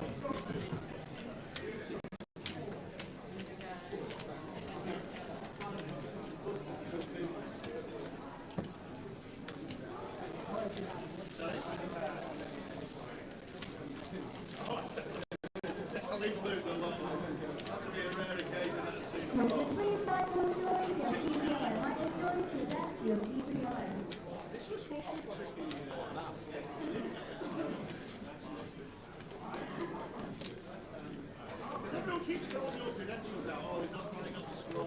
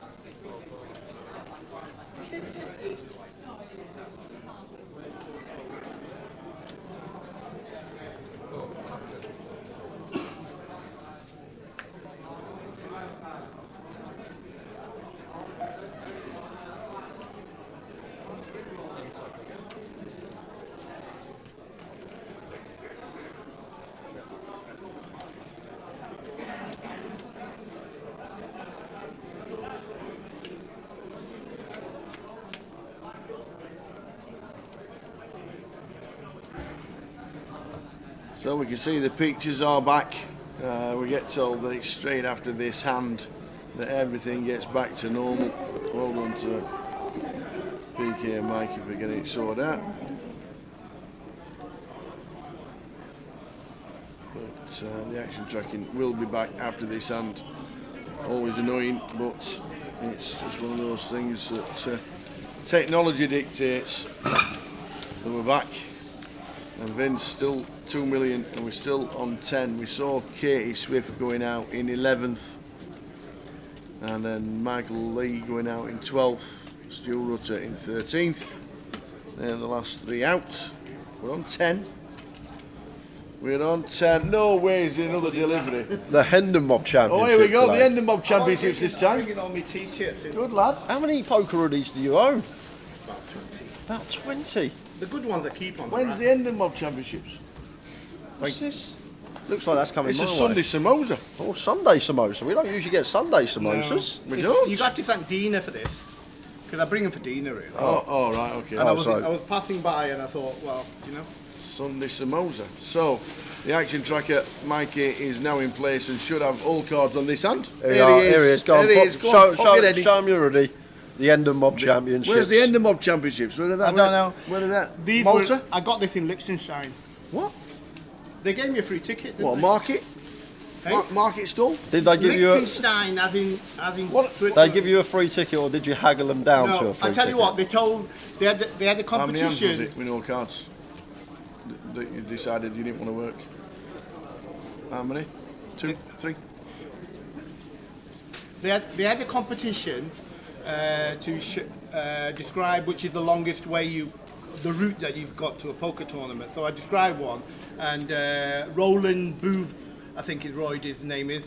He said, "Yeah, you get a free ticket, you win it." Of course, random And- draw. and that- Random draw. And then the casino gave me 2 nights free hotel as well. Obviously. Random draw as Obviously. Well, they've obviously got something about it, innit? All right, I'll see you later, lads. Top man. Right, Good see you luck. later. Thank you Alright, for that. You guys entertain us all year round, and it's the least I can do. You're in my town. I did tell you come Winmy Road. I'll take you for a curry tomorrow. did, right? you If did. you get off early, message me. Thanks All very right, much. cheers, All right. Steve-O. Take care, guys. Cheers, Steve. All the best. Brings in Dina the Sunday afternoon samosas. Well done. Nice one to see for. Loves it in Manchester. Yeah, so should be getting whole cards back after this hand. Sean the 147 says, just booked the table for me and the wife on Valentine's Day. I can see it ending in tears because she hates snooker. Love it. Love it, love it, love it. Wow, and Tom going for 4-bet here. Makes it 300.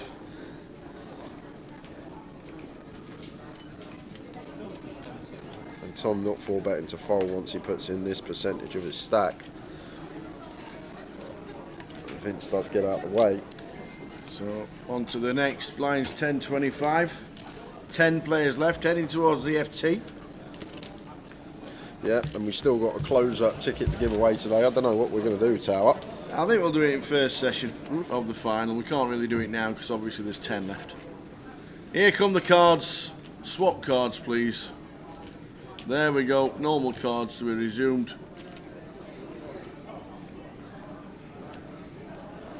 Now we've got the action tracking cards. Here we go. Let's do this. We're on 10.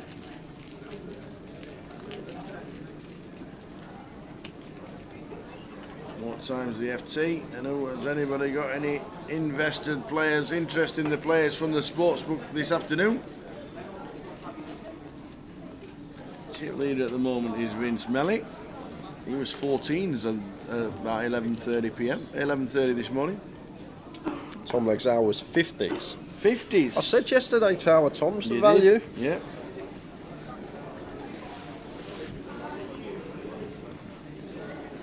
Why did Katie call off the ace-5? She could have waited for another spot. Then we just thought she was in front. Dean's opening pretty wide. Sometimes it's just being on the feature as well, Tower. You know everyone's watching, and I was surprised to see Katie call the ace-5 off there, obviously, versus Dean's 15 BB shove range under the gun. The hand is just becomes trash. Even the times we are ahead in terms of hand, and Dean has king queen, queen jack suited, all this stuff. Like we're 60% at best against these hands, and then the times Dean has the better raise or has the pocket pair, we've got 3 out, so we're drawing to 30%. Just taking all those things in account, I would really like to have seen Katie folded that. I think a lot of us were rooting for her to have a run at this. Dean just going to give Tom a walk, blind and blind.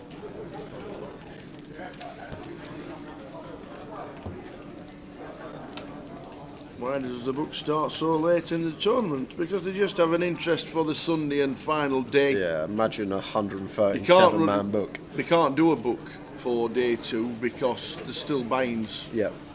You can still buy into the start of day 2, so it's impossible to do a book before day 2 starts. So they do it on day 3, knowing that however many players are left, that is the book that they do.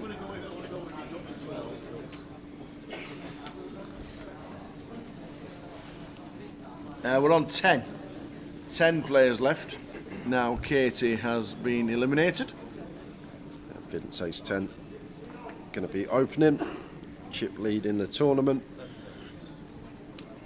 Everyone wanting to make that final table. Yep.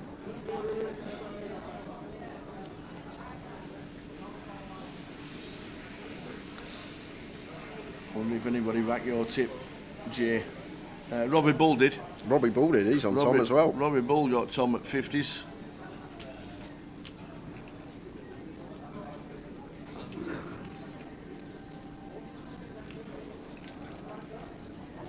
Yeah, going to see a bit of this now, Tower. Just taking 20 seconds as these short stacks knowing we're on the FT bubble. Yeah. Trying to play less hands and hope something occurs on outer. Tom with Jack 3 suited can't do anything but fold. And James Parker in the big blind, 10-4 off. Vince just going to be getting this one through. Is that Dan Cholton I can see in the background? It is indeed. He's played the cup. He's still in. Dan Cholton in the building. I take it, I haven't seen him, so I take it he didn't play the main because I guess at Macclesfield we're playing somewhere. They've been playing at Boreham Wood or something like that. Yeah, he was in the building yesterday. Magged up for day 2 of the cup. Yeah, and I'm going to give the free-roll password out at 4:30. Woo-woo! 4:30. It's actually quite funny as well. Make sure you tune in. You hear the story. Because I honestly thought it was the weirdest password ever and the most random thing. But now I realise why it is what it is, and it makes sense. And it will all make sense to you watching at home. You put 2, so I put 1. That's what I was. He helps me out by trying to put it in the big one and the small one all that time.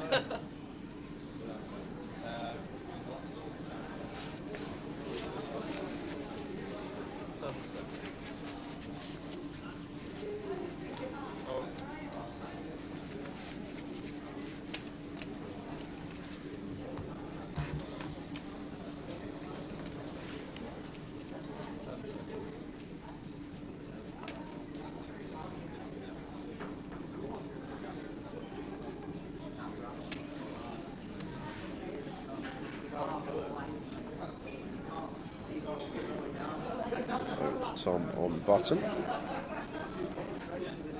Just going to get out of the way. 6-4 off, James 7-3 off. May just give the chip leader a walk here.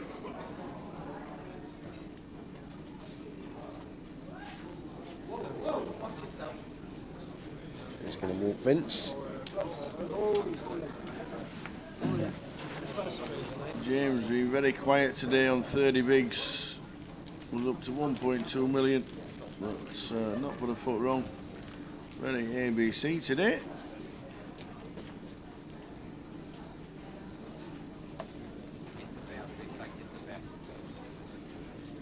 Was that all in there? No, they're walking over to the outer table, Tower. Tom has just said there's an all-in and a call. So we'll see what happens. We'll see what happens. Dean's just said it looks like a final. And there he is, Simon Tabraham. Simon Tabraham. As PK was fixing everything in the background, unfortunately. Behind the table, so unfortunately we couldn't catch the bust out, obviously with some technical issues. He's been on the case with that, can't record the bust out as well. But that is it, we're at the FT. Simon Tabraham, final table. Bubble Boy takes home £7,200. And we are going to be back, Tower, I think, in about 20-25 minutes. 20 minutes. We will be back with the final table. There'll be a full redraw. Obviously, all the players will be sat in their seats ready. We've got a 20-minute break for that. And the final 9, I'll quickly run you through who is going to be sat there in 20-25 minutes time. It's Vince Melly, James Parker, Dean Hutchinson, Rob Duras, Paul Trotter, Tom Laxale, Lee Tatters, Jamie Brown and Bin Fu are the final 9. We will be back in about 20 guys with the final table action. We've got the free roll coming up and one more giveaway. Final table on its way. £1 million prize pool for the second year running at Goliath. We can now announce that there are 10,585 runners currently, meaning it's the biggest tournament we have ever held in Great Britain and anywhere else outside of Las Vegas. Ladies and gentlemen, you are now part of history! The Goliath is the biggest it has ever been, and people are still buying it.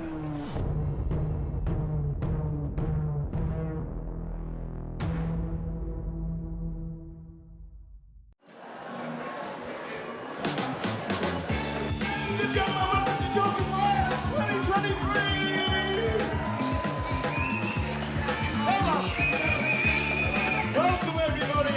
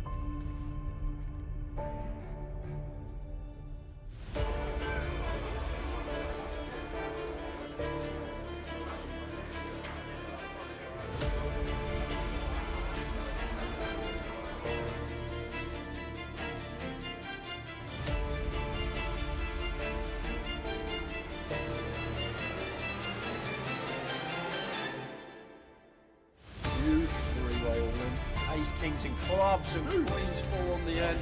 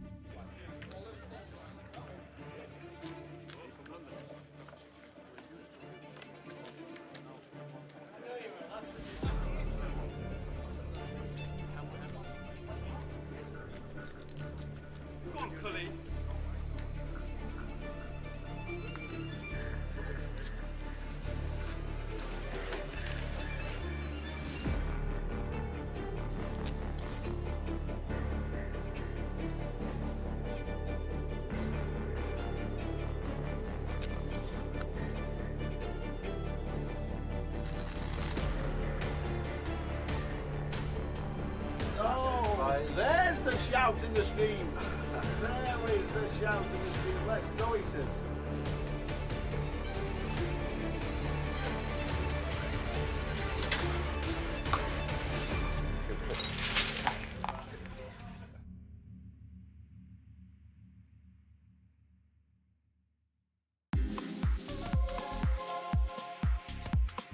to 44 players as it speaks, and there's 24 million going into one bag.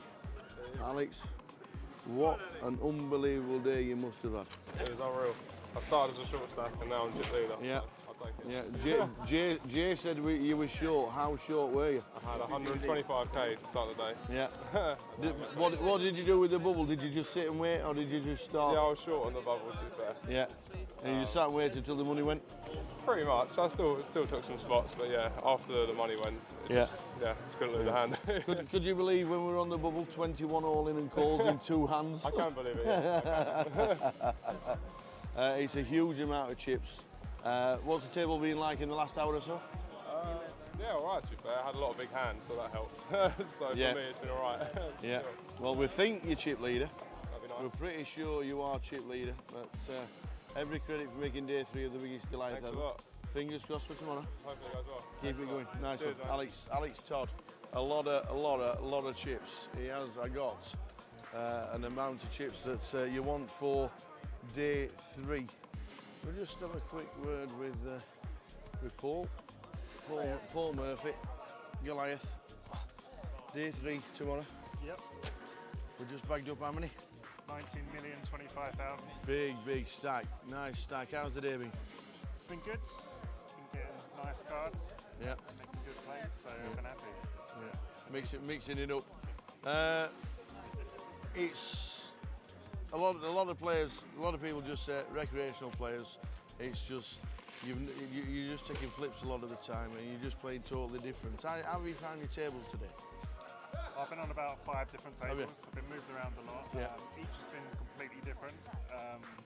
But I think the key's been adjusting to the players. Can you instantly spot somebody who just wants to cash to somebody who's a tour reg or something like that? Yeah, I can, especially when they say at the table, I'm just folding the last 10 minutes.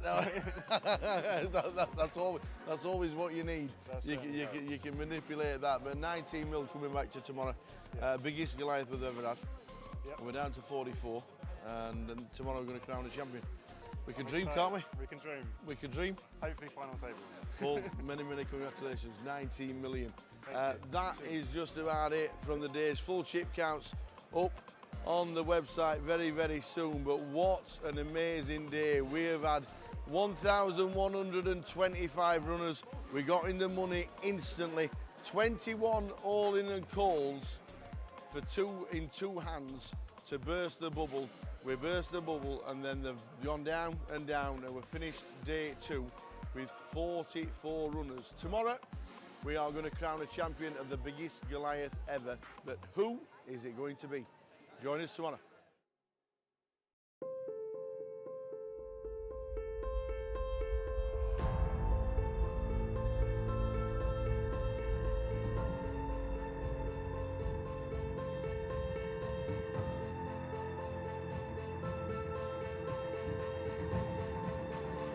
Good luck, everyone. Dealers.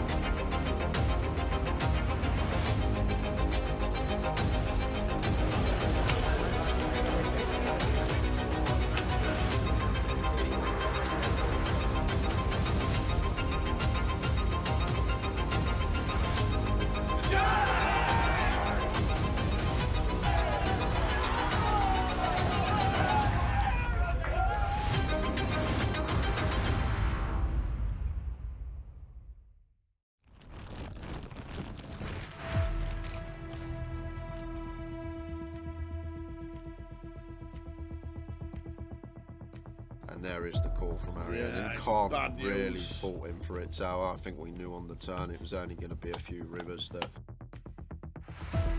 Takes out the second person on the final. Look at that! It always happens. Is it the queens? A set of queens. It's because all the other three have all gone.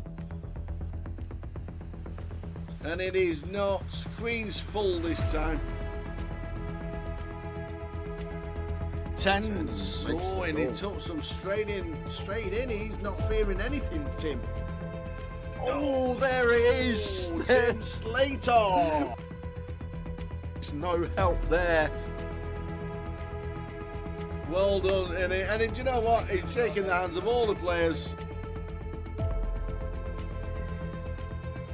Oh no, he hasn't as well. Ace 5-3 for Tim Slater. So that is a terrible turn. And Tim Slater out flops.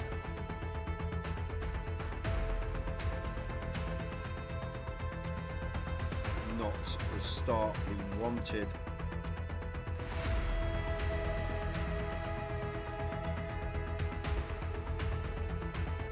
Carl Spencer fist bumps everybody. Well played, sir. What a good effort. Cool with the sixes. Big flip here for both players. Sixes holding at the moment.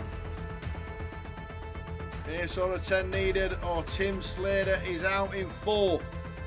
And it's a 9. He is out in fourth. Another fantastic effort. Well done, Tim.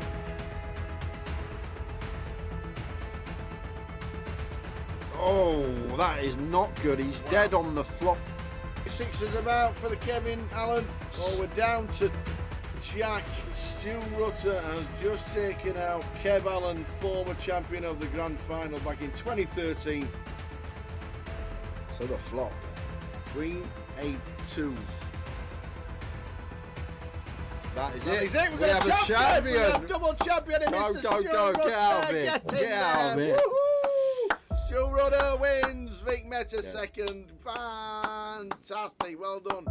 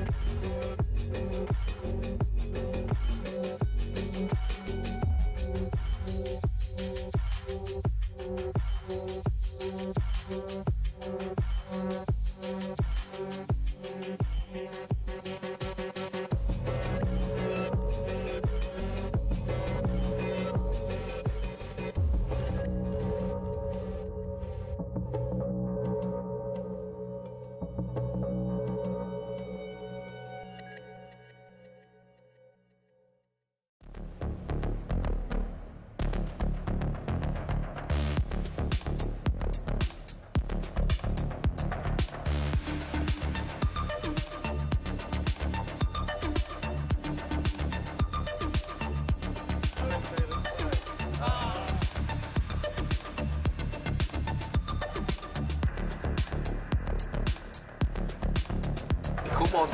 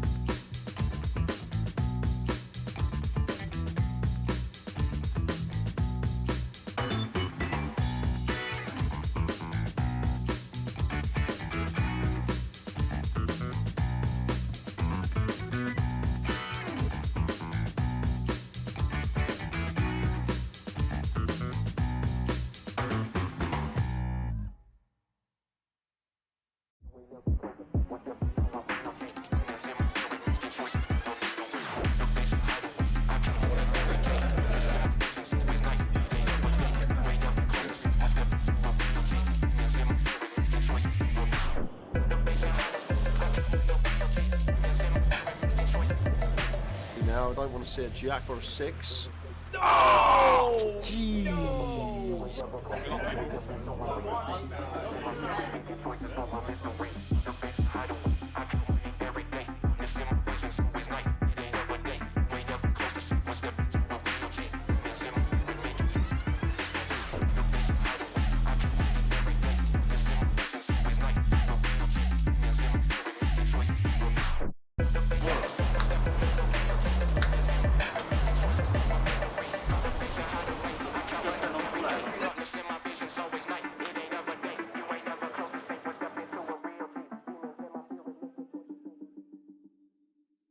Ladies and gentlemen, on Wednesday we announced £1 million prize pool for the second year running at Goliath.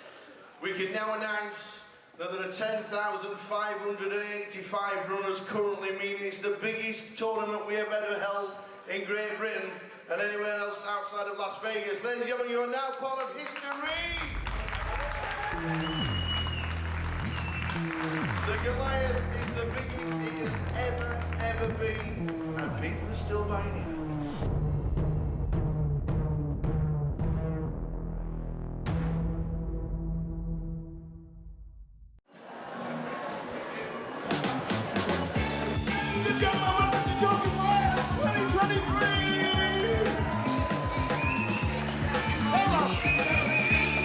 Welcome everybody!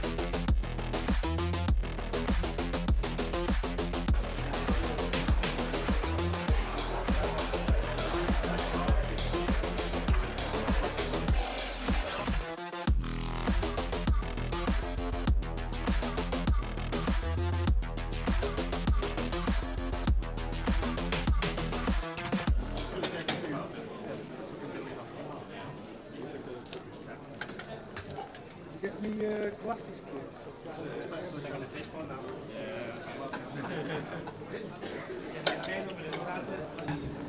So before the final starts, we're going to give away the password to the free roll.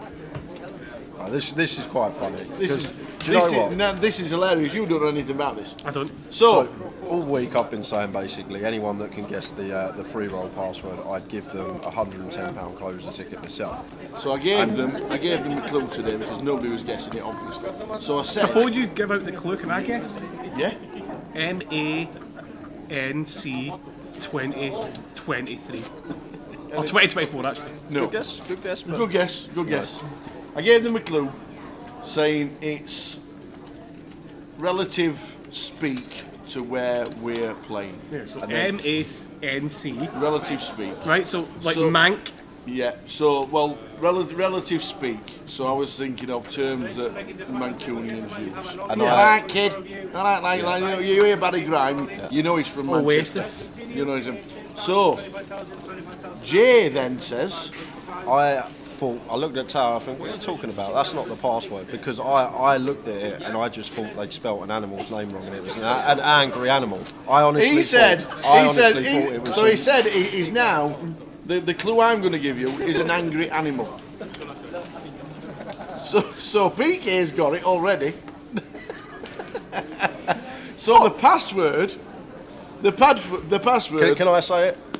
You go on then. The password is Mad Ferret, but ferret spelled I would never have got that in a million years. Would you got it? F-E-R-I-T. But if you're in Manchester, it's mad for it. Mad for it, yeah. Yeah, that's fair enough. So yeah. we're all mad for it. Yeah, that's fair enough. Scatter. You're much shameless. Anybody want to party? I understand now the Yeah. logic behind it. Mad So- ferret, mad for it. I understand now, yeah. That's very good, yeah. So for a week he's been saying mad ferret. Yeah, I have. I thought, why has he got Mad Ferret as the password? First hand of the final table. So the password is Mad Ferret. Why don't you just go mad for it? Because ferret, I'm saying like, Is it 2 hours? Yeah, well, the fact is going to be we're going to need to be able to spell it because it's MADFERIT, mad ferret. Mad ferret. I was so confused, honestly. In Scotland, we say fair, F-E-R, ferret, mad ferret. I mean, that's it, right, Shea, you've got it absolutely spot well, on. that's it, that's exactly it, aye. That's how we would do it in Scotland. Mad ferret. Mad ferret. So this is the final table. Run us through the seating order, Jay, will you please? In 1 we got Vince Melly, chip leader. 2 is James Parker. 3 Dean Hutchinson. 4 Rob Duras. 5 Paul Trotter. 6 Tom Laxal. 7 Lee Tatters. 8 Jamie Brown and Bin Fu in the 9 seat. Is it all lowercase for the? Yes. Yeah. But you can see when I've just seen the password, Tom always sends 3 row and underneath he puts the password, and like my brain's just read it as Mad Ferret for some reason. Because I've never heard of Mad Ferret. I've never even heard of that.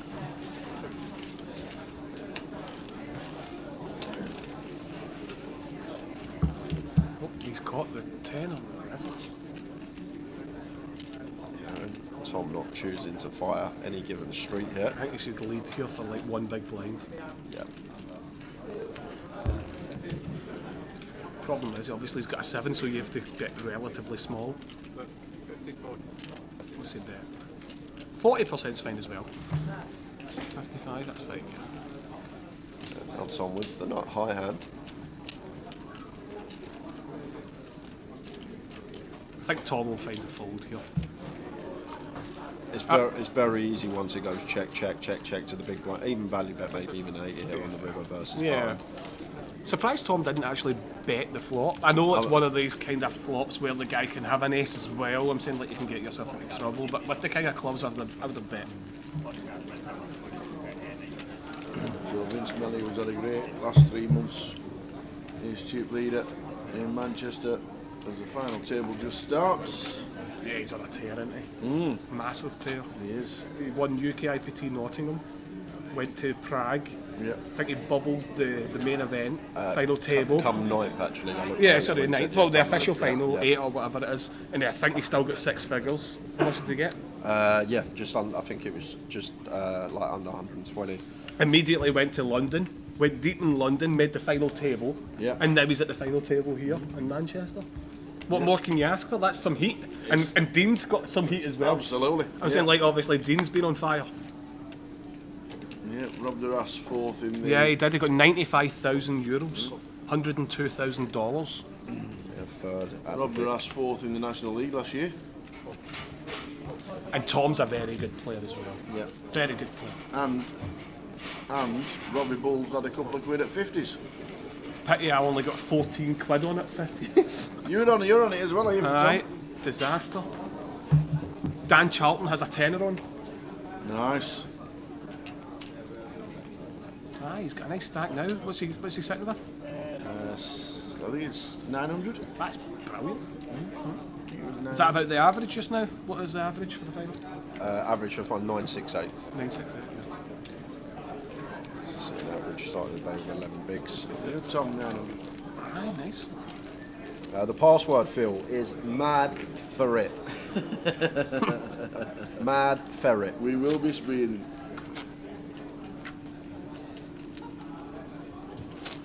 Also got to come up with a way to give away the last token. Got one more closer seat to throw at you guys. Might have to do a Ludo thinks while we got him in the booth. You can do that if you want, yeah?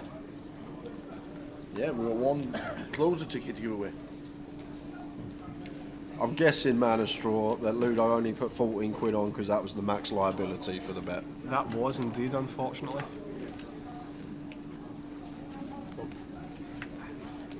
I did manage to collectively, it did allow me to get £85 on Michael Howard.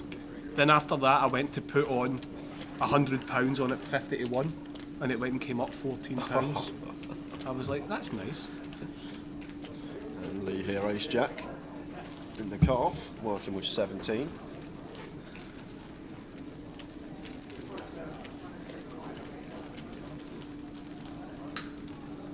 Just plays jam here. I'd probably open this one as Lee, maybe into the chip leaders big. Well, look at this, Vince with ace 10 here. The way that the way that Vince has been playing today, I wouldn't be surprised if he calls, because it seems like he wants to get it done with quickly. The way that he's been playing today, for some reason, I'm saying, like, and it's not like Vince. He really. Tower made a threatening phone call because he wanted to watch the Super Bowl. He said, "Vince, I want this done by 9 o'clock this evening. Super Bowl's on." It's not, obviously, if he calls, it's not a bad call. Obviously, I'm saying, like, he's shoved, 17 bigs? He could easily have, like, pocket sixes or something. You know what I mean? I'm saying, like, the thing is, he could have ace-5 suited. Yeah. I'm saying, like, sorry, when you go. I find in these spots, though, like, I wouldn't usually expect a hand like ace-jack to jam for 17. I'd expect that to just open from that position. Yeah. Good fold. Does make there is no ICM consideration. I'm saying, like, it's not as if he's bottom of the pile and the people above him are that far away from him. It's condensed at the bottom. I'm saying, like, so, like, I'm quite surprised that he jammed. Yeah, I'm really surprised for 17. Barry says we're watching the Super Bowl. We'll still be here. Yeah. We'll be here. If you want to watch it in Manchester, Walkabout at the Printworks is the place to be. But you need to reserve seats, apparently.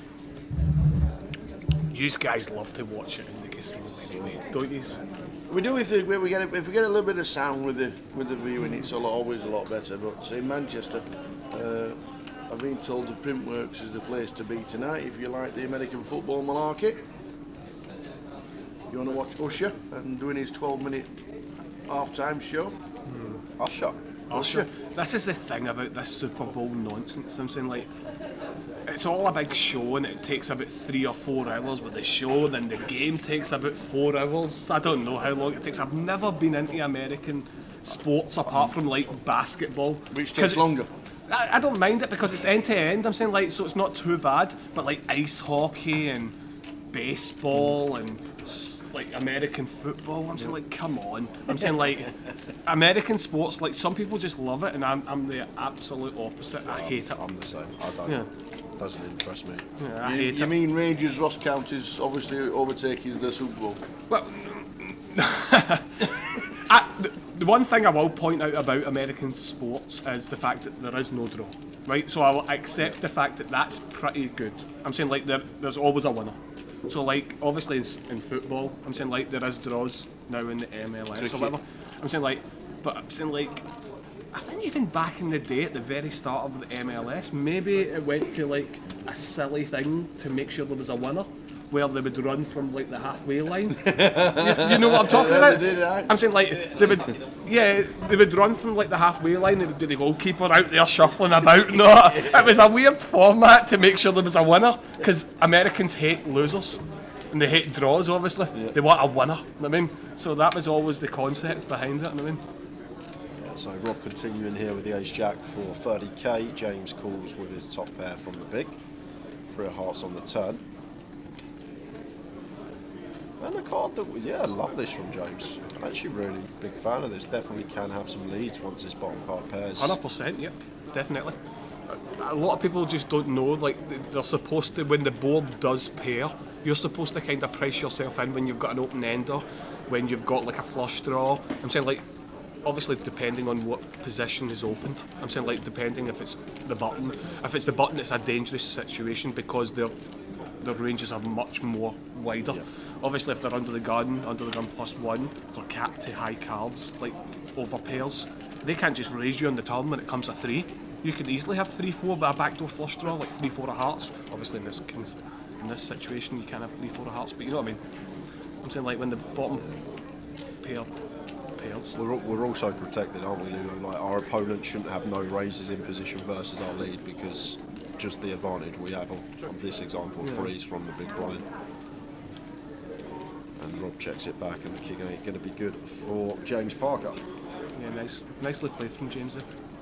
I'm liking that. Yeah, Rob Grass 365. The big blind is 25k. First level of the final table. The only good sport to come out of America is the one we are watching, says Goodbye Horses. We're athletes, us poker players. We are. Ran around the car park yesterday in no time.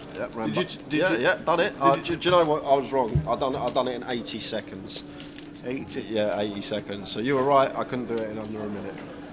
Man of Straws asked if Ludo went broke a few times at the start of his career. Do you know what, Man of Straw, don't worry, he's asked this question to every single person that comes in the booth. We had it with Tom Hall the other day. I'm guessing it's how do you come back from it? I'm saying, like, it depends on your personality and saying, like, the way that you kind of, like, go towards the game. I'm saying, like, the likes of Tom Hall, I don't think he probably did go broke. I'm saying, like, maybe he did. I know Tom very well. I'm saying, like, I don't think he probably did. I think he's very clever and very astute when it comes to, like, his bankroll management, whereas I went broke many a time. So that answers your question. Tom actually come in the booth, and he won't mind me saying, because he told the story himself. Yeah. So he was grinding, like, I think he said $1 to $5 sitting goes on one. He ran up a roll to around, I think he said around 1,000 to 1,500. He then went DTD. He played a 1-2 cash game, and he done it all. And then he said the next day he couldn't even go and buy himself something to eat. And then I'm surprised at that. Then that changed his whole. And then since then, And since then he said. So he learnt his lesson once, and then after that, that was it perfect. After that, Yeah. Whereas I've learnt my lesson 17 million times. So there's a difference. He learnt it once. I'm still probably learning. No, I'm a bit more smarter now these days. I think with age as well, Ludo, when you get more experience and you understand why we're doing what we're doing. Responsibility as well. I'm saying, like, it's a key factor. I've never had responsibility until maybe 4 or 5 years ago. I'm saying, like, responsibility is a big key factor. I'm saying if you've got something to do it for, I'm saying, like, whether that be like paying for a car, your mortgage, a kid, your wife, your missus, I'm saying, like, these things play a big factor.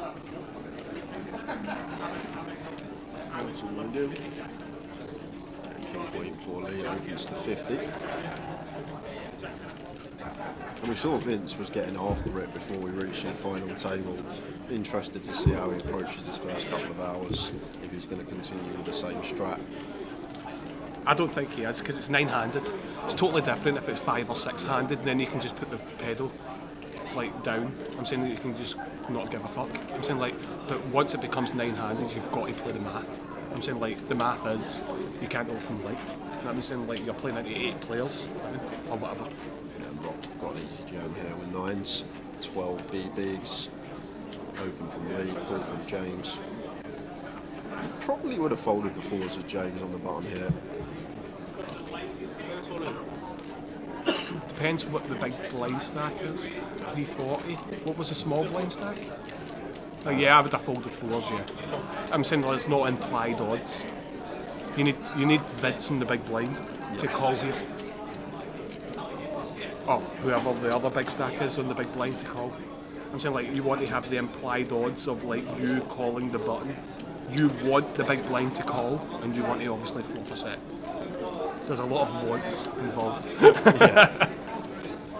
There's James Parker thinking about calling it off now with the 4s. This would be bad. But again, look at the price he's getting. 290 into, like, it's actually 1.7. Yeah. The Barack Obamas, the 44th President of the United States of America. That's a new one I've never heard. The Barack Obamas. Yep. 44th. They can't be far off the 50th, can they? The Barack Obama, who was that? Trump and Biden. Yeah. So.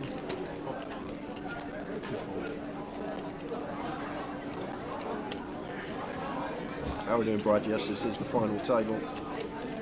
Trump, Biden, Trump. Yeah.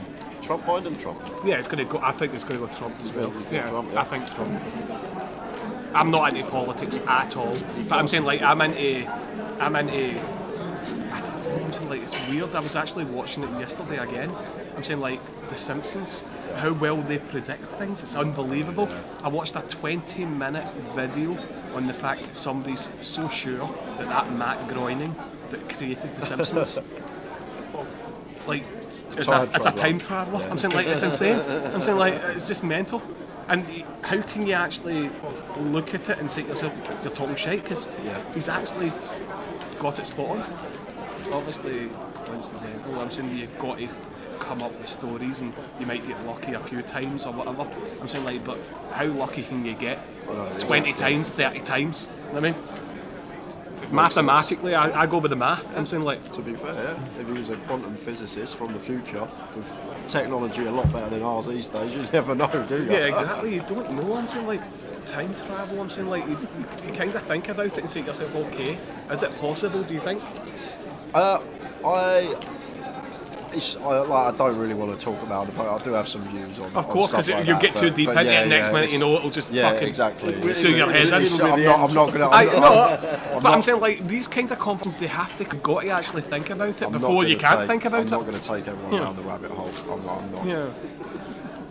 My thought process on it is, I'm saying, like, anything's possible. Yeah. I think, honestly. Can you just let me know as you two both time travellers? Can you just let me know? I wish I was a time traveller. If I was a time traveller, I wouldn't have lost a sports bet for years. Do I ever win a comp? Can you just ask? In a parallel universe, yes. And in every universe, you'd never win a treble either, Tower. I hate to. I hate to point it out. What's happened to you? What's happened to the Tibbles trebles? What do you mean? What's happened on the Twitter? I've not seen one yet. Lucky you. I know. You must have. PK message about the freezing of the live stream. Apologies for that, guys. You know, we had a couple of issues this weekend, but all fine until the last session last night, and then decided to play silly buggers. What do you think of the simulation theory? I believe in. I believe life is a simulation. That would be. If I had to put the percentage where I'd think most is. That would always be my guess. I'm saying, like, the problem is, I'm saying, like, I'm with Ricky Gervais on this one. I'm saying, like, when it comes to actually, like, thinking about religion, okay, everyone obviously can believe in what they believe in. You've got to respect that 100%. But I'm saying, like, when you believe in a god, how many fucking gods are there? I'm saying, like, we have a god, this other cunt has a god, this other cunt has a god. You know what I mean? I'm saying, like, but you know what I mean? I'm saying, like, how many people have a god? How many gods are?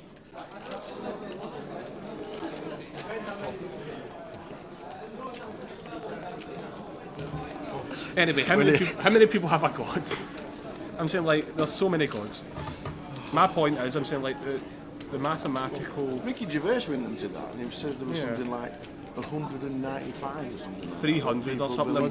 295, was it? Yeah, something like that, 300 or something. Believe I'm saying, like, you could be a Buddhist, couldn't you?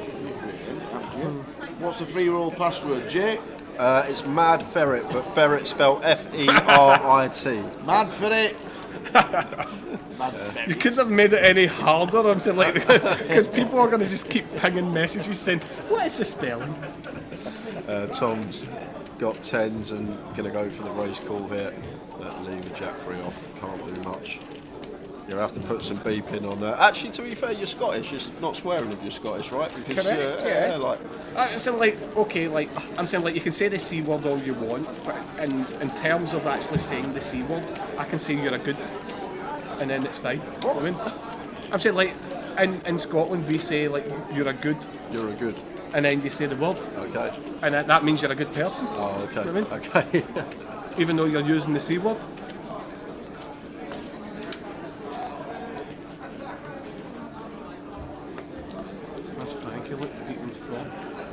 He's thinking about, what time is this going to finish? Frankie's like, when am I getting up the road? What's going on here? I'm saying, is that 1-0 to Man United? I'm saying, like, he's thinking about all these things, even though it's on a 30-minute delay. So he's actually time travelling himself. You know what I mean? He's actually in the future. He's trying to work out when he's going to finish tonight. Yeah, that's what he was looking into. Every Sunday now, that's the first thing he does, because obviously I always predict the finish time. Frankie comes up to me and goes, JJ, what do you reckon today? Every single He's Sunday. Sweating. Every Sunday I get it. Where does Frankie stay? Stockton. How far's... that's not far from here. An hour? 45 minutes? Stockton, is it 2 hours? Yeah, it's just short of Middlesbrough. Alright, okay. So he's thinking to himself, okay, if it finishes about 11, do I need to get a hotel or can I go straight up the road? Like, he's thinking all these things and he's like, fuck it. I'm getting bang on it. How do you spell ferret? 1 R. And an I, not a T. Yeah, it's spelled F-E-R-I-T. Mad Ferret. So it's Mad Ferret.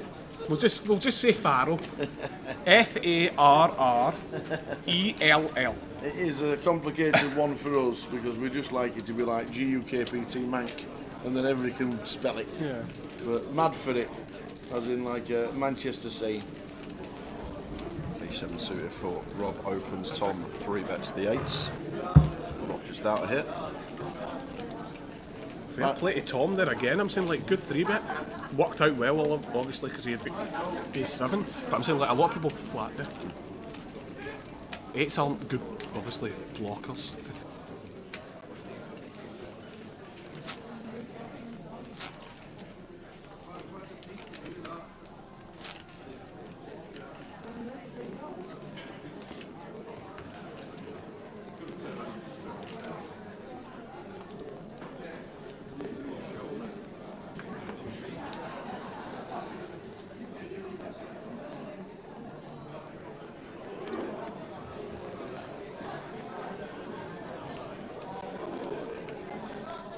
5,000 gods.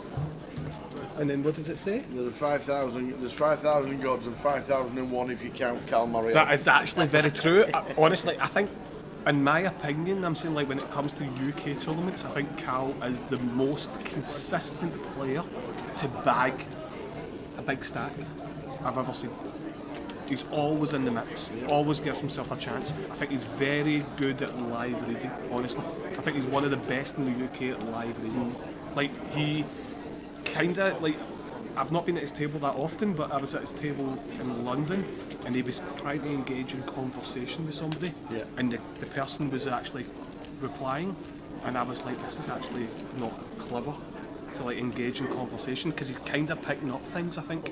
I'm saying like, I'm just guessing because I've not played with him enough, but I'm saying like I think he's very good at one-to-one, like getting in their psyche. Yeah. Very clever. I like it. It's Queen 9 suited, gonna come along after James 3-bets the Ace King, goes for 2.5x in position. Jack high flop, Jack 10-6.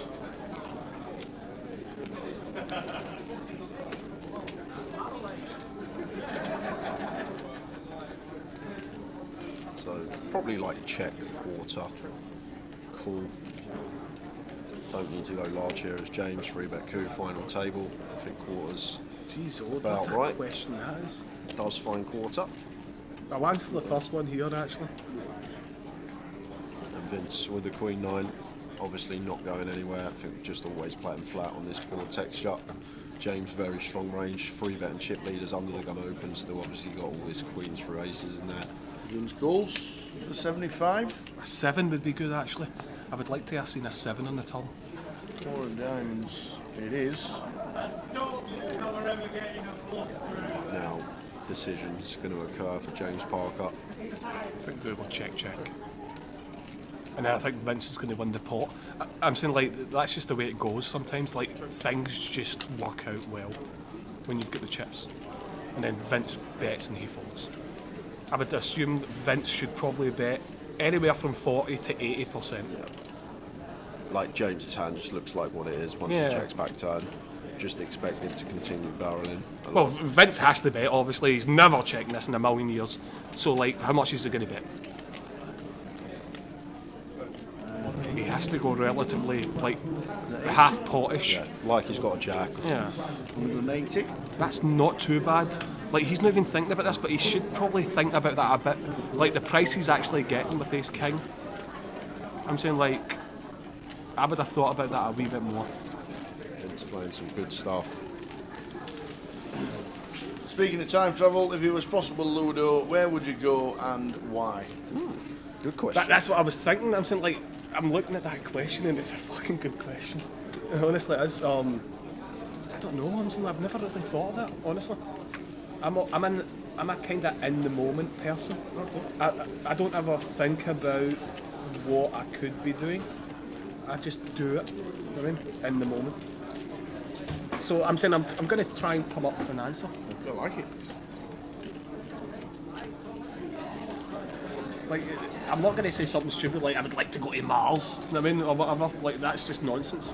I'm saying, like, but I don't know. know, like, I always remember I had a dream all the time when I was young, when I was 13 or 14 years old, and it was always the fact that I was in Australia, and I kept dreaming that I lived in Australia, yeah.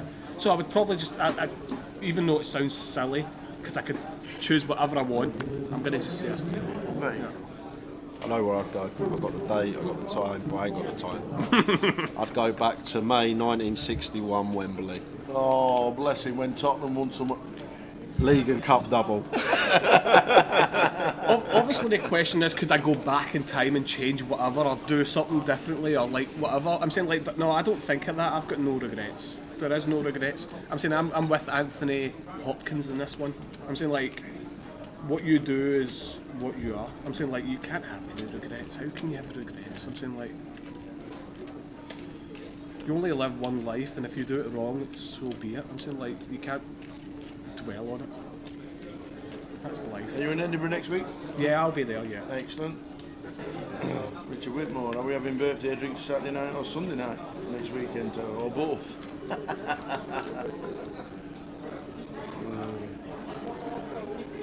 Up in Edinburgh.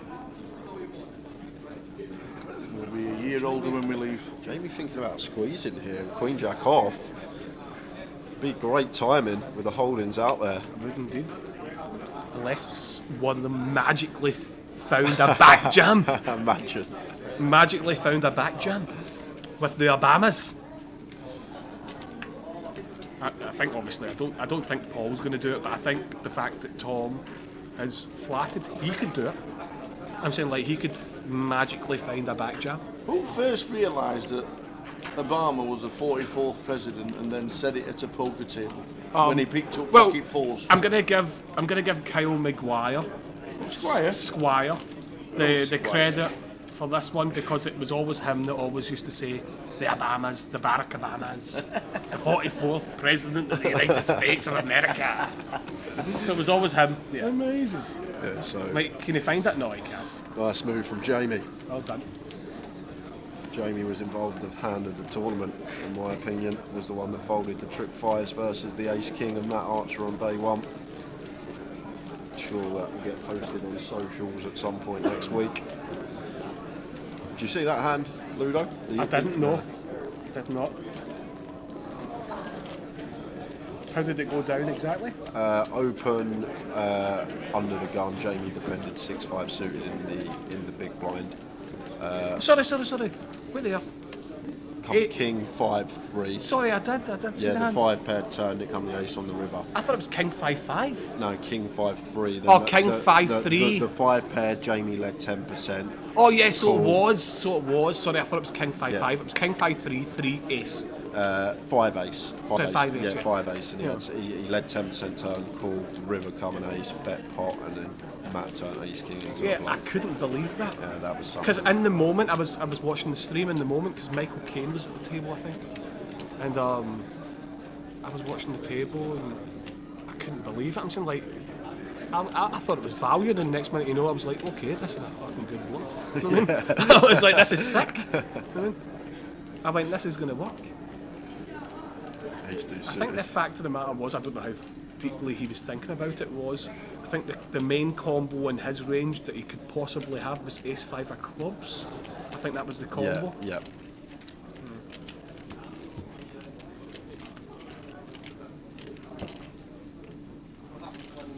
Afternoon, John Perkins. I'm not sure who's on the cash game Wednesday, Mel. No, not. Do you want a seat? Do you want a seat, Mel? We'll have a word with PK, see what his. You never know. We might get me and Tower heads up round 2 if we don't get a cash game. We'll have some content on the Wednesday night either way.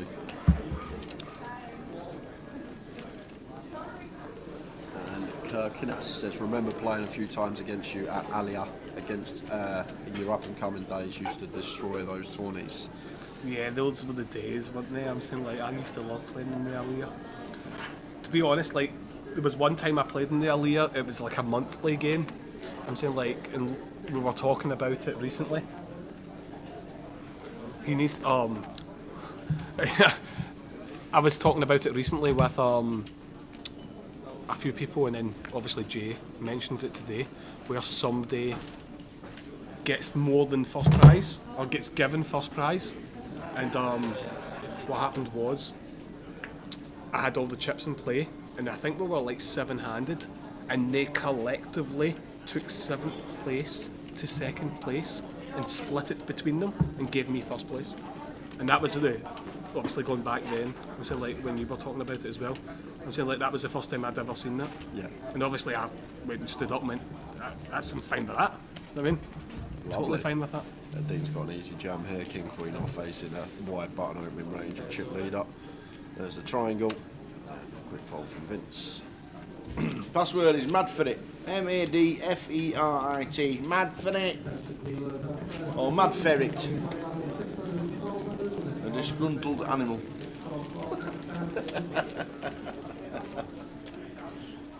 All lowercase, yeah. No capitals, is it, Jay? No, all lowercase. All lowercase. Mad Ferret.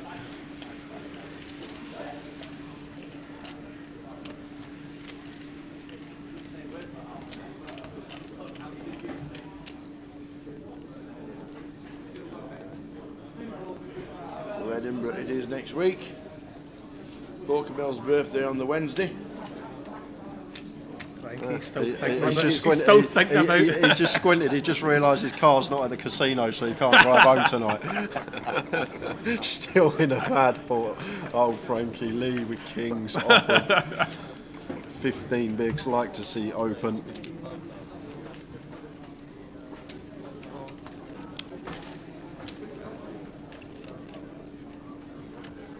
Makes it 55 and been here.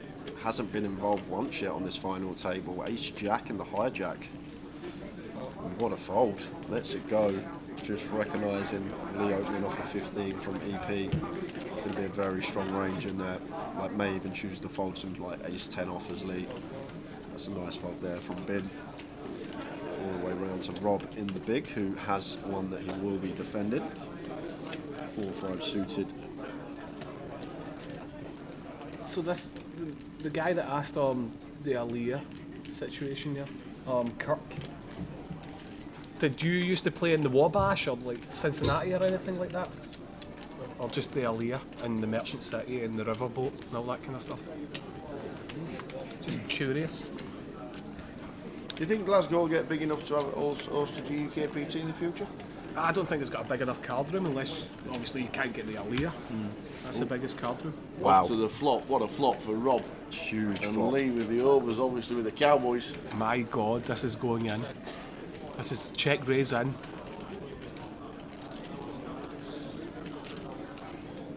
See, to be honest, I actually don't mind it. It sounds silly, but Lee can jam here a bunch as well. I'm saying like just shove the whole lot in. Anyway, if he bets, I think it has to be a nice chunky bet. This is in. I'm saying Rob's going to obviously check raise. Yeah, just got to run a wreck with Rob. Right, of course, fold yeah. Out ace highs, king highs. Definitely have to run it. I'm saying like it's not as if like he can call and there's going to be cards that help him to lead. He's going to just have to run the equity. I'll just assume he jams or just makes it whatever, 200k or whatever. Yep, the whole lot's in. Obviously, All in and go, table 9. Lee snaps it off. Sorry, Lee snaps. Getting the names mixed up. This is huge for Rob Duras in seat number 4, 4th in the National Poker League last year. Yeah, and actually equity favourite with 5 higher here. Post slot flip. It's very close, but it's on the screen. Off to the turn. Oh, additional outs. 3, 4, 5, an 8, a diamond. 8 for a chop. 3 for the win. What a hold. Too many outs for Rob Duras and leaves him with 70k and down to just shy of 3 bigs. Lee up to 800. What can you do? He's always going to get in here. And then it's just who's flipping the best, and Lee comes out on top. How many outs? That was too many outs, wasn't it? Tax.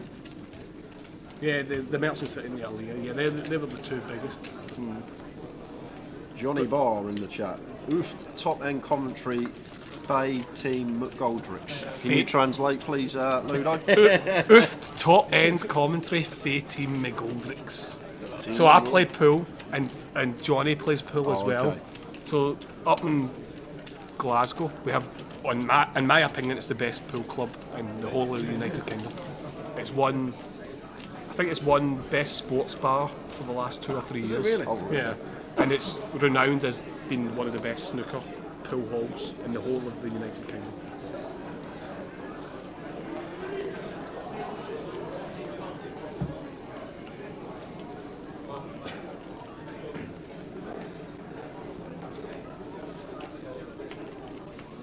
Ian Needleman posted a while back about the 25-50 in London being confirmed as the biggest ever.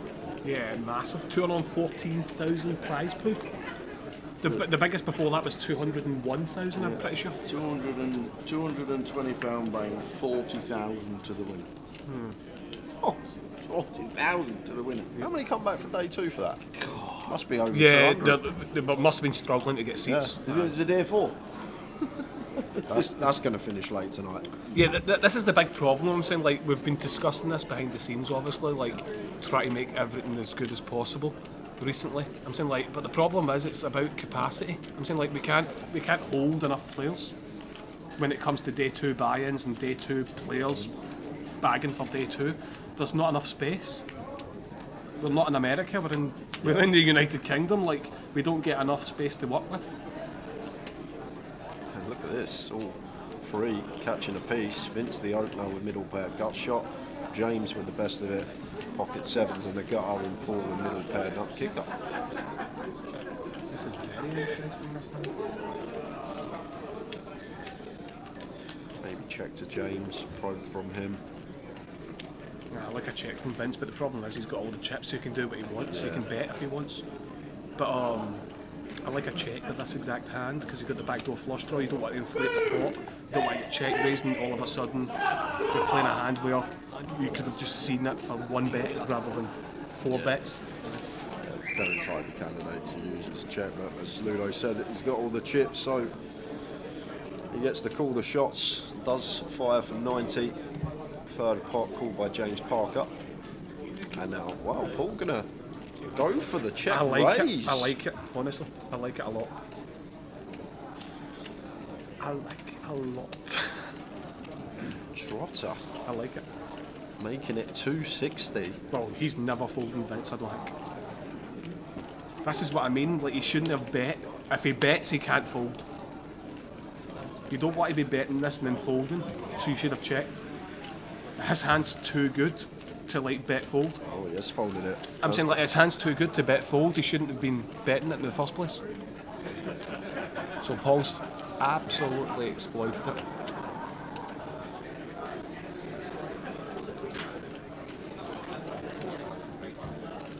Well done. He's found the call with sevens. Obviously, he's got a gut shot as well. This is going to be interesting. I want to see a 3 on the turn.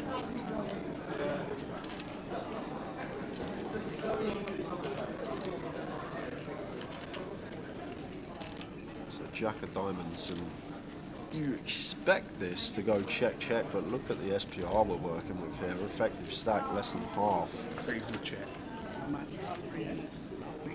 He's going to check.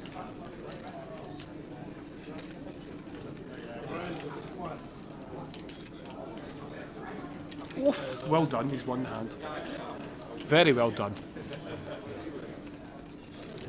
Well played, Paul Trotter. Well The Trotter, man. What a move, up to 1.6 million. Let's go, Paul. No fear. Was there a comp yesterday to guess the password? There was all in river, and I saw your guess, and you put mad for it, and the password is mad ferret. You had the spelling wrong, unfortunately, mate. I saw you put it in there, but you had the spelling wrong. It's ferret spelled F-E-R-I-T. What's going on? Where are they going? Mad ferret. What? Oh, the comms cab's not working. We'll get the comms cam on, but I think we've got an unscheduled break. No, I think what it was an unscheduled break for the FT. This is the scheduled break that wasn't taken out. Yeah, okay. Just that one of makes those sense. things. So this is the take that out. scheduled break if we had it. Ludo, absolute pleasure, as always. We'll go have a 20-minute break. We'll go and wet the whistle, see how the room looks for the cup, and we'll be back in 20.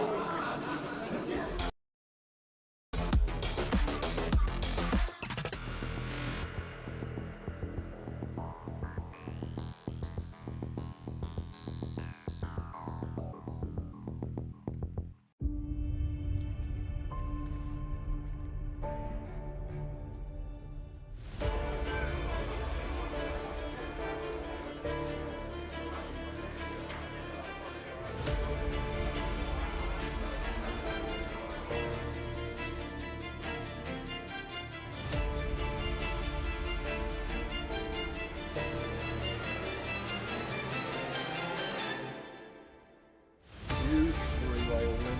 Ace, kings and clubs and queens 4 on the end.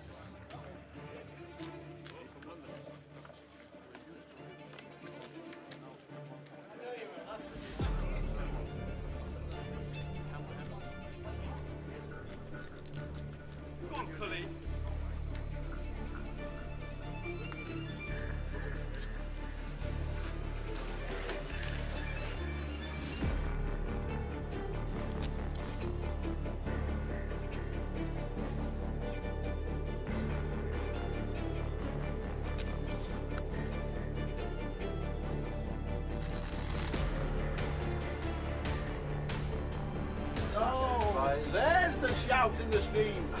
There is the shout in the stream. Let's go, he says.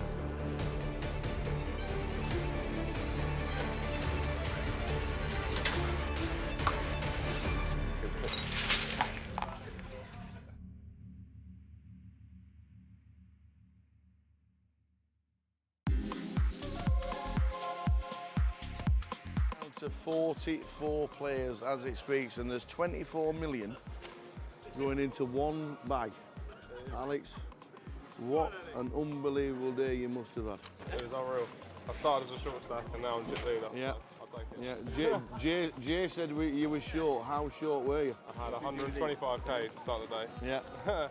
What did you do with the bubble? Did you just sit and wait, or did you just start? Yeah, I was short on the bubble, to be fair. Yeah.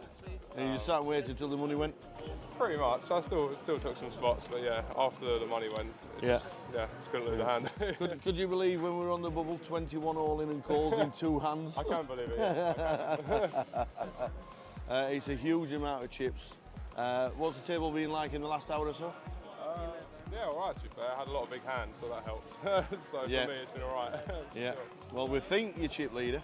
That'd be nice. We're pretty sure you are chip leader, but every credit for making day 3 of the biggest Goliath Thanks ever. a lot. Fingers crossed for tomorrow. Hopefully goes well. Keep it going. Nice Cheers, one. mate. Alex Todd, a lot of chips. I got an amount of chips that you want for day 3. We'll just have a quick word with Paul Murphy, Goliath. Day 3 tomorrow. Yep. We just bagged up how many? 19,025,000. Big stack. Nice stack. How's the day been? It's been good. Been getting nice cards. Yeah. Making good plays, so I've been happy. Yeah. Mixing it up. It's a lot of players. A lot of people just say recreational players. It's just you're just taking flips a lot of the time, and you're just playing totally different. How have you found your tables today? I've been on about 5 different Have you? tables. I've been moved around a lot. Yeah. Each has been completely different. but I think the key's been adjusting to Yeah. the players. Can you instantly spot somebody who just wants to cash to somebody who's a tour reg or something like that? Yeah, I can, especially when they say at the table, I'm just folding the last 10 minutes. That's always what you need. You can manipulate that. But 19 mil coming back to tomorrow. Biggest Goliath we've ever had. Yep. We're down to 44, and then tomorrow we're going to crown a champion. We can dream, excited. can't we? We can dream. We can dream. Hopefully final table. Paul, many congratulations. 19 million.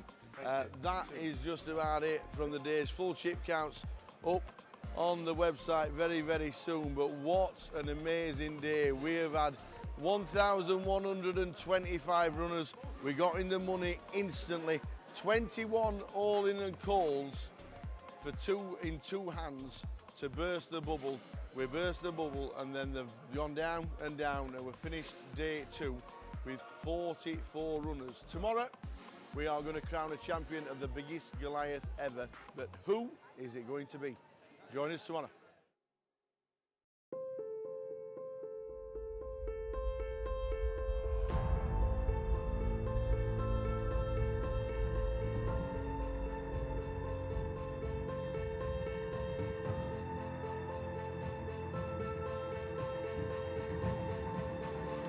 Good luck, everyone. Dealers.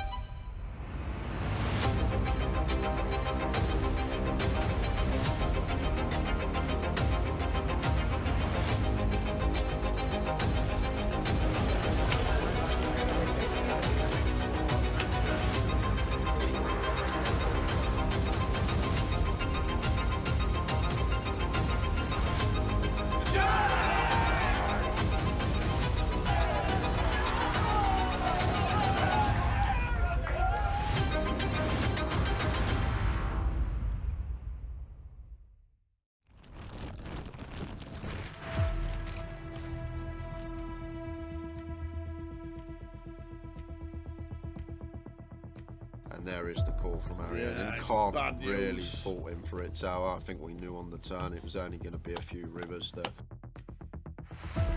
Takes out the second person on the final. Look at that! It always happens. Is it the queens? A set of queens. It's because all the other three have all gone. And it is not queens full this time.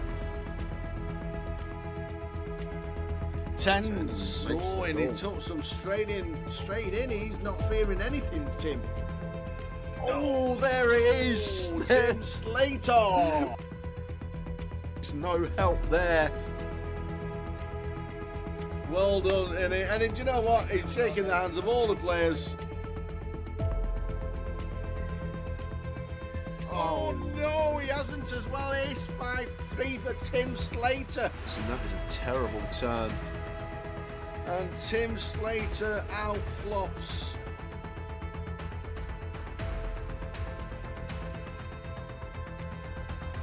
not the start we wanted.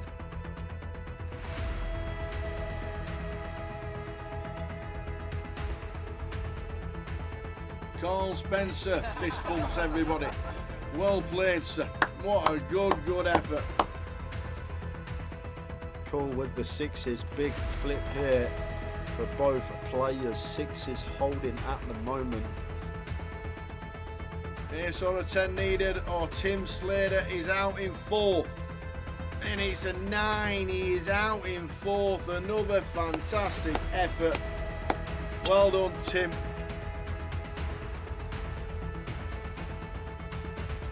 Oh, that is not good. He's dead on the flop. Sixes about for the Kevin Allen.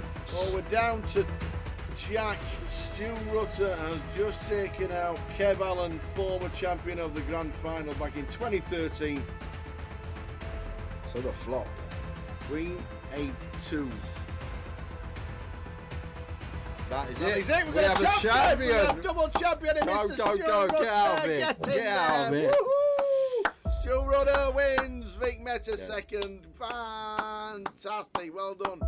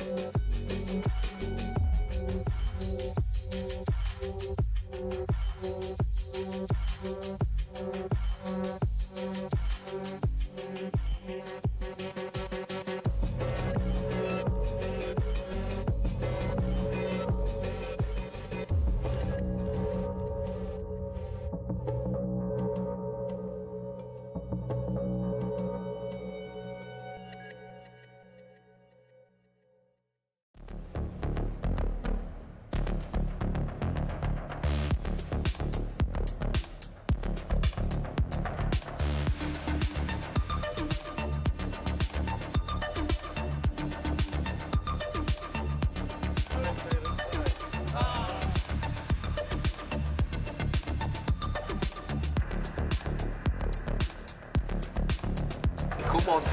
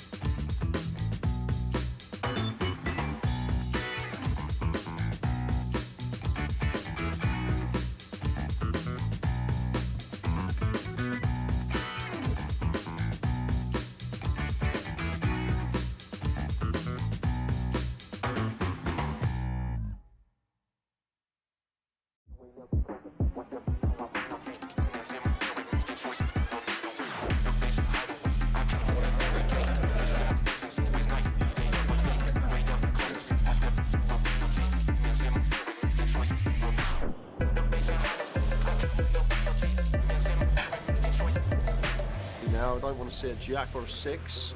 Oh! Jeez.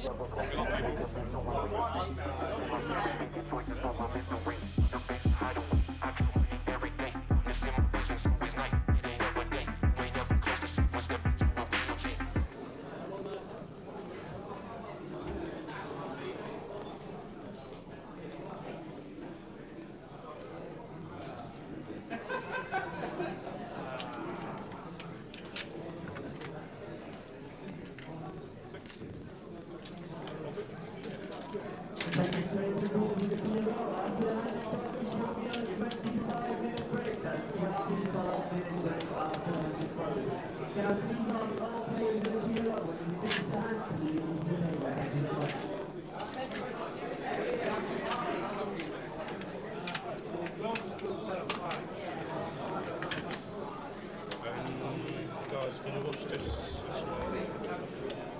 500. That's alright. 500. All good? Thank you.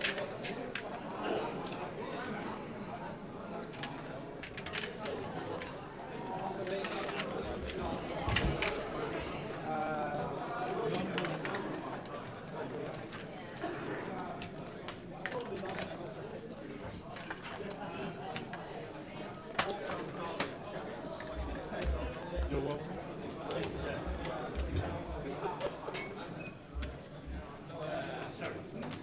Oh, thanks for the massage. We're all mad for it.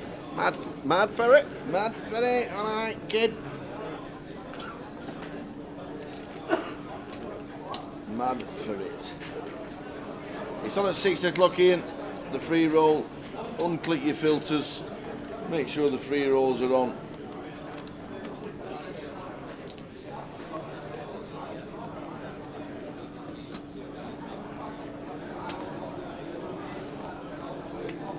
Mad for it. MADFERIT. And yeah, technically it's spelled ferret, but it wasn't referring to a ferret or an animal. Jay was. I was. I even said it's an angry animal, spelt wrong. That's exactly that's the clue I gave him. I said angry animal, spelt wrong. Mad ferret. And if you got it as a Manchester terminology, there we go, mad for it.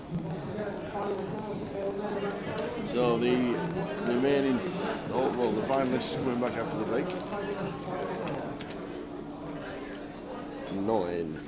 9. Nina from Pasadena. In seat order, there they go. Vince, 2.1 mil, still chip leader. James, who was chip leader overnight, down to 350. What's happening in there? Is there a break? Is somebody fine? What's happening? What's going on in toilets? Dean Hutchison, Rob Duras, Paul, Tom, Lee, Jamie, and bidding 9 million. Here he comes. Here he comes. The man himself. We've got a beeper this session. One of the best pool players. Dear oh dear. One of the best pool players in. That's it. One of the best pool players in this actual bit here. You are. Out the three of us. You are. But I'm guessing you've played a lot in your time. At a high level. Yes, but I'm saying, like, what do you do when you have to skip school? Well, there's not much else. Space Invaders in my day. We used to play 7-card brag.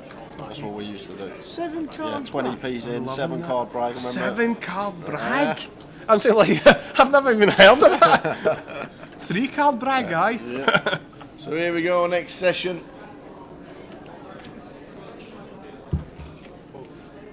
Short session for the first time, and then the break schedule was in. So right, I'm gonna put it out here just now. Yep. I'm gonna go Tom to win the whole thing.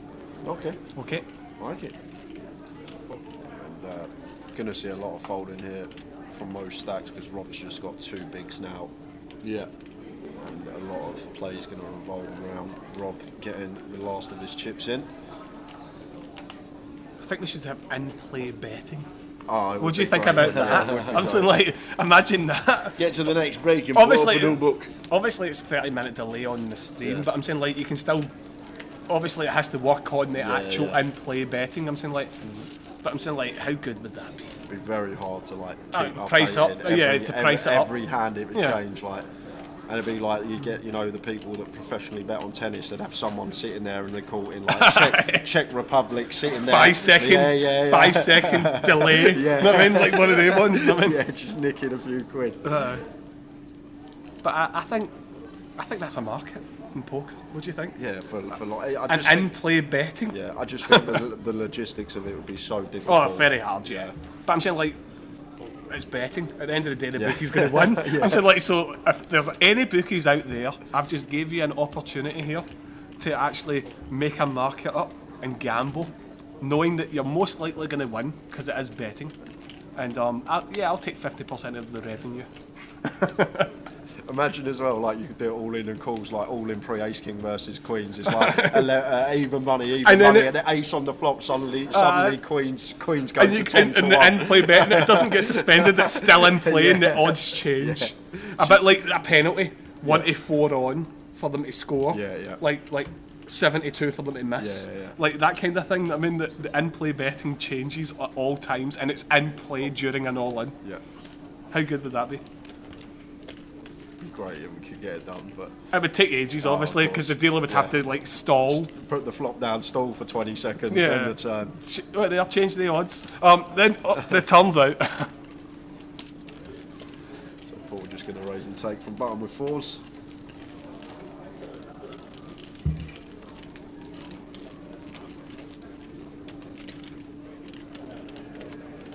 Yeah, so I'm gonna.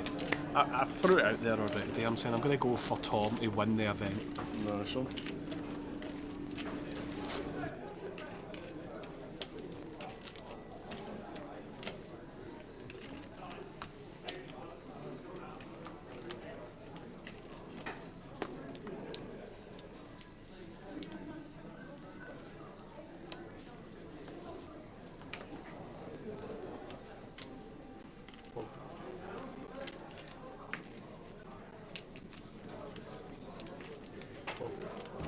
Seven card brag was insane. 50 pence a man. You must make 2 3-card hands and throw 1 card away. Yep.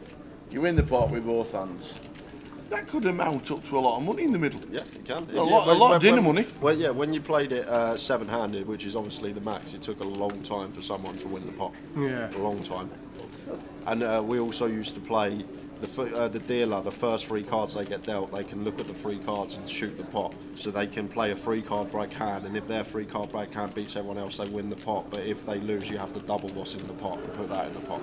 And this was at school? This was at school, yeah. We used to play 20p. This is 6th form to be fair, but yeah, we used to play 20p. 20p a hand.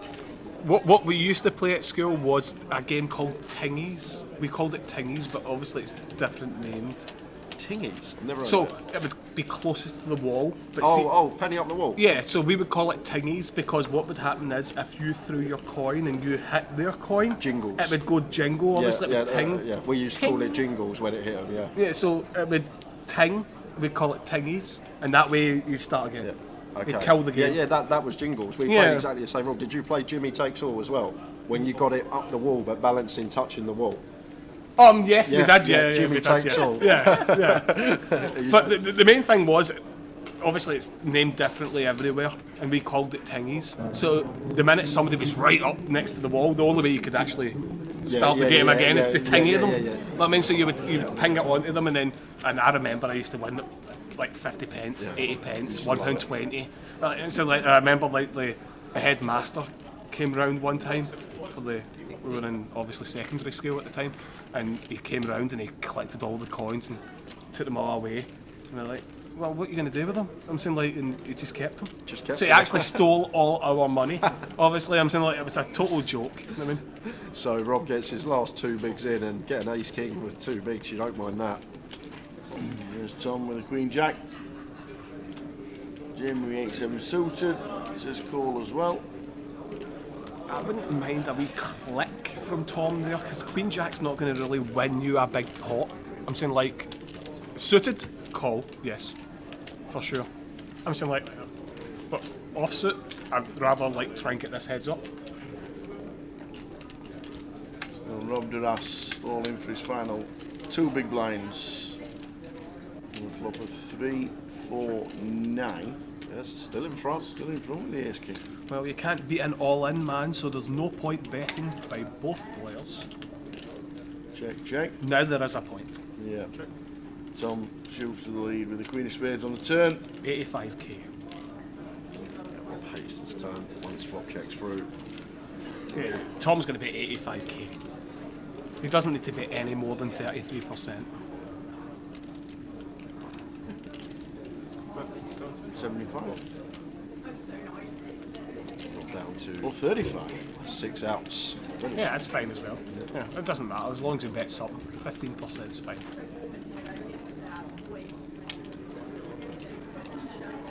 Is it going to be the end of Rob the Russ's run? Final table here in Manchester, 4th in the National Poker League last year, but Rob Duras exits first off the FT for £8,800. Well played, sir. Very consistent. Matthew Massaro says that it was just rake the teacher was taking for you not playing. That was, yeah. It It was a lot of rake. Trust me, it was a lot of rake. And yes, Jay, we did. He had King 7 of clubs. Yeah. Tom. When his cards weren't showing, he had King 7 of clubs. I did say there was no bluffs, and you did actually get his hand nailed on. You nailed his hand.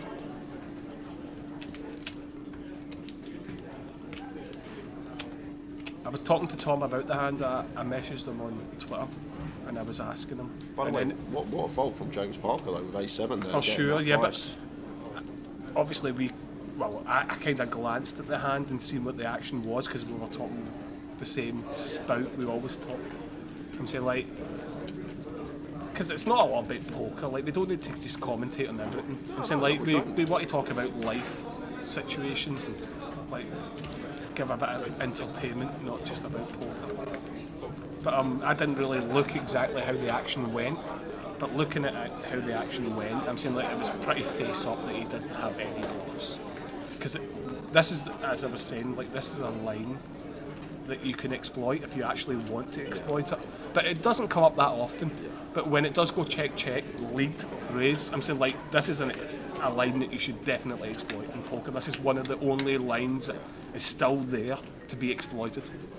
So if you're watching, guys, and Ludo don't know who you are, if you're ever playing against him at the table, when don't do it to me, please. If flop goes check, check, and he leads turn, just raise 100%. Yeah. Like, it doesn't matter what your hand is. It doesn't matter. I'll pick up a live tail and I'll call. Well, I done that the other day on the stream yesterday, and it didn't work out well. The boy done very well. He gave me off a false tail. The old reverse live tail. He did indeed. That's why I called. The problem was I don't have any numbers on him. I don't have any hands on him. I've never played against him. I'm pretty sure. So you're kind of just going with the feel. Yeah. You know what I mean? I was going to snap fold. I said I'm going to bet fold this. Usually I stick to it, and then I change my mind. So you've seen me do it on the stream before when I go bet and then something happens and then I just snap fold. Like I done it against Cal. Remember when I had a backdoor the nut flush on Blackpool? I see so many hands, Ludo. Yeah, but in Blackpool, remember when I was barreling King Queen of clubs against him and I backdoored the flush, and he had the full house with aces. I don't know if you remember that. I can't remember it. And I bet the river and he's jammed and I snap folded. Vince goes for 30k here on the end with the King 7, little one big blind block. And Paul going to make a decent laydown. Didn't put a street in there. Queen Jack. Did you see the final numbers in London? 972. It's going to be a lot. I reckon that final table could still be going at about 9 this morning. Well, 9 tomorrow morning. They might come back Monday. They might do. They might decide they'll come back on Monday when they get to the FT. 972 runners for the 25-50, a new record. Absolutely insane. Well done to the floor and all the dealers. That is huge. That is huge indeed. I wonder if anybody got served at the bar.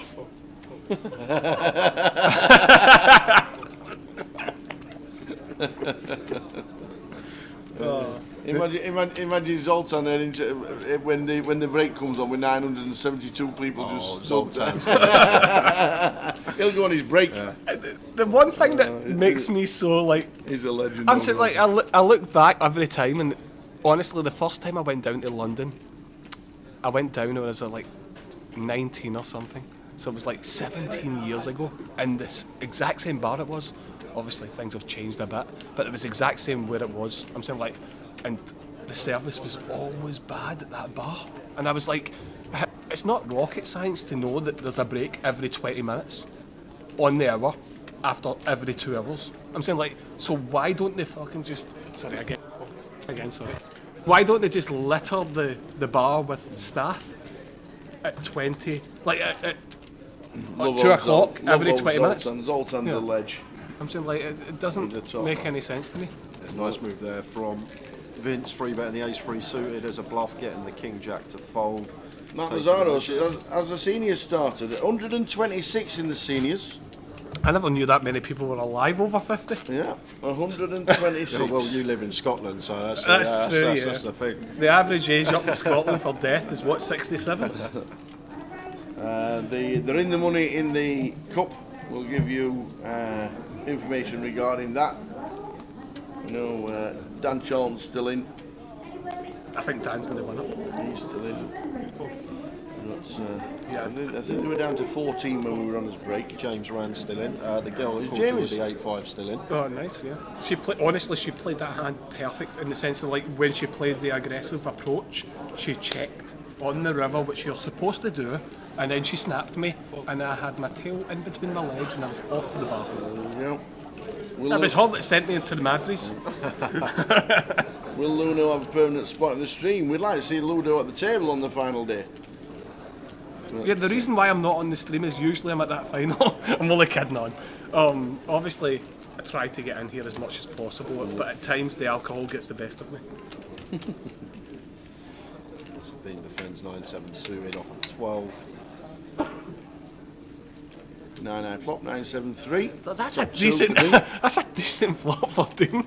Top 2. Considering like he's unbeatable here, basically. 1% for Jamie. Any chance of a check call rather than a check raise? He should probably still bet this, yeah. Can Dean find a call? Go for it, Dean. Find a call.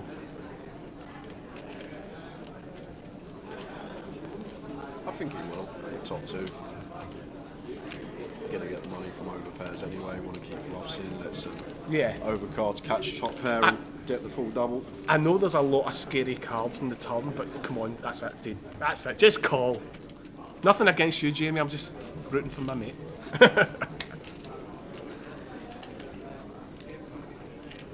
Now he can lead here a bunch, but again, hopefully he doesn't, because obviously he's got ace queen. Seen a lead. Disaster.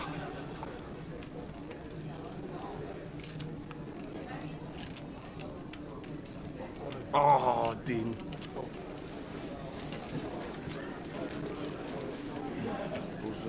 Moves up to 5-5-5. Just under 20 bigs. Jamie Brown now shorts with 9 bigs. Yeah, Dan Charlton is still in the cup.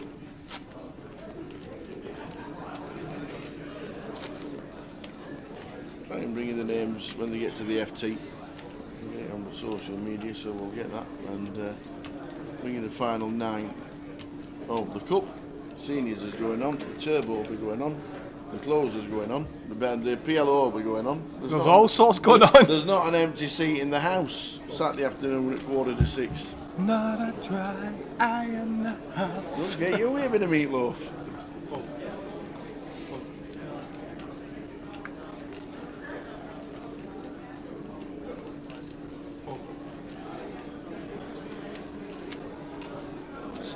James can't do much. To Dean. Small.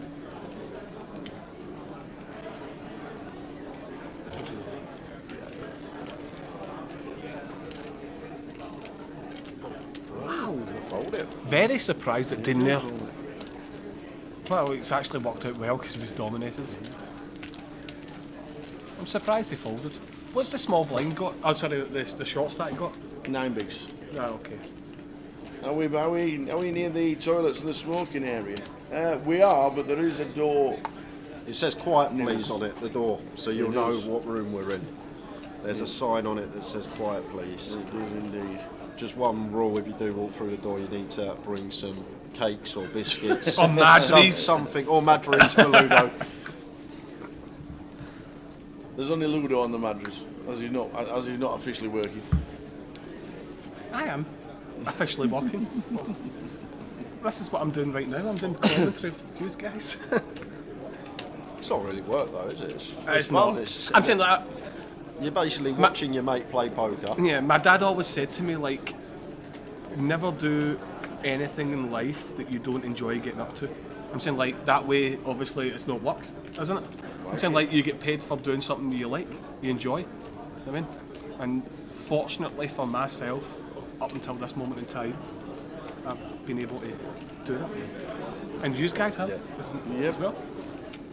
Well, Wallyback, not been in Berryhill Road for years. Well, if you know the door right at the bottom where Tony, the maintenance man, sits in his in the void, that's where we are. Big card room, 25 tables, all in use. Asbestos everywhere.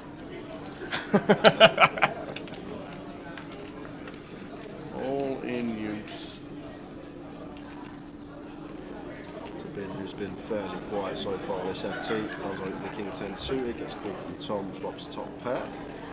Did have really small sizes on the King High Mono on an FT. 40k maybe, quarter pot. Good question.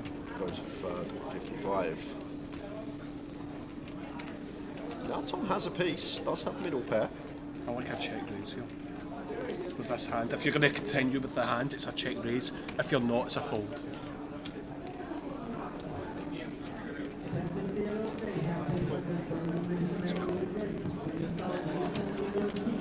I hate these. Honestly, these are so hard to play, these hands. When it comes like 3 clubs or whatever, I'm saying, like, it's so hard like to play these hands. Especially out of position. Yeah. Check call from Tom, Jack of Spades on the turn. Because, like, if you check raise, at least you know if you get called, he's got a club in his hand, right? You know that for sure. So that just kills it off. If you check raise and he's got like 8-9 of diamonds, he folds and you just won the hand. I'm saying, like, I'd rather check raise the hand and just get the hand done with. So it's one check raise basically. Again, it's exploitable if you want to float. I'm saying, like, but you can't really float without a club. You know what I mean?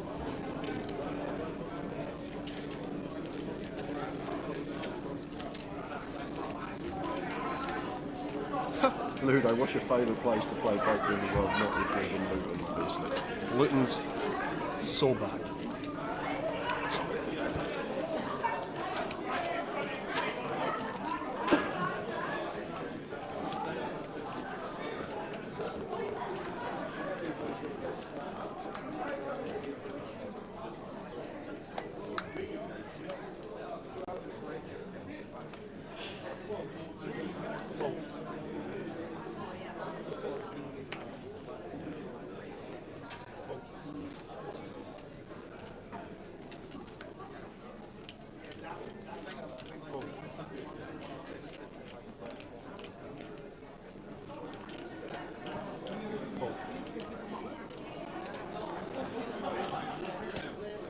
Yeah. Do you still play online? I do. As the question comes in. I do sometimes, but the problem with online poker nowadays is obviously, like, playing your iPoker, playing your Grosvenor and all that, it's totally fine. The minute you start moving up in stakes, I'm saying, like, when it comes to like Poker Stars or GG or whatever, I'm saying, like, the problem you start going to 1Ks, 2Ks, 5Ks, 10Ks, 25Ks, it becomes dangerous because when there's money to be made, people will do anything they can to make money. Yeah. Right? So, like, obviously you've got your real-time solvers and all that kind of stuff, and you've got your AI these days. I'm saying, like, AI's so fast developed that not just about RTA. I'm saying, like, real-time assistance. I'm saying like it's not about that. I'm saying like even like Ike Haxton years ago was talking about the fact that they made a dream machine, and the dream machine was coming up with these calculations that were on the spot. I mean, like, so these things were happening right away, so they were managing to figure out situations quickly, and that was 10 years ago. 15 years ago. So what can people do now that we've not heard about, and they're keeping behind closed doors? I'm saying like, so online's very dangerous. I'll keep to the 5 to the 30s to the 110s. It's like, do you know the Apple Vision Pro that's just come out recently? Do you know when they started developing that? I read it the other day. Yeah. 2007. That's what I mean. So in 2007 they started developing. Because Ike Haxton was talking about the Dream Machine like 10 years ago. And when he's talking about the Dream Machine, he's talking about a situation where it's a solver that works out a situation within seconds. You know what I mean? I'm saying like, so they had the Dream Machine 10 years ago, 15 years ago. I'm saying like, and now obviously we know it as real-time assistance, RTA. Like, imagine the technology in 2017 years from now, what they're developing now for 17 years time. In 2007 when the iPhone was just coming out, they're developing the Vision Pro, which is like insane. But again, I'm saying like, talking about this situation, obviously I'm not trying to reflect in the sense of like letting people like not be willing to play online and enjoy the game. I'm saying like, you've just got to be aware of the games you're playing in. If you're playing like, obviously if you're playing the closer £110, I'm not just saying this because I'm sponsored by Grosvenor or whatever, but I'm saying like, if you're playing the £110 game and the closer or whatever, obviously it's not going to play any part whatsoever. If you're playing like the Sunday Million 109 or whatever on PokerStars, it's not really going to play that much of a part because the field's that big. Obviously if it gets down to the final table, people might start looking at things during play to help them like get on with the game. But in general, I'm saying like, you just don't want to be touching small field buy-ins when it comes to like a large amount, like 1k or 2k or 5k buy-in or something. Are you allowed to get aces on the small blind? That's not too bad. Lee Tatters. I might have gone for complete here at a bigger frequency. Wow, and Jamie's got King Queen.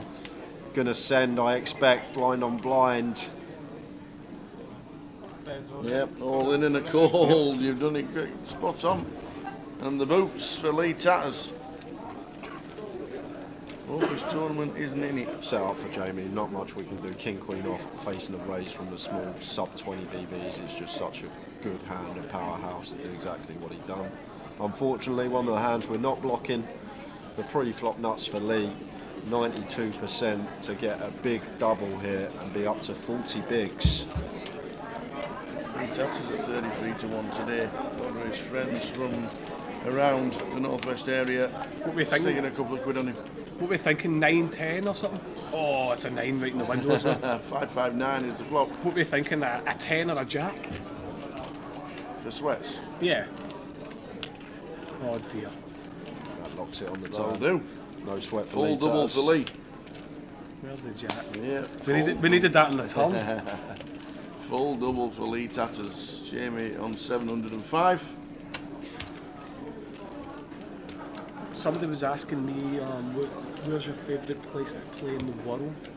Not including Luton. I don't know if I answered the question. No, you didn't. I'm saying like Australia. Yeah. The best place I've ever played is Melbourne. Of the Aussie Millions. Aussie Millions, yeah.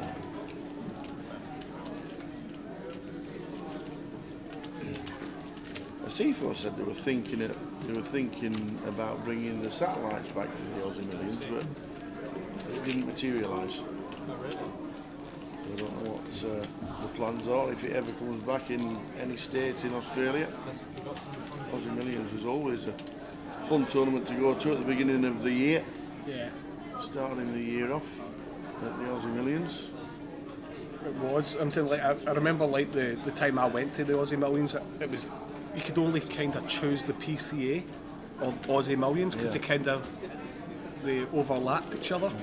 And obviously one year I went, okay, I'm going to Australia, I'm going to have to go to this event eventually, and I'm thankful that I did go, obviously, because it's now ceased. I'm saying like it doesn't exist anymore. No, not at all. Yeah, I'm the same as you, Bo. I always wanted to play Aussie Millions, but never had a chance to get out there.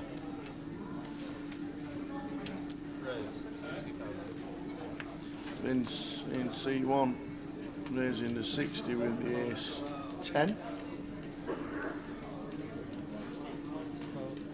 Gold Trotter built his stack up nicely. Out of the way this end. What is your biggest score to date, Ludo? 680,000 on GG Poker.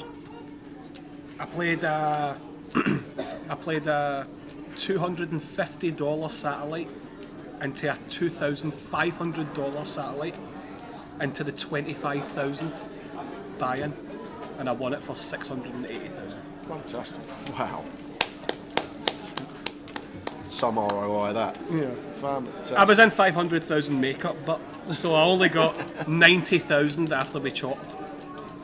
So there's a story for you. The password is mad for it. MADFERIT. Or as Jay said, it was a mad ferret. Still is a mad ferret. Mad for it. If you're from Mike, you'll know why. Mad for it. Someone type it, please.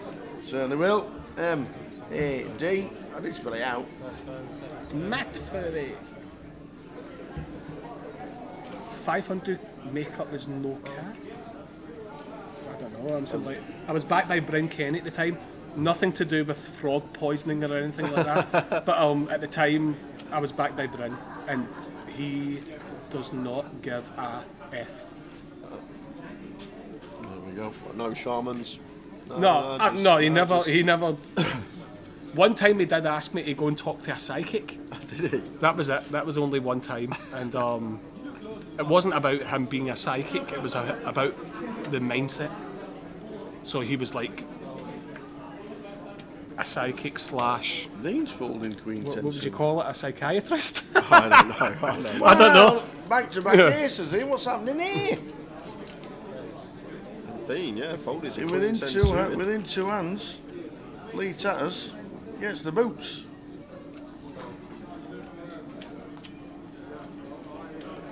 Oh, when Vince is ace through suited, is it going to get action? Indeed. Do you know what as well? Like, he might 3-bet this. I think he's just going to. He's going to call, yeah. Like, it 10 the offsuit from the big blind. It's actually fine to actually squeeze this out the big blind as well, but obviously he's went for the call. I don't think a lot of people, enough people, actually pop it here. What a flop. This is an interesting flop. What's it, the wheel? The Vince? I see a big pot here. I see a big pot here. I see a check raise sometimes.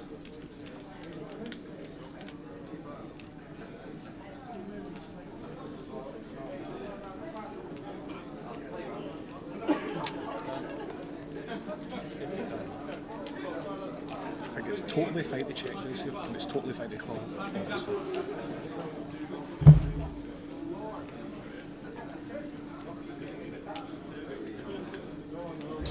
Better 50 from Lee.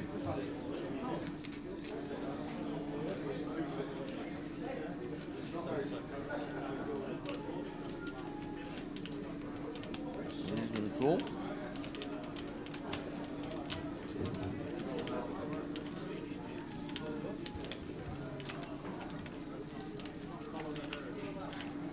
Really wanted to see a diamond on the turn there. Lead. The 7 of clubs hits the turn. Give it a wee lead. This is a card you can definitely lead on.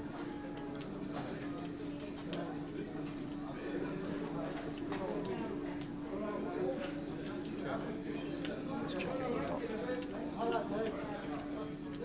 He's got to bet.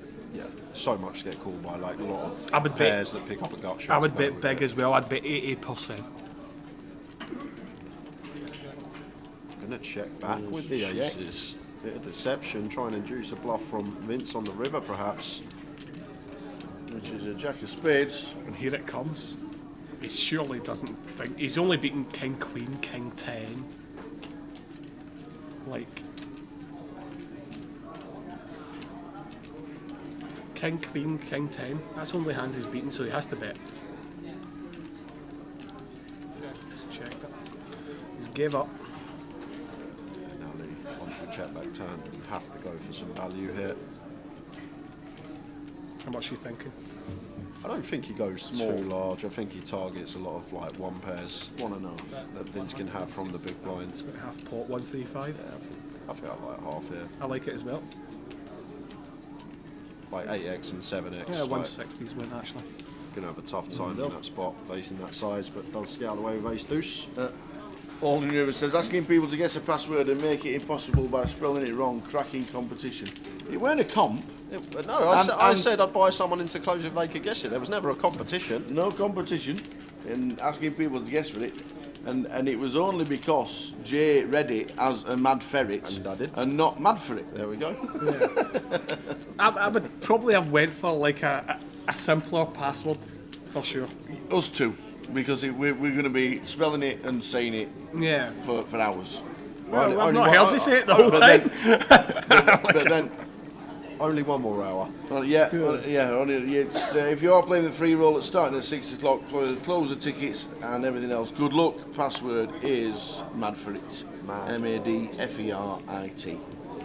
Mad for it. Gonna be mad for it. Here's a good question. How did you end up getting backed by Bryn Kenny? Did he find you? He was buying action off me. So on social media, he would message me on like Facebook or whatever, and he would buy action off me. And then we eventually met up in Nottingham, of all places, in Dustle Dawn. Yeah. And then we sat down, and after that he backed me. Cool. He actually came to Glasgow one time, Bryn did. It was quite funny. Because he's quite a baller, you know what I mean? So like, you don't really want to be going to a place that... Like, you know what I mean? Glasgow's a bit like Luton to Bryn, you know what I mean? What's everyone's problem with Luton? I've got a big problem with Luton. I think they should remove it off the schedule and just have 2 Manchesters. Oh, it would be great if you could pick the Luton casino up, take it out of Luton and like drop it somewhere 100%. for a different location. I don't, obviously, I'm only having a joke here, but I'm saying I don't mean to be bad towards Luton, but I'm saying like it's just to be fair, I think it's an obscure place. There's not much to do there, is there? Like when you have your day off, when you bag on Thursday, you like to go like Manchester. So much to do in the city. Yeah, Leeds, of course. so It's much more Edinburgh. central. It's more like accommodating. You know what I mean, it's much better. Mad for it. Good luck if you are playing the free roll. It has started.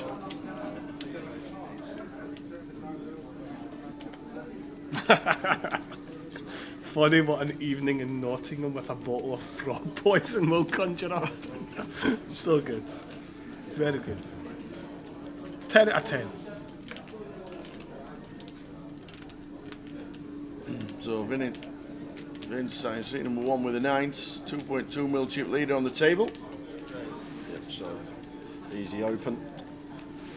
Well, to answer the question, Josh Bell, did he have you doing yoga and licking toads? He messaged me during three-handed play when I won the event on GG to do a deal. Just going to head back to the... We'll come back to that story in a second. We're not cutting you off, but James is all in. All in. Shoves the ace deuce here for 7 bigs over Vince's button open, and Vince calls with the 9s. James Parker needs help. James Parker sat in seat 2, was chip leader. 1.2 mil overnight. Ace deuce. Can we get out of this one? I think Vince is due to lose one, isn't he? He Come is on, due, he is due, isn't he? I think he can take this on the chin, can't he? 10% of his stack. Jack 10, 4 of hearts. 4 of hearts, 3 of hearts, king of hearts, queen of hearts. Yeah, he's got a few outs here. Well, a 4. 4 of spades does pick up additional equity in the form of a will. Or an ace needed, or we lose James Parker. And it's a queen of hearts. So James Parker busting out. Well done, James. Great effort. Chip leader overnight, finishing on the final table in 8th for £10,400. Well done, James. Right, carry on, because I'd like to listen to the story as well. I'm saying, like, going back to the question that Josh Bell was asking about licking the toads. Yeah, I'm saying, like, I was 3 or 4 handed in the 25k on GG, and he was asking me to do a deal. But in my opinion, why he was asking me to do a deal was to make sure he could hold on to me, because that way I was still in makeup. So I'm saying, like, I said, listen, I'm playing the game. It's up to me what I want to do. Yeah. So I went and said I'm not doing a deal. So obviously I continued playing. Then I got heads up with Giraffe Ganger. Obviously we all know Giraffe Ganger. Yeah, obviously. I'm saying, like, so I got heads up with him and I'm very pally with him. Is he a tall guy? The one that's smoking on stream all the time. Yeah. Oh, right. He's got the best, in my opinion, he's got the best content online at this moment in time for live streaming. I'm saying, like, he's got the best content. Anyway, so I got heads up with him and we split it, and then I won the event. Sweet. Back to the table. Tatter's got 9s now. So that answers the question, doesn't it? Yeah. Because you couldn't ask me to do something that I didn't want to do. That's basically the question. Like and yes, I don't like yoga and I don't like licking toads. Evening, Donna, watching in Florida. In the Florida sunshine. Oh, how are we doing, Donna? Enjoy the winter sun. Stop slouching. So listen to this. I saw Donna in Nottingham. She come up to me. She's like, "Oh, hello." She goes, "Bloody hell, you're tall." She goes, "I thought you were a lot smaller than that," because I'm always slouching in my chair, and obviously next to you, she thought I'd grown 6 inches since the last time she saw me. She couldn't believe how tall I was. Yeah, because Tim was a big chap. It's a machine, isn't he? And because I'm always leant down like that next to him, it looks like I'm tiny compared to Tower. You're slouching. He's only an inch taller than me, Tower. Yep. There we go. We've got a guy here that's got back into tournament poker. You can thank Ludo for making me play my first poker in 4 years. Nice one. SID. Sid. CID? SID. CID. You don't want to see them. That might be Psycho Sid. Reach for the stars. Hope you enjoy your trip to Florida, Donna, and we'll see you soon, whenever that may be. We're on 7. Gravy Boat for my GG name, but I've not played on GG for ages, like 2 years or something. I was playing on it all the time during lockdown.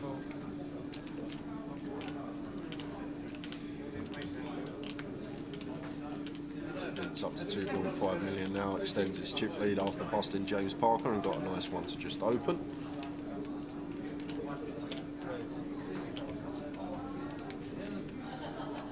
I love these hands, honestly. Probably my favourite hands in poker, like to actually like experiment with. King 6 suited, King 7 suited, King 5 suited. Well, Tom Hall was telling me the other day how you can squeeze jam King 7 off for up to 40 big blinds from the big blind. Yeah, he was giving me the offsuit. He was telling me about the superpowers of King 7 off. Well, I knew the superpowers of King 6 suited years ago, because in 2013 when I won Marbella, hashtag thin brag, but I won Marbella, GUKPT of all places, because it's a United Kingdom poker tournament. It's held in Spain. I won it by basically winning a big hand with King 6 suited. Yeah. I opened, I got 3-bet and a 4-bet jam King 6 suited into Ace King and Spectre 6. So that's when you Happy knew. days. That's when you knew this was the hand. But even then, I knew it was a fucking powerhouse. Again, I dropped the F-bomb. I apologise. Every time Ludo drops an F-bomb, we'll donate £100 to charity. Is one F-bomb close to being kicked out the comms? He's got 6 Madry tokens. We remove a Madry token every time he drops an F-bomb. We've got the more professional, conservative kind of pro. Substitution.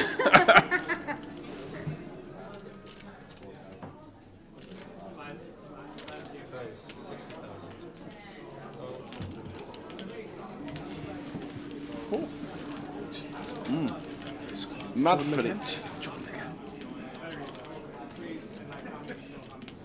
Mad for it is the password. MADFERIT. Mad for it. It's a strange password, but it's basically a Mancunian term for having a good time. We're all mad for it. And it's not a mad ferret like Jay thought. I would have thought that anyway. Did you think it was mad I ferret? know that. I just read it there. That's what I read, yeah. Mad ferret. The thing is, not mad for it, like F-O-R. Yeah, but we're in Manchester, so it's mad for it. So you don't spell it how it's supposed to be spelled. Yeah, that's the thing. The minute you went and said that to me, I was like sitting here saying to myself, this is quite confusing, because it's going to be hard for people to spell it exactly. Yes. I'm gonna. Yeah, they've got I will email. I will email the boss. I will email. 4 runners. What? I'll email exactly. I'll email the boss and say, "Excuse me, can we have an easier password?" Or else I'm gonna have to write it down and just stick it on the camera every time somebody says, "What's the password?" Yeah. Next time the password will be password. Yeah. Just for ease. 10 of diamonds for Dean. Dean gonna try and... Yeah, it's checked all the way down. Tats in the big blind defending. Pretty standard with the 5-6 of clubs. Is Dean going to try and check this again? Yes. What's he trying to get value off it? He's going to have a stick in a little. If he bets, what's he trying to get Stick in value a off one it? chip I think he 25 should check. It's easier for us to say because we can see the cards, but I think you should check. Where's last twice? Has he last act? Yes. Okay. Oh, it's hard to check and when you're last. It is hard to check. It is hard. That's the only reason I'm here. The only reason I'm here is that's a belter. Is to keep the F-bombs to a minimum That's a belter. and make sure that we know where we are on the table. Another Madrid. I wasn't even looking at the button. I just thought he was in position. So out of position, actually. Katie Smith's come to join us. Yeah, You've had time to reflect the ace-5. What are you thinking? I don't think it was the ace-5 that cost me. I No. think it was other hands. You still could have folded? Yeah, I could fold. It weren't the ace-5 that cost me the comp. It was I didn't play well enough today. I didn't play well enough to make the final or to win it. I felt like I was recognising spots but not taking them, and you can't win comps playing like that. You can't. So yeah, totally my own fault, and just take some lessons from the experience really, and then come back stronger next time to actually be in contention with one of these big ones. So yeah, no, thank you to everyone for your support and well You're on wishes. the phone a lot today as well.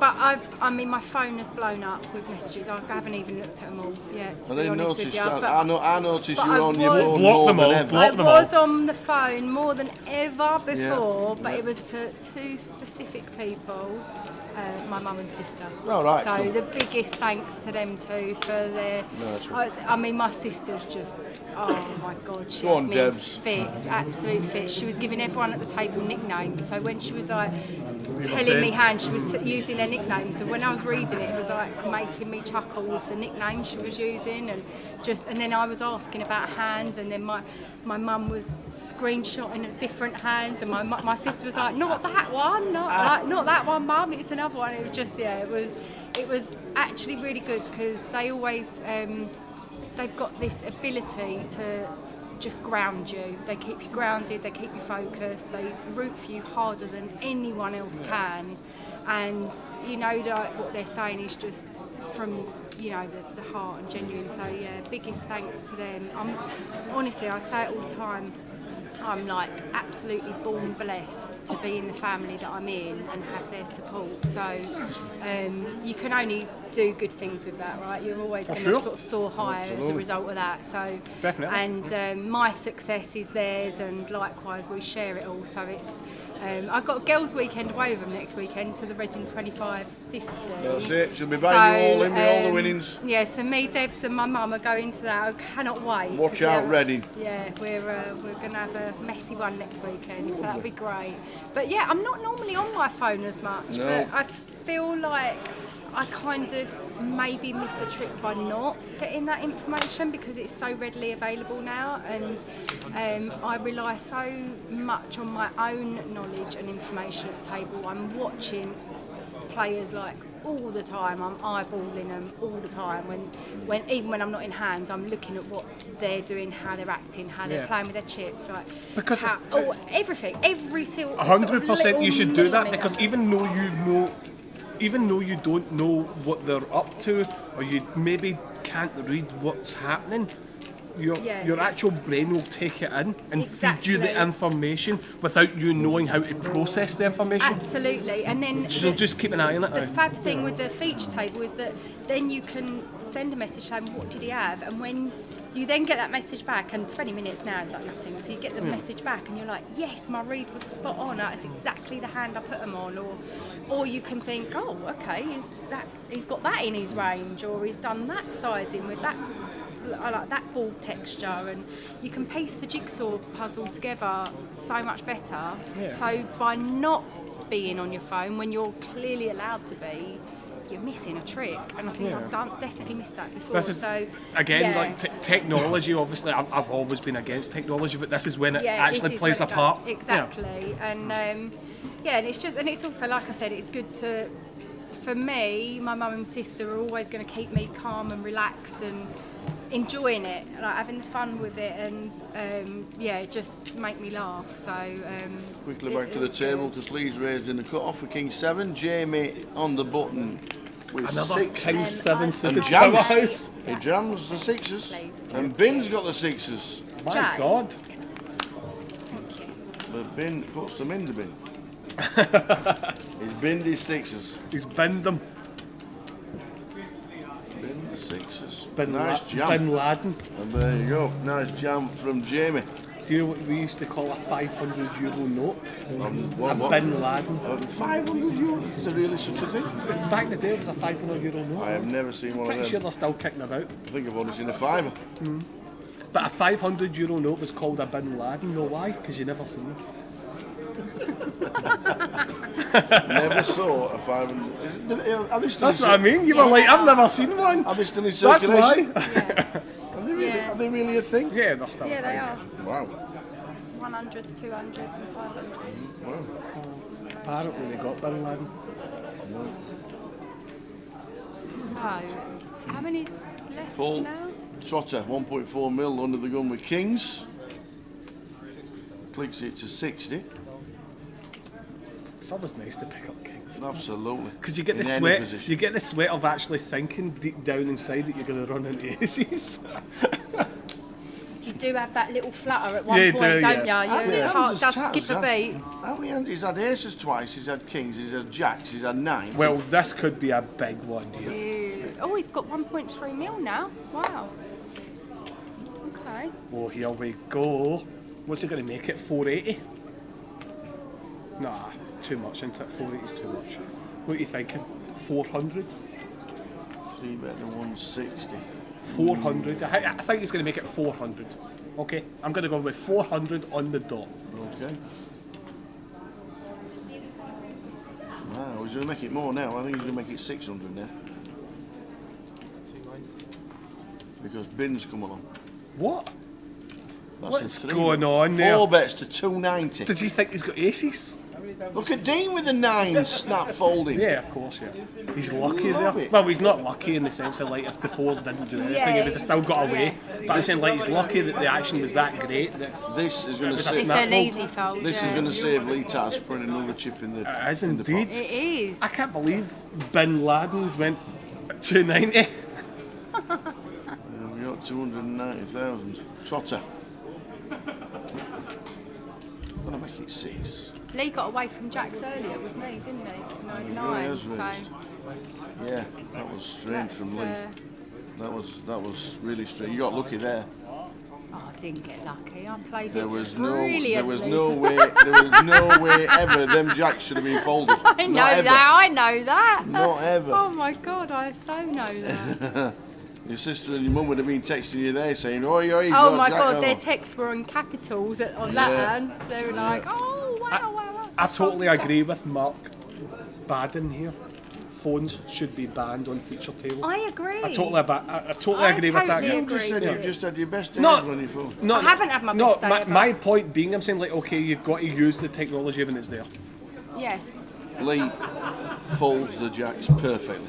Absolutely perfectly folds the jacks. Saved him. Sweet enough, mate. Come on. The better 4 than that, bet surely. with the 4s has saved Lee Tatters. And he will know that when the guy's watching the stream.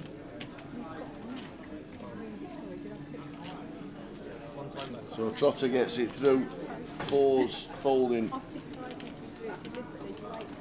Lee will realise in 20 minutes that the hooks and the 4 bet saved him. Vince Melly still chip leader in seat number 1. It's you say that about the phones. I said this for years about I've played on feature tables, you have as well, where they take your phone away from you and you're not allowed it at all, and you're not even allowed your music on in like an earpiece, like nothing. And actually, the first time that happened to me, it really threw me. It really cost me that comp, really, because I was never used to playing without music. So then from then on, I practiced. Was that in Nottingham? Yes, it was. Yeah. And it was just, it threw me. And it was, after that, I practiced without playing music, because I thought if it happens again, I don't want to not have had the experience. Because it mellows you down and just gets you relaxed and not over anticipating things. Yeah, and I don't know if Towers mentioned it a few times. I play the same song over and over as well for that exact reason, so that I'm completely can zone out. So by any chance, what is the song? Oh, it's always a different song. It used to be the same song all the time, but a few years in, that kind of wore thin. So is it classical music? Is it what? No, it's just like a pop song, like a song, but it's always a fairly mid-range one. It's not too slow, not too fast. It's just something that keeps your tempo calm, and but it just has some sort of subconscious element to it where I can zone into that. Like that. Doesn't get you overthinking anything, gets you on the... No, but if it's more for when I'm in a situation where someone's trying to get a read on me, it's going to be harder for them because I'm not even in that. I'm not in the room at the time that they're trying to get a read. You're zoned in for them not to be zoned in. Guys, the comp on. So that's that. But I agree with the phone rule. We like people using the phones to tell everybody they're on a GUKPT real live stream. That's what we like. And I'm not saying to do it. I'm just agreeing with Ludo here. Again, I'm saying I'll say it, even though you don't want me to say it, Trevor. Well, I don't mind. You say just no F-bombs. Yes. Or C-bombs. I don't think phones should be allowed. No. There's different certain situations.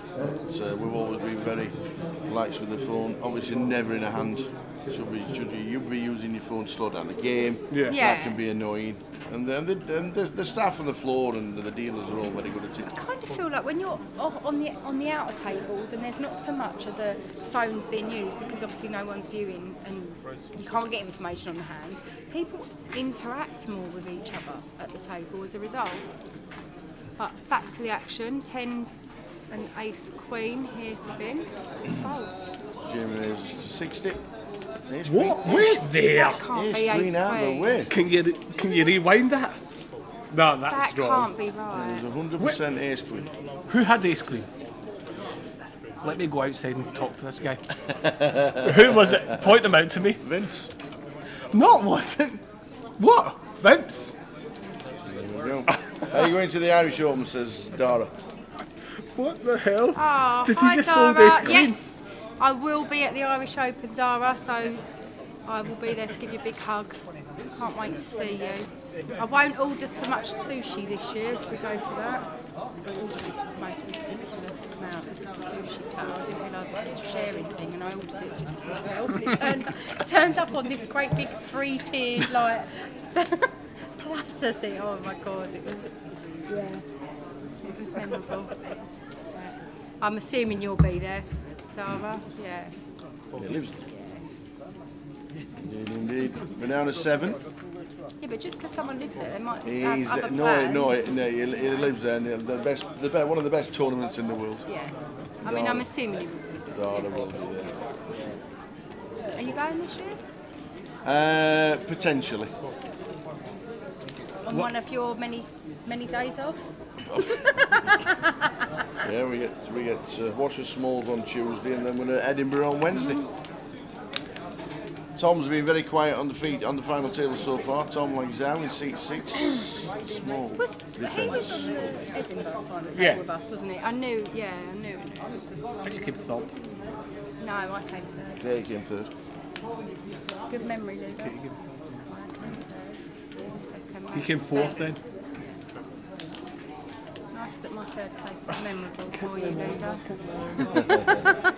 Don't, You knocked me don't shoot out. me down. You should remember. Don't You shoot me knocked me down. out. Flop time, 9-8 deuce. Rainbow. Check. Big blind should bet here. I don't expect Tom to bet at all here. There's no need for him to bet.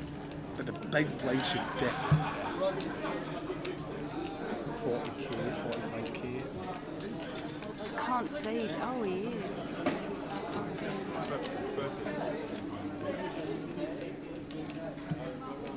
Tom should call. He's been pretty snug on the final table, to be fair.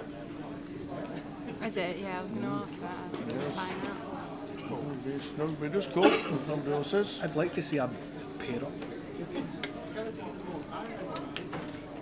Queen of clubs on the turn. Let's go check.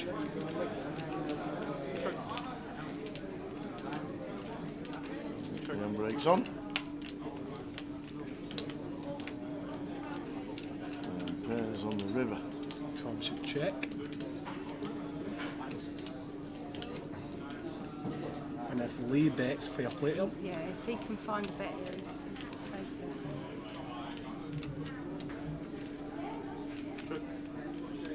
Do you think you'd have to go pretty sizable to get Tom from goal? Half pot's fine. Tom having a 6 in his hand, I'm saying, like, obviously he doesn't know that he's got a 6 in his hand. Does play a big part. I think he'll go big rather than 30. yeah. Good Yeah, size, great good size. Great size. I actually prefer that to the half pot size. I think half pot above is fine. Because, like, Just don't think half pot is getting any. I don't know if king high. I'm saying, like, Tom kind of beats, like, what, 10-7, 3-4, like, backdoor wheel draw. I'm saying, well played from Tom. Sorry, well played by Lee. Up to 40 bigs and 1.2 mil. Good play from Tom as well He's there. still got the chip lead, but. See how this closing in a little bit.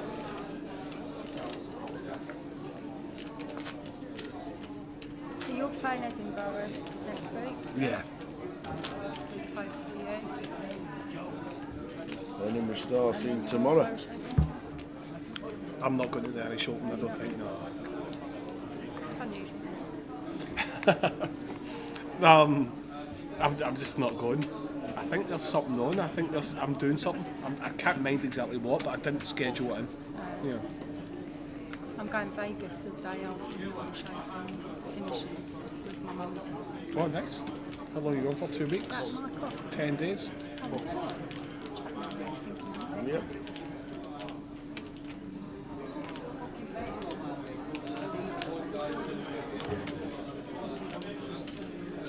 Tom on the button.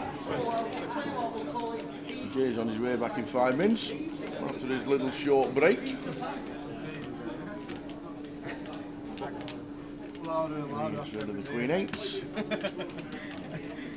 Jamie's been pretty snug as well. Yeah, there's been a few players that have actually been very tight in the last, 1 hour, 2 hours. Jamie, I played with Jamie yesterday and like first thing this morning, and he came across as on the tight side. Ace 10 7 flop. Flop's best. Like to limp small blind a lot and just. What's the comp called? Can't find it at all. It's a free roll. It's the live stream free roll. Untick all your filters if you're looking for the free roll. It's just started, so it started at 6 and I'm not sure how long late ready's for. It's usually an hour. But untick all your filters and it'll be in the lobby as a live stream free roll. GUKPT live stream free roll, and there's closer tickets available, plus plenty of other vouchers as well. Let's see an 8-9 Queen or King.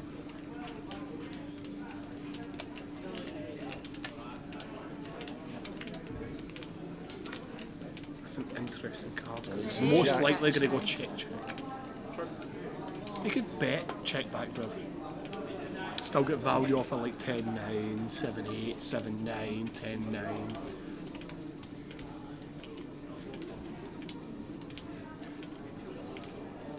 I assume he'll check back. Yeah. Do a check back and the 5 of spades on the river. I like a decent size, yeah. I like 80%, 240k or something.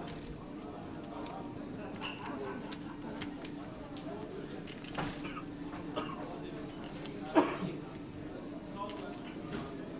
think he'll bet smaller just to try and eke that a bit more. He's got the nuts. I'm saying like the way the hands play, so Yeah, absolutely. I like to size up here. Yeah.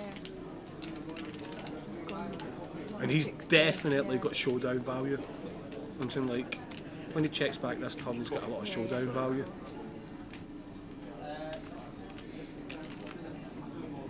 There we do. So Tom calls with the jack. Vince 2.5 mil, 84 bigs, 7 players left. Dean still on 20. Can't really do much when the blinds are increasing.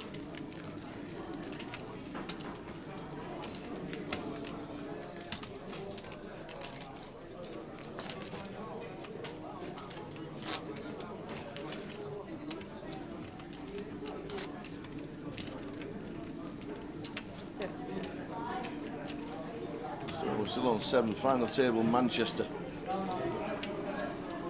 We will have a new champion.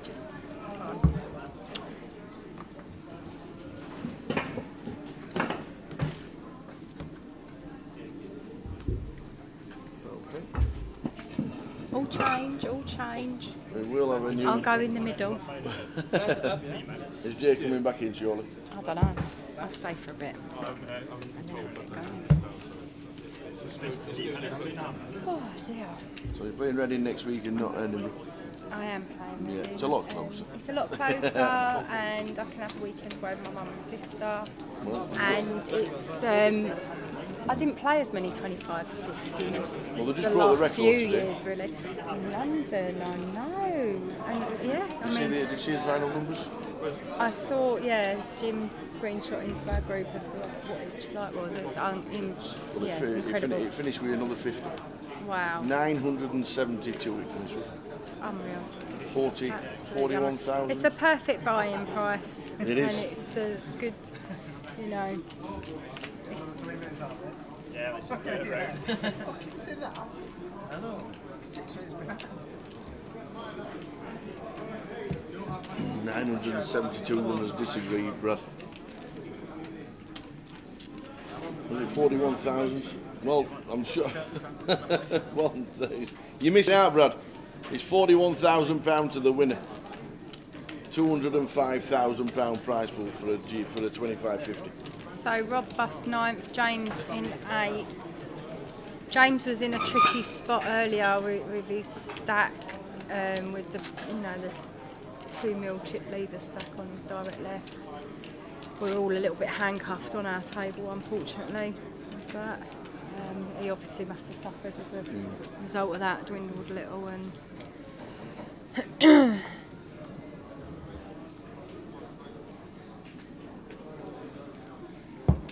so yeah, 7 left. Dino down at just under 20 bigs. Not much room for error for Dean Hutchison. One of the finest, one of the best 12 months of his life. Still plenty to play with though, 20 bigs. I see yesterday some people just setting fire to their stacks after the bubble burst with that kind of stack depth. Actually, the 16 to 20 big blind stack, they were just shoving way too loose, way too early position, and it was like, oh well, we're in the money, so now all in, and it's setting fire to it. So you're not going to do that at this stage for sure. You're going to pick your spots better. Legs out, making it 90 in the hijack. Jamie getting away. Vince, don't think of it defending the Queen 5 unless I know something different. Vince was defending super wide earlier. I don't know about now. Obviously, I haven't been in comms or been watching it for that long, so I don't know how he's playing currently. But I know with his stack earlier, he was. It was a different dynamic. Obviously, it was before FT, but he was calling a lot wider and then playing post to put pressure on as well. So 12,000 next out for 7th. Final table 7.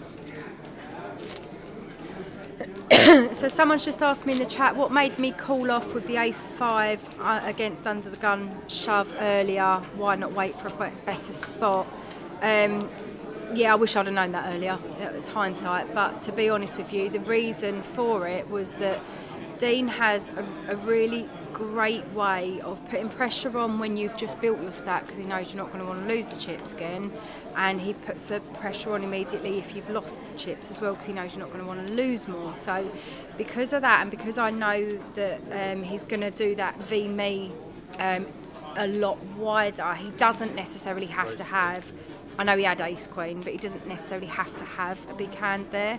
So I just looked down, saw the ace 5. It wasn't a snap. I mean, I did consider all options, but it's kind of, I had lost a chunk of the hand before with the ace 10 where I played that incorrectly, and I just felt that I'm going to need to go I can't keep blinding away. We were short-handed, 6-handed, and you just need to sometimes take those spots. And I didn't like the fact I'm calling it off, obviously, but I'm beating some of his range, so I just went with it, and obviously incorrectly. So c'est la vie. It is what it is.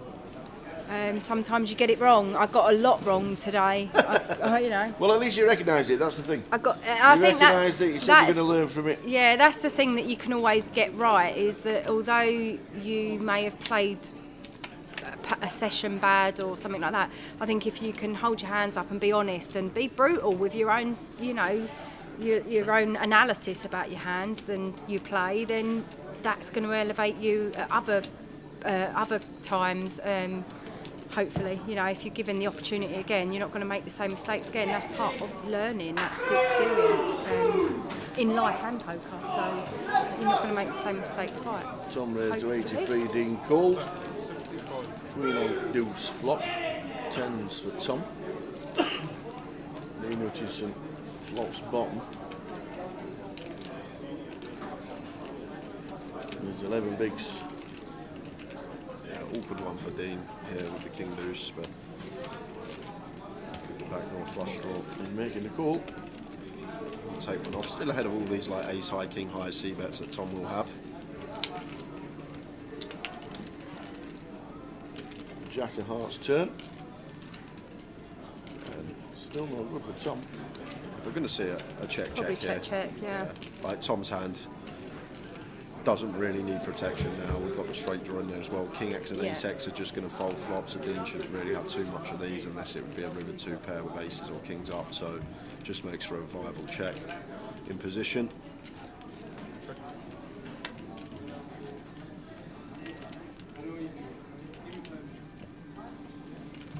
And 3. Something really interesting here, Katie. Like, yes, Dean has a pair, and we do beat some ace highs, but this is probably one of the worst hands Dean is going to have on the river, one of these deuce X holdings. And there's no real draws on the flop that would be just check calling. Bowie effect in the chat, bluff king deuce, question mark, there we Yeah. go. There we go.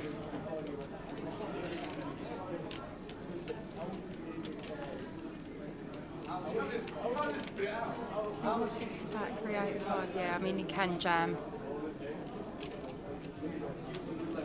Oh, he's knuckled it. I think that's the only one that would work though. You know, yeah, check that. Tens, take it. It's those spots that, like, I mean, yeah, Andy's going to recognise those spots more than most, but and not just recognise them, but take them. And it's that a lot of people will recognise the spot, but they don't take it. I didn't take mine today, and that's why I'm sat here and not there. You know, that's a huge part of the game, and probably one of the easiest leaks to patch, really, because it's just be braver, be bolder with your play. Just have confidence in yourself and, as well yeah, sometimes. Go with your gut, and you make your own luck in these situations sometimes.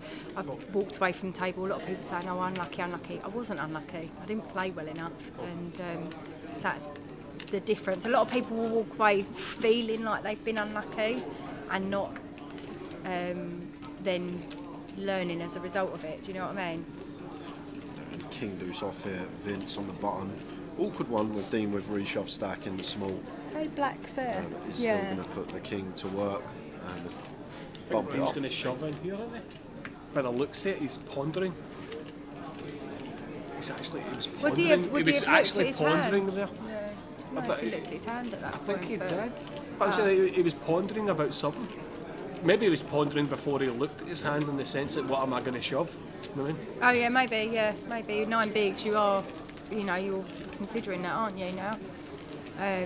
There is no ICM from Dean. No. The first hand he gets, he's in. As long as he's got fold equity, or you know what I mean, if the hand's good enough to shove. I mean, he's probably waiting for one of these blinds round the table because they're shorter. Yeah, and probably easy spots as well, if I'm honest. You know, they're going to fold wider than these blinds. Yeah.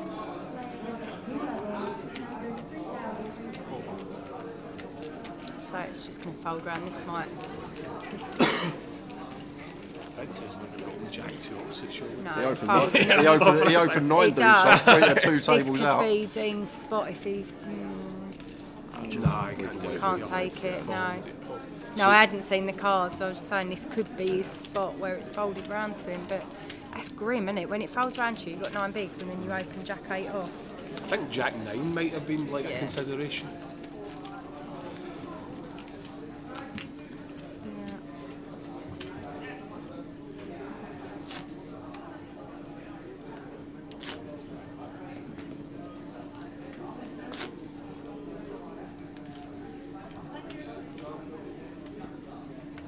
Yeah, possibly, Bowie. I'm saying, like, I think all options are available, to be honest. I think limp, min, raise or jam are all fine with Jack 9 off. Obviously Jack 9 suited is in, Jack 10 off's in, you know what I mean? But I'm saying, like, I think all options are available there. Connor Kelly says, is that not a mistake to not consider ICM in Dean's seat? He's still got ICM implications. I don't believe in ICM. The short stake. I've never believed in ICM. I'm saying, like, to the consideration of the flat payout that they've got now.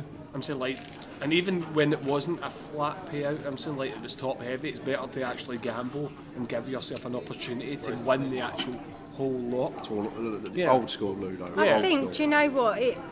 I'm a massive believer, and it does depend on the person. No one knows everyone else's situation. Yeah. No one knows everyone's, you know, finances or how competitive they are, or how many buy-ins they've had, whether they've satellited in, whether they're staked, whether they're back. Like, there's so many considerations. Yeah. But I'm saying, like, in the moment, I'm talking about in the actual moment, I'm saying, like, you can only perceive what you do. I'm saying, like, you only know what your consideration is. I'm saying, like, so in my opinion, I'm saying, like, I've got no ICM consideration. I think there's a lot more people that have ICM than what don't have ICM. I think, like, the younger crowd coming through, like, but I think it's nonsense. I honestly think it's nonsense. Honestly, I've never believed in ICM whatsoever. I don't think it's a thing, honestly. There you go, heard it from Ludo. I mean, I personally... The only time it becomes a thing is if it's a massive final table like the World Series main event. But even But then... for some players, this is their version of that. But again, I'm saying, like, I'm actually going to decline that, like, fact that I've... Well, not fact. Statement that I've just made there. Because the payments on the final table of the World Series main event are so flat as well now.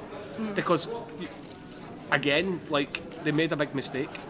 It was 900,000 to the final table this year when it should be $1 million. Yeah, I know definitely. I know it's only 100,000 out, but it should be $1 million, right? Psychologically, I know I agree. it's 900,000. It's still a lot of money, right? Obviously, we all know that, but it should still be $1 million, right? Yeah. So, but it was 900,000 last year, and the payments were so bad. I'm saying like the jumps were so bad. It was like 200k, 200k, 200k. I'm saying like for the amount of buy-ins you're playing for, I'm saying like first prize is what, 12.1 million. And they only done that for the sake of breaking the actual record, because the record previous to that was 12 million. I'm saying like it's stupidity at the highest order. I'm saying like you need to gamble if you actually think about it mathematically, numbers wise, because like the jumps up top 3, 5 million, 8 million, 12 million are the ones to go for. Yeah. Who cares about? Obviously, you care about 300,000 jump. I'm saying like, but who cares about the 300,000 when you actually can gamble to give yourself a chance to win another 4 million? And you know it's what not a significant amount when you've already locked up like let's call it 900,000. let's say $1 million. You're not gonna be like, oh, I've missed out on it. I would rather go for it. Me too. And give yourself a chance to win an extra 4 million or 8 million. And on then here, go I to would try and win 600,000. On here, I agree, I would as well. But I think there are a lot of people that may have satellited in. There was a guy yesterday that I sat next to who had satellited in for 50 quid, and he was like, I would never buy in for this buy-in. He felt so lucky that he had managed to win a seat from 50 quid. And it meant something to him, like a min cash meant something to him. And then to go on further, he was, he's still playing for thousands of pounds, and for some people it isn't.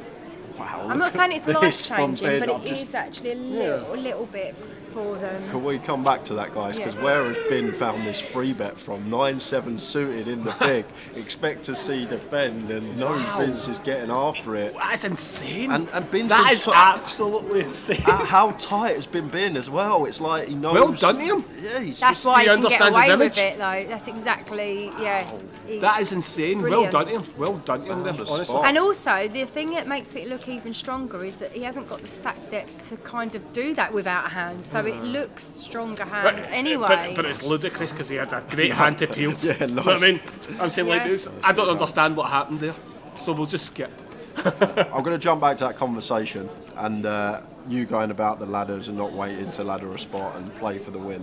But I disagree with that, because it's not about specifically laddering one spot. It's about, for example, if we're third or fourth in chips, like our probability of busting in 9th, 8th and 7th is going to be a lot lower than the players below us. So it's not about getting one ladder specifically, it's the chance or probability of now finishing in a higher position. I understand to that, intelligently navigate your way to the top. I'm not by saying like laddering as well. outright, like, but I do believe. I don't believe in ICM to this consideration that it's perceived in the sense of like the mathematical equation that it's set on stone, right? I don't believe in that. I believe there's a way of navigating it better than it actually is to not feel as bad as if you bust. Don't feel as if you punted it off or something. Don't feel that way. I'm saying like as long as you're the one that's making the player make the decision, don't be the one the other way around. Yeah. So if you're the one that's always putting it on them, that's fine. Yeah, that's what I agree think. with that. Right. So I'm saying like because you're giving yourself an extra out. So that's probably what made me feel worse today, because I called it off. Yeah. So give them the opportunity to call or fold. Yeah. Don't absolutely. give yourself the opportunity to call, and then you have 60%. If you have 60%, or you have 40%, and you have 40%, give them the chance to have 60 or 40 or whatever they've got, and giving them the option to fold, That's because the hand different. never continues. That's surely different to pure ICM considerations, though. But that's like with basically what like the ICM strategy's entailing anyway. When you're the big stack and you've got all the chips, you get to open wider, Yeah. you get to put the pressure on. That's basically Well, what we've the seen the strat is perfect anyway. play with the 2 million stack at six-handed, Vince like has he been was just playing it flying. great, yeah. You know, and I liked the fact that he did draw the line in the sand by very early on when he was raising. He didn't fold the 9 deuce off. He was like, I am calling your all-ins. You lot are the ones that are at risk, not me. You know. Yeah, And he actually, the I don't 9 know if deuce you, was outrageous. I don't know if you heard okay. it on the stream, but he looked at me and he went, "I'm just going to pick you all off one at a time." He literally said that, and I was like, "Okay." But see that situation that just happened there with Bin, that 3-bet the 9-7 suited from the big blind against the undergun. I totally understand the thought process behind it, because, again, I'm saying like I would flat call it because it's a good hand. Obviously, you just peel and see the flop. Obviously, it plays well. I'm saying like, so I wouldn't have done what he done. But actually, if you actually dive deep into it, he's opening wide enough, even though he's been like quite tight recently. But I'm saying like, he's got all the chips, so like he's opening wide enough to actually exploit it. Yeah. Right? I understand that fully, but again, he's kind of taking a gamble because he knows if he doesn't go right and he jams and he folds, obviously, he's still going to be just above Dean. Yeah. There is no ICM implications in my opinion. That's just my thought. I disagree. That's but my that's, thought. That's my thought it's always process good on to it. disagree. Yeah, but that's my thought process on it. I'm saying like let's say that the hands got dealt and nobody was at the table. Yeah. Who would get blinded out first? Dean. Right. So that's my thought process. It's just math. It is. I mean, I love the fact that everyone's got these different views, and that's what makes poker so good as well, because no one absolutely plays every hand the same, every situation is different, every table's going to be different, there's chip stacks are going to be, everything's always different. Yeah, for sure. So Yeah. it's, That's why that's poker's why, living and thriving in this moment in time, abs- because it's a game where it's an individuality. It's an individual And sport. you've got everyone people- has their own mindset. Everyone has their own thought process. Everyone has their own meaning. You've got people that are like hugely into GTO and will just do everything a solver tells them to do. Yeah. You've got others that have never heard of GTO, and then you've got ones that are like blending GTO and exploit, and it's all of these situations. You have to peg them around the table as to who is what, and the observation game is so key, in my opinion. I think that's a real strength to my live game, is that I'm always watching and observing the players at the table, whereas you do have players that don't. We might need to skip to this I hand. really love this adjustment from Tom. Notice now he's not opened 80k, he's open 2.5k. Because he knows it's Dean's big blind, he's going to play accordingly. Yeah, exactly. Dean gets the, like, when you get shorter from the big, you do actually get to That's defend exactly wider. it. I like it, yeah. Just putting a bit of extra juice on here, Tom, recognising Dean's stack and deterring him from And he defending does. as wide. Dean just goes with the ace-5 off. I'm surprised they went against it to a 2.5. Honestly, very surprised. I'm not feeling so bad about my ace-5 in the big blind now. I don't think he'd have. I think Dean's going to be he wouldn't very call it. annoyed at this, honestly, against a 2.5 open. I think he's going to be very annoyed at himself. Because he's obviously got no Unless fold he's- equity. unless But he I'm saying he starts can at 5. he can easily have king, queen, Yeah. king, jack, but that's not the point. I'm saying like he should probably peel or fold. I think fold. I think It's 2.5x, but I think both are fine. But then it's easy sitting here saying it. Yeah, of course it In is, the yeah. comms when you can see the cards, like honestly, you're short stacked. You see an ace in the big blind, and you just think, I need to make something happen here with my stack, and I can't afford to keep folding blinds. I can't afford another orbit, and I'm not going to potentially wake up with another hand. And you do just go with it. Sometimes that's poker, right? I think Dean's going to be annoyed with himself there. I was annoyed with my one, so I would expect him to be annoyed, because if at my level, if I'm annoyed at my one, he's definitely going to be annoyed with his one, but,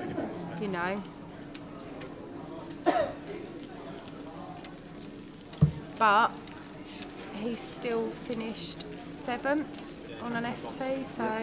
5-figure score, 12k. I I know he would want to be going for the win as well. He would. So I feel like a lot of them. So you're best mates with him, so it's, you know.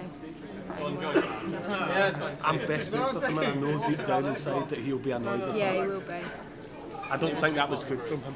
I'm surprised at him, Jan. Very surprised.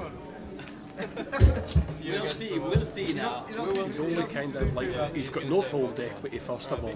That's So, the thing, yeah. I'm saying, like, first of all, he's got no fold equity, and second of all, he's hoping for him to have King Queen, King Jack. And does he really 2.5 exit those hands? Okay, in theory, he might just be balanced, Yeah, I but think he will in be. theory, I'm saying, like, you don't need to be balanced in this actual tournament. There is no Not such this thing. thing, no. Again, I don't believe in balance as well. I think you can just do what you want when you want. There's no such thing as That's balance. because you're Ludo Yeah. and you do No. do what you want when you want. No, it's not about that. I'm saying like it's Get about paid. like the only way you should be balanced in poker is when you're playing against the same opponents repetitively.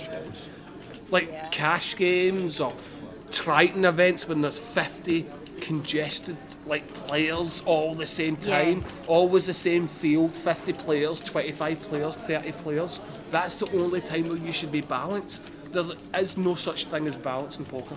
You can do what you want when you want. Full stop. Because you're playing against 1,000 players, 500 Do you know players, what? 300 players, 200 next- players. That is like the only time you should be balanced is when you're playing against the same players all the time. Next Full time stop. I do something really random, Yeah. I'm just going to say, Ludo says I can do what I want or when I want. But that's the way. No, but listen, Katie, that is the way. I know. That's the way poker has become. I'm saying like the best app, in my opinion, in poker is. I'm going to give a shout out to Bowie here. Dominic Nietzsche's app. I shout out all the time. DTO is the best app available for poker because it gives you an option for recreational players to know that they're not doing something bad. First of all, because there's all sorts of options available. The math doesn't change. Everything stays the same in the sense of you can do what you want when you want. I'm saying like the math is infinite. It's the figure 8. It never changes. It keeps going round. I'm saying like mathematics. If you count all the numbers up in the world, you won't ever get there. Ever. If you're living for 1 billion years, you can't get there. That's math. So it doesn't make a difference what you do. Mr. Beast counted to 10 million. He counted 1 to 10 million on YouTube. That's how he become famous. You know that, Yeah. Mr. Beast? Yeah, That's how he Mr. Beast, started. yeah. He started YouTube. He created a video of him counting from 1 to 10 million, and that's what started his YouTube channel. But now he's the Are you biggest actually YouTuber out there. joking? No, Yeah. you can go and watch it. Mr. Beast. That's how he Did started. you actually watch someone counting no, 1 to 1 you think billion? I sat there and watched the whole video, Katie? I just, when someone told me about it, I went on YouTube, checked it was a thing, confirmed it was a thing, and then But how have you confirmed it without watching it? He might have just gone 1, because he's got 2, like 3. different episodes, because he's got like 1 to 10,000, 10,000 to 20,000. It's like a whole series. No, he needs to do it all at once in 'cause one then episode, surely. then it's no, like each episode's like 12 hours long. There's loads of episodes. I'm not as impressed now. I thought you meant he did it without stopping, without a break. Yeah. Without dinner break or sleep or anything, you know, just continued counting. That I'd have been impressed with. Yeah, Brad, very good app. I think it was me that recommended it to you, Brad, about like sometime last year. It's a great time killer. I'm in a taxi / Uber a lot of the time, and it's really nice to just sit in the back and just drill some spots. Even though I don't play many tournaments, it's nice to just go through some hands. It's very tilting though when you're very confident on a size or something, and then or you're playing, it just tells you mistake You're or wrong. blunder. Blunder. I'm saying I'll tell you something else. I sat and talked to Dominic Nietzsche about this many a time before. See, anytime you're pondering what size to go, 20%, 30%, 50%, 80%, full pot, just always go half pot. That way you can't be that far out, yeah. I'm saying like just always go half pot. I'm saying like if you're on a flop where you should bet 20% or 25% or 60% or 80%, just go half pot. I'm saying like how can you be that far out? You can only be that way 2 ways. You know what I mean? I'm saying like it's impossible to be that far out. So always go half pot. So if you just bet half pot all the time, just go half pot.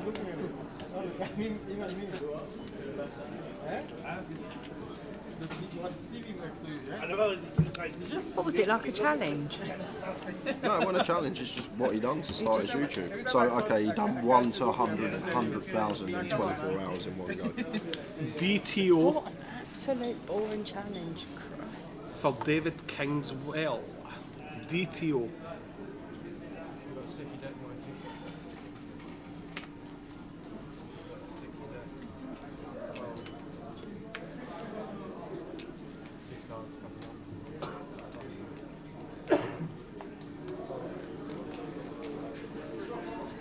Jacks for Paul here in the cut-off.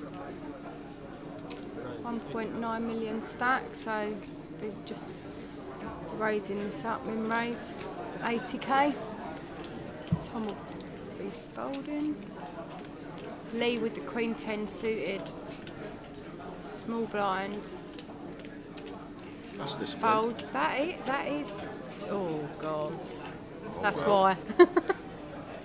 What setup this is going in, guys. Yeah. And I think Jamie here, off of 20, can go for the free bet, not all in sizing. But it's going to be very polar once we obviously free bet off of 20 bigs from the big. It's going to be a very polarised range. What was a hard spot to play? It does just I'm saying show. obviously it's not hard because you've got kings. I'm saying like, but you know what I mean. Yeah, and just goes all in. Paul has to call this off. with Yeah, jacks. of course. It's a snap call. Why is he not in? Because Jamie's on the tighter side, so maybe he's just not wanting to. Is that snap But call? I mean, it is. What's going on? I agree. Is it frozen? But it might just, you know. My chips would be in quicker than Flynn. Who's Flynn? Yeah, but this is where the exploit play comes in, is that you just sometimes. I mean, I still think he's calling. He can't surely fold, but maybe. And is just- aggressive and as as aggressive as Paul is. Why is he not in? I spoke about this spot yesterday, and I think what it is, you see here, Ludo, is people know in their head they're calling, but just in case they're wrong, they want to look like they thought Had about a folding chance, the yeah. hand. Like, Do you actually reckon? thought- I think Do you when I reckon? see I it, think you're right. I actually. think that's what it is. I just also. think you're right, Jay. I played this guy yesterday, and I haven't seen how he's been playing on the final, but I know how he played yesterday He on the plays side gambling. table. Oh, he wasn't yesterday. He was really tired. Who, Paul was? No, Oh, Jamie. Oh, sorry, I'm talking about Paul, but he's a No, gambler. I know Paul is. Yeah, no, But I'm why talking is he about not in Jamie. there? He's got Jamie jacks. was very tight, and I get it. He's always going. He's always calling it with jacks, but perhaps he did just, you know. 5 of hearts or 7 of hearts.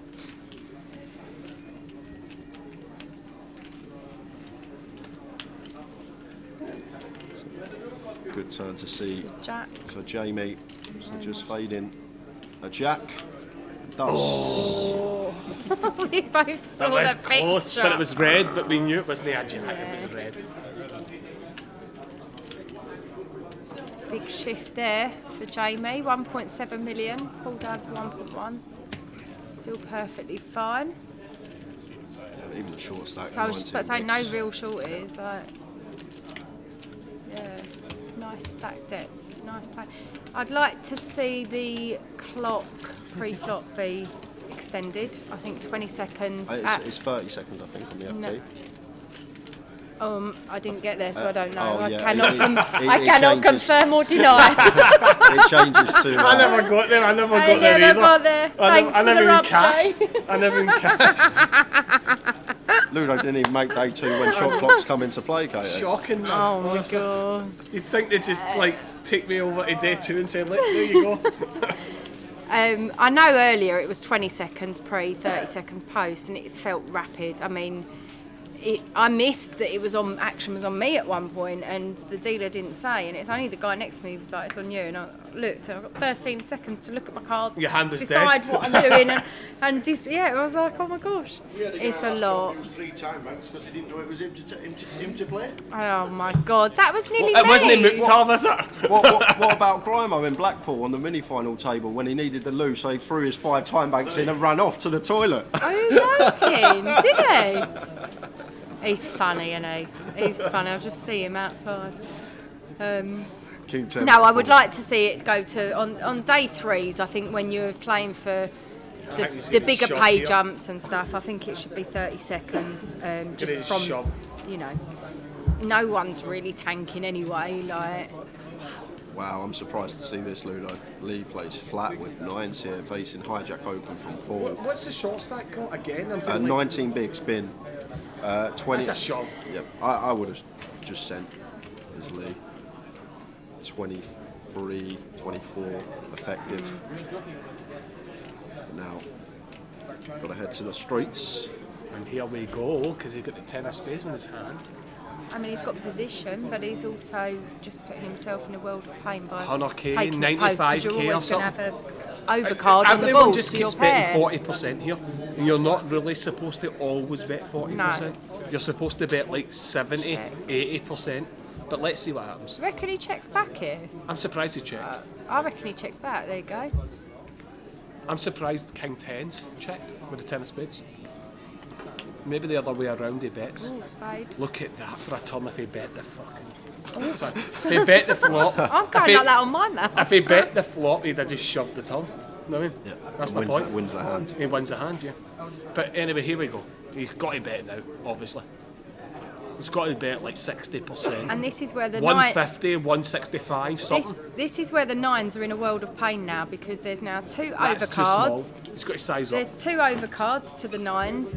Yes, you've got the 9 of spades, but if another spade comes off, you're not loving life with the 4 cards. You know, you've got 9 of spades. It's just a mess where you're in a world of pain. Such a bad size, Yeah. maybe not. Such a bad size. He's got to size up. I'm surprised he never bet the flop, obviously. Maybe he's thinking of really going for something big on the river and he's setting it up. I like to think that that's why he's... Oh my God! Then that is a disaster. Pick your The thing rivers. is, whatever he bets, he's only going to What get an called. absolute- He's There only you going to go. get called. So it's a matter about what he bets. It's Oh a my matter God, about but what this he is the bets. thing, this is the small size on the turn. He could have been setting up a really large... Go 300 big, go big! 300k. Oh, I would have gone way bigger. 250's fine. 250's fine. Yeah, but He only to ever make gets it called. look like you're setting up a bluff on the, Yeah. on the river, that's the small size on the turn. He only ever gets But called. yeah, he's got He only just- ever gets called. He never shoves. Oh, absolutely, but He's just, I would have gone really... I would have gone chunky. He's pondering here, but he's never ever shoving. He's never and ever in a million years shoving. No, he's not getting called by anything other than something he's beat. So, oh God, look, he's sick. By the way, I'm saying like he could have won a big pot if he bet the yeah. flop. All we needed to do. I actually think he wins the pot bigger that way, because he bets the flop and double barrels turn, 9's fault, right? Yeah, it does actually. I think he actually got maximum there, Trotter. He actually does. I think he could go bigger on river. Yeah, I think he can go. Good, I think he yeah, can go bigger that's the on only river thing. because the sizing on the term was so small. It makes it look even more bluffy on river when you go bigger. And I think it still gets paid off. He never goes all in, like Lee never goes all in, but he can call a 350 bet.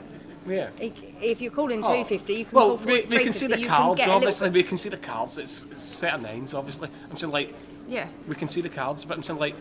And But you just make it look more bluffy. You make it in look principle, I'm saying like with having the King 10 with a spade in his hand, he should continue. Or else there's no point him opening in the first place.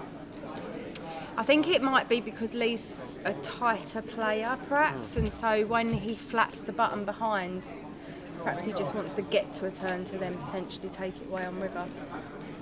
Is that a position? I'm saying like you've got Yeah. to continue. It's great having conflicting views and thoughts over how I do like. It's like a podcast. I can't believe the great Ludo come in with the statement of the day that ICM's not a thing, it's not real, and it's all a load of. It's not to a certain degree. I'm not saying 100%. I'm saying like, but I don't believe in it. I think it's good to have contrasting opinions. It's I good for the don't people believe in it. watching as well. I don't believe in ICM. But I'm saying like, I'm not saying it's not a thing. I'm saying like, Oh, it's definitely it is a thing, obviously. Yeah, it's but I'm saying definitely like, personally, I don't believe in it until it gets to a situation where You need to it is believe in a it. lot. You know what I mean? Depending And that- on the buy-ins. Like so, But that's obviously, what you've just described. Is based on your own Yeah. situation. Yeah. So you But- do believe in it, you just don't need to No, believe in it right. until No. a certain level. No. Is what you're actually saying. The best way I can say it is like, okay, let's say they're heads up here, right? And okay, I've got the proof up for you. There's the maths of the Okay. ICM. That's the actual right, proof. let me give you my statement Okay. of proof. Okay, right. So what's second prize getting here? Second prize. 70k. Where's my iPad gone? I didn't look. I only looked. 70k, At the and first prize is getting 100k. Yeah. Right. Okay. Obviously, it's a smaller field size. Okay. So it's 30 buy-ins. Correct. Well, even less actually, because it's top. 12.50. Yeah. 12.50. Right. But we'll just say it's 30 buy-ins. Okay.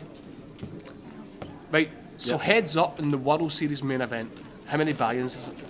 Heads Oh, up. yeah, I mean, so yeah. what, Right, but- 4 milli pay jump. Is Yeah. it? Yeah. 5 million, six, 6 six million. I'm saying like it's a lot of buy-ins. Yeah. 600 Yeah. buy-ins, 500 buy-ins, isn't it? Something like that, isn't it? Yeah. So these are like, this is the only time where ICM is would a consider. consideration, in Yeah. my opinion. Again, I'm saying like everyone has their own opinion. I'm What's saying, like, what's your cut-off then? How many buy-ins difference would it have to be Well, no, for but you say- to start say considering? EPT's nothing. What nothing. About, Like- about if we're playing the 1 cent rebuy that has 20,000 runners and we're still making 500 buy-in? Like, would you still be? No, I'm That's just No, nonsense. no, exactly. No, it's still the same thing though, because you're still playing it in terms of big blinds relevant. Like the 1 cent 10,000 runner field is exactly the same as the 10k WSOP in terms of the buy-in He's jumps got at a the end of point, the he's tournament. got The a buy-in point. jumps are going to be exactly the same at the end of the tournament. I understand your assuming it's point, the but I same can't answer the platform. question because I've never played the tournament. You never played There's the a 1 new cent challenge rebuy. for you there. Then. There's a new Right, challenge. you win the 1 cent rebuy and then let me know, Luna. But my point being, I'm saying like you can only, like in my opinion, you've got to get yourself into a situation that's life-changing, okay? I'm saying like, And so that's different for I'm every, saying, like, every okay, person, though. That's the thing. Some 100% people on is. here, I'm not disagreeing with even that. even I'm now, not if they disagreeing- bust now, this might be life changing Katie, I'm for not. them. I'm not disagreeing with Yeah. life-changing circumstances. Yeah. I'm disagreeing with ICM considerations. That's a total different situation. I'm saying like, if you're playing poker professionally and you're playing a 1k buy-in and your average buy-in is X amount, then the consideration comes into play because of the amount of time you can only play that tournament. You have to die after X amount of years. So the consideration comes after the amount of time you have to play the tournament. So the bigger the buy-in, the more the ICM is. Yeah. The larger the field, the more the consideration of the ICM is, because there's a lot of buy-ins in place stake-wise Yeah, I get what you're for saying. jumps. So if you're playing this, it's 30 buy-ins. Heads up. I get what you're Right? saying. So it's 30 buy-ins, right? You're going to be able to play 10 of these a year. Yeah, so You're it's only 3 years, having ever having the chance to play one WSOP main event once a year for maybe 40 or 50 years Yeah. of your life on average Yeah, age. So get my what you're point saying, being, I'm saying totally. like you've got to take that into consideration of the fact of the matter is you've only got that opportunity to actually consider ICM. That's my point. I Yeah. totally get your point, and I respect Because that's it. life-changing money. If you win 100k here, okay, you might be able to buy a house or something, or put a mortgage down or something, and that will change, obviously, some aspect of your life. Yeah. But if you win the main event and you go for it when you should go for it, rather Yeah. than 900,000 Rather is than trying to ladder. 900,000 is the same as 1.2 million. 900,000 is the same as 1.5 million. I totally 900,000 is the same as Totally agree. 1.8 million. But 10 million is not the same. 900,000 isn't the Not same as 10 5 million yeah. or 8 million or 12 Yeah. million. It's totally different. Yeah. So you should go for it when you've got the opportunity to go for it. You should change your ICM demeanour. That's my point. Yeah, Yeah, I really do. problem Honestly, I do really do respect Yeah. your point there as well. But again, everyone has their own option of what they think. Yeah. You know what I mean? The problem with that, you're taking life into the game. You're looking at your life outside the game. I'm talking about it just as a game, just as poker, like we're playing. We're not thinking about the money. What's time? What's time? What's time? What is the time? No, I'm saying what what's is the- time? What is time? I don't understand what time. What is actual time? That's a hard question to answer. Oh my god. I'm saying what is time? Anyway, back to the It's- action. Yeah. I just don't for really this have. I'm guessing it's an imaginary concept. It is. That's exactly what it is. It's an imaginary concept. I'm saying like it's meaningless. We have We're got hands. having a We right have got debate hands. here, but We'll we're go gonna, back to the debate. We're jumping to here, but it's going to be So- hand over, I think, Katie, anyway. Yeah, Paul, he's shoved with the Kings. Paul's button. Like time is Yeah. there's no concept of time, is there? No, In no, your it's true. opinion, Yeah, what is it? Yeah, exactly. I'm saying, like, what it's, is it's it? a concept, yeah. There is no. Somebody made up a clock. I'm saying like, and they decided there was 24 hours in a day. Yeah, but they decide that because of obviously the time. I understand You the know sun science. rises or whatever. We all went to school. We all went to primary school, but Again, that's irrelevant. I'm saying my point being, I'm saying the sun rises, the sun goes down, blah blah blah. I'm saying like, Oh my god, I wish this was like. but I'm saying like, what is the concept of Literally, time? I've got Ludo in my right ear, Jay in my left ear, and I'm just caught in this. What is time? What is time? But what is time? Oh my god. Tell me the concept of time. Go. it's a very, very difficult question. And, That's what I'm saying. That's why I'm asking it. Because I haven't everyone got has enough their time own. to think up an answer. Everyone has their own perception on time. You know what I mean? Oh my god. I think. It's see, life. hilarious. It's a circus. It's a big, massive I feel like circus. it is Yeah. currently. Oh my god. Right, who's jumping out? Hold on, no, we haven't finished. Oh, I like it. Oh, wait, we're not going. That's all I was saying, Lewis. So before you got to your time question, you're like putting life with poker and the money it can win you. But poker as a game, at the end of the day, the idea is to make as much EV as possible. 100%, yeah. So when you take out life, I understand what you're saying. The money's completely different. Winning the WSOP to win a tournament like this is completely life changing. Whereas this is like you can still do a lot with it. I But do at believe- the end of the day, yeah. we're playing a game to make the best possible decision in Of terms course, of value. yeah, 100%, yeah. And But I once- think you should play your hand more than you play the game. I get that. I'm saying like the ICM consideration. I think you should play your hand. I'll tell you what. I think your hand comes first and then the ICM comes second. When I next I'm sit saying down that- at a poker table, I'm going to have Ludo in my head with all of this conversation thinking, I've got to go for it because of time. And I'm going to be out in the first stand. I'm going to be in there going, Ludo said I've got to go for But it. first of all, you should play your hand as best as you can play your hand, obviously. That's the first consideration. Second of all, is I'm saying like, okay, ICM is a consideration depending on what level you play the game. Yeah, that's it. That's better. Yeah. I like that. Yeah. I like that. That's a good statement. Yeah. Chat's loving it. You three should have your own podcast. Oh dear. Oh dear. It's a bit lopsided, the FT now, isn't it? Massive gap. So is the 2, opinions 3, in 4. the Yeah, he's quite a heavy chap, that guy. Oh god. Funny, God, the chat. I'm joined by Ludo and Katie Swift, two of our team pros for Grosvenor. Oh, where's that gone? Podcast with the shit Ludo's smoking. This is your story. You have something to finish there. Listen, I don't need frog poison. I've got it in my head already. Not much good. Get Ludo on with Joey Ingram. Joe Rogan. Joey Ingram, I'm saying. Joe Rogan. Did you see it? Yeah. Who's the common sounding woman in the comms box? That is Katie. Absolutely no idea who you're talking about. Didn't realise she did a It's a posh little voice. posh. Sound like That'd be Janice me. Phillips then. I thought it was Janice Phillips in the comms with me. You know Janice. She's got the poshest voice ever. Love Janice.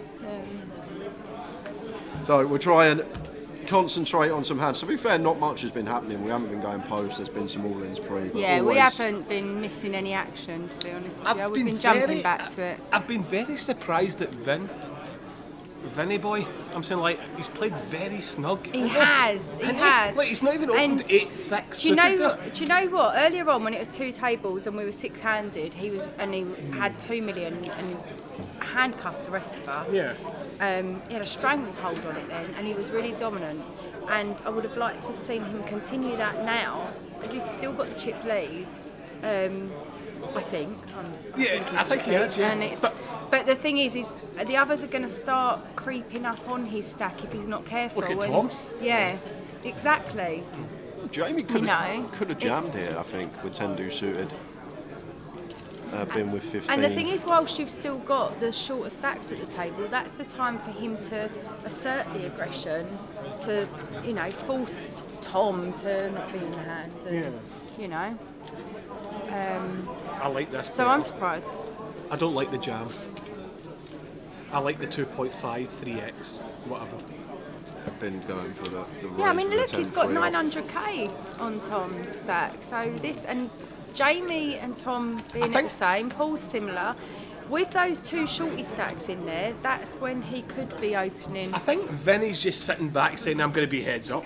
I honestly think that, honestly. I think he's just sitting back and... Yeah, that's dangerous though, because then he's... Okay, he's card distribution danger, wise, I'm saying like card distribution. Yeah. I'm saying like he's not had a lot of good hands. I'm saying like... But he doesn't need them. Yeah. He didn't need them earlier. He doesn't need them now. He's chip leader. He's got 2.5 mil. He's got a stack gap of 900 between him and second place. He's got the security of the two short stacks still in there. Yeah. This is his time to open wider. We know he's capable of doing it. He did it earlier with 9-3 off. Like he is capable. Don't give him that He much just- credit. 9 deuce off. 9 deuce off. Sorry. I personally think the way But the way the tournament's going right now, I'm saying like Vinny's going to play for heads up, okay? And in my opinion, I think Tom's going to step on the gas at some point. He will. Right? And he's going to get the chip lead and he's going to be heads up with Vinny. Yeah. But I'm saying like it's easier said than done. Obviously, we're seeing it just now. Tom's shifting gears is really good actually. He's done it earlier today, and you can see when he sits back and he just lets others damage their stacks, and then he will. Yeah, I mean, look. But like overall, actually, if you collectively take all the repips, I'm saying like I don't think there's anything in it. I'm saying like everyone's been pretty tight. Yeah, they have. I'd actually go. I think Bim would be bottom of the pack, and then I think Paul Trotter, who's usually can be absolute carnage on the table, he's been a lot snugger than what I'm used to seeing for Paul. Like I can't recall he may have made an FT. I think he has made an FT before, but you see Paul Trotter on a day one on the featured table, Yeah, he's kind of involved, Do you, getting amongst do you it. think that's because they're all thinking about the ICM and no, the ladders no, and no. the page up? No. Or do you think it's the, no more ICM talk. Never. We're not. No. We're just. No. No, I'm more just ICM. wondering No. if that's why they're snugger, why they're No, thinking. no. In my opinion, again, I'm saying like everyone has their own opinion. In my opinion, the majority of the time that people play the way they do on the stream table is to not do anything stupid, to not True. have a situation True. of like them saying, or somebody looking at them and saying like they've done something wrong. I'm saying like, and that's my opinion. So like that's why I exploit everybody on the feature table. It's gone all dark. Ludo is off his trolley. I agree, sure. No. Oh, thank you very much, Shonky. I appreciate that a lot.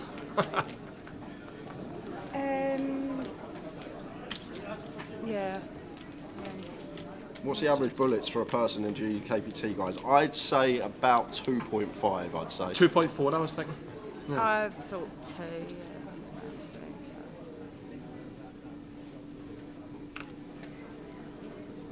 I think the lower the buy-ins, the Are we more sure bullets people are Ludo willing to hasn't buy been as well. spotted on the terrace with a green tree frog? That's plenty. Andy boy, that is plenty. Jamie in the cut-off here with jacks. He's going to min-raise. 80k. Bin on the button. King 5 goes in the bin. Vince, yeah, 4-8 in the bin. I'm getting Paul's got the not getting much love ace-8. here. Get Ludo off the Iron Brew. Jeez, No, I'm not playing Edinburgh. Edinburgh. Or Edinburgh. Edinburgh. Edinburgh. Edinburgh. Are you playing Edinburgh? No, I'm not. I am playing Reading 25-50 next week at the weekend. So yeah, looking forward to that. Would you look at this from Paul Trotter? Goes for So- 2.5x with ace-8 off over Jamie's open. Again, we've seen him go for Jamie, hasn't he? He's I mean, obviously he's got the ace, but I like the he's call gone here. for that. I like the call. Yeah.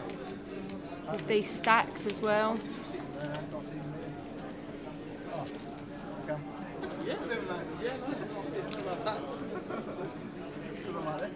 So, will Paul c-bet this flop? I think he has to, once we after get 3 here. betting, yeah. Don't need to go big, could scale down to a quarter if we wanted. Go light. That's Oh, better he's comments. checked. I was getting a flurry of abuse there. Thinking to myself, okay, have I lost my mind?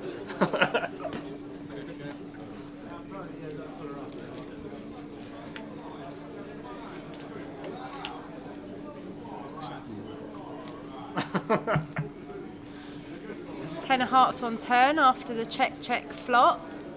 So now probably incoming delayed c-bet from Paul. I think now we have to after Jamie check backs flop. We've got ace of hearts as well, Yeah. so potential to bluff some heart rings. There's Trotter. So maybe 150-ish. He's gone smaller. To 85. 85, so small bet, so Jamie probably just calls this. Go to a river maybe.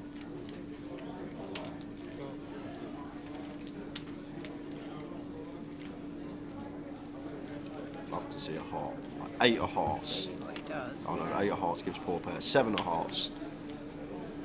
Oh, look at that. Well. Lovely for Jamie.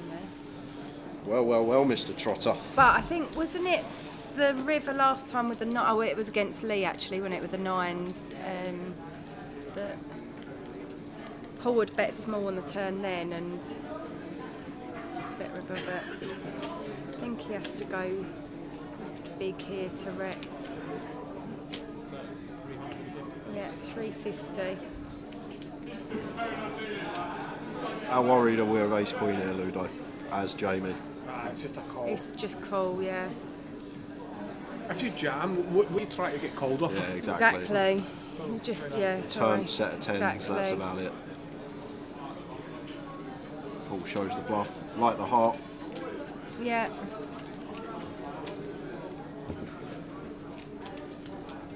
Glad everyone's standard enjoying the hand. coverage. Bit of a switch up today. Katie, Ludo and myself in the booth. Minji in the chat, how are we doing? Ludo's such a legend, no ICM, no big deal for me next time I make another tea. Ten Hag says, I'd love Ludo to coach me, what a class. Simon Johnson, always want to level up, trying to do lots of research, etc. However, I found it messes with the authenticity of my own game. The balance is difficult to find, but I like Ludo's way of thinking. I think the best thing with situations like that, where you're trying to level up and you're trying to study and improve your own game, is go with lots of different material and almost thread it together to create your own game. So you can take elements of others, you can practice different bits and pieces, find what works well for you, and then you can apply it with your own kind of power, if you like. Definitely. You don't Take need. bits out- take you don't bits out need. of everything. Yeah, you Yeah. don't need to replicate someone else's game, because then you can't actually. You're never going You to. don't want to be the that same. person or that No. guy or whatever. I'm saying to just do the same thing over and over and over No. and over and over again. You want to take wee bits and bobs. And Take wee bits yeah, and bobs and exactly make what I yourself just said, a yeah. wee game. I mean, that's it. That's far better, and then yeah, you're able to do it with kind of more gusto, I suppose, you know. Well, he's a team pro now, he'll be jumping back in the booth a lot this year, I think. We'll see a lot more of Ludo. Just have to tone down the F-bombs every now and again. That's true, yeah. He's toned it down He since has, I've he been has. here. I've not swore once for how long? Oh yeah, good 20 minutes. I've broke the record. I've broke the record. He's Scottish. It's like just. What can I part say, of lad? it, part What of can I it. say? I mean, it's in the Come blood. on to hell, man! I'm telling you right now. Ludo, any memorable bluffs you wish you hadn't run? That's a good question. That's a good. Aye, probably in the World Series last year, I ran Queen Jack suited and aces. I open cut off, button 3 bets, a 4-bet he calls. Flop comes 10 high, 1 club. I've got Jack Queen of clubs, I bet. Turn pairs to 10, I bet. River comes a brick, a shove. Guy goes in the tank for about 8 minutes. Calls me with aces. That was probably it. That was probably the hand because there was 76 players left. Oh, I went out 76th. There was about 100 players left, 80 players left, 90 players left, or whatever. I went out 76th. That was a hand that damaged my stack. So okay, that's probably the hand, yeah. Can I just say, do you think it's quite tight that Binge just passed Queen Jack there? Tight.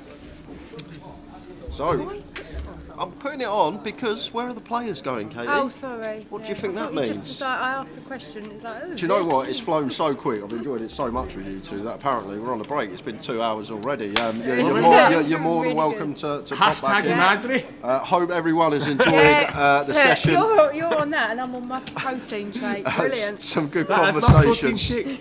I can't even get a my word calories. in. I can't get a word in. So I'm just going to say we're back in 20 minutes, guys. I won't be. So Katie will not be. I We will might love get you and Ludo leave back you, in. But well done today. Yeah, thank you. I'm sure we'll see you. I'll be back. I'll leave you with these two and Tower. So Tower will have to carry thank you for me the in. kind words and support in the chat box and on the stream this weekend. It's been And lovely. it's a 15-minute break, so we're actually going to be back at 7:45. We will see you then, guys. 6 left, 100k we're playing for. See you soon.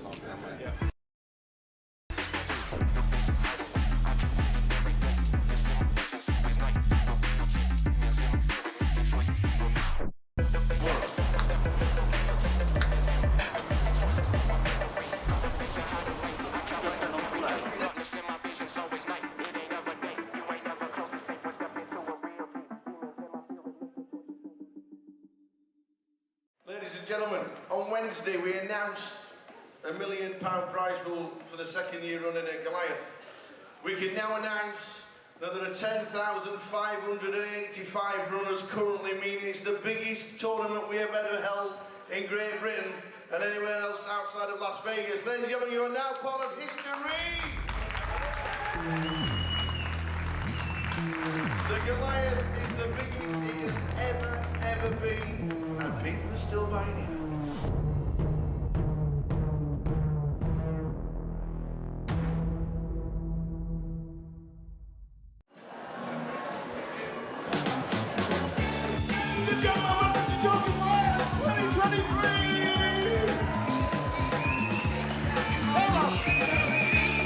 Welcome everybody!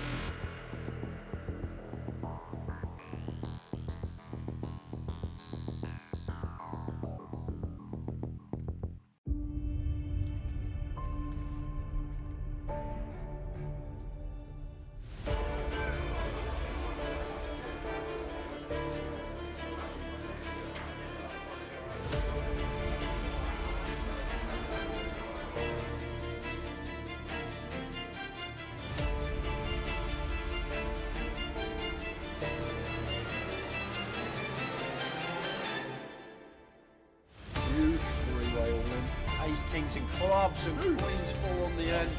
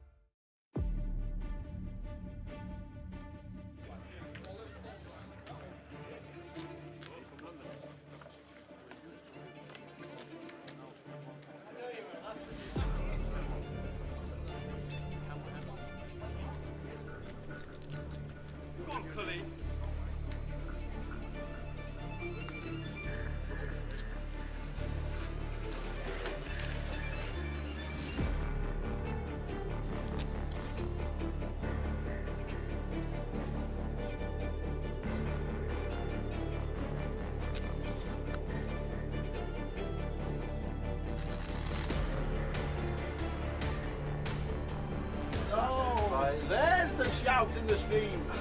There is the shout in the stream. Let's go, he says.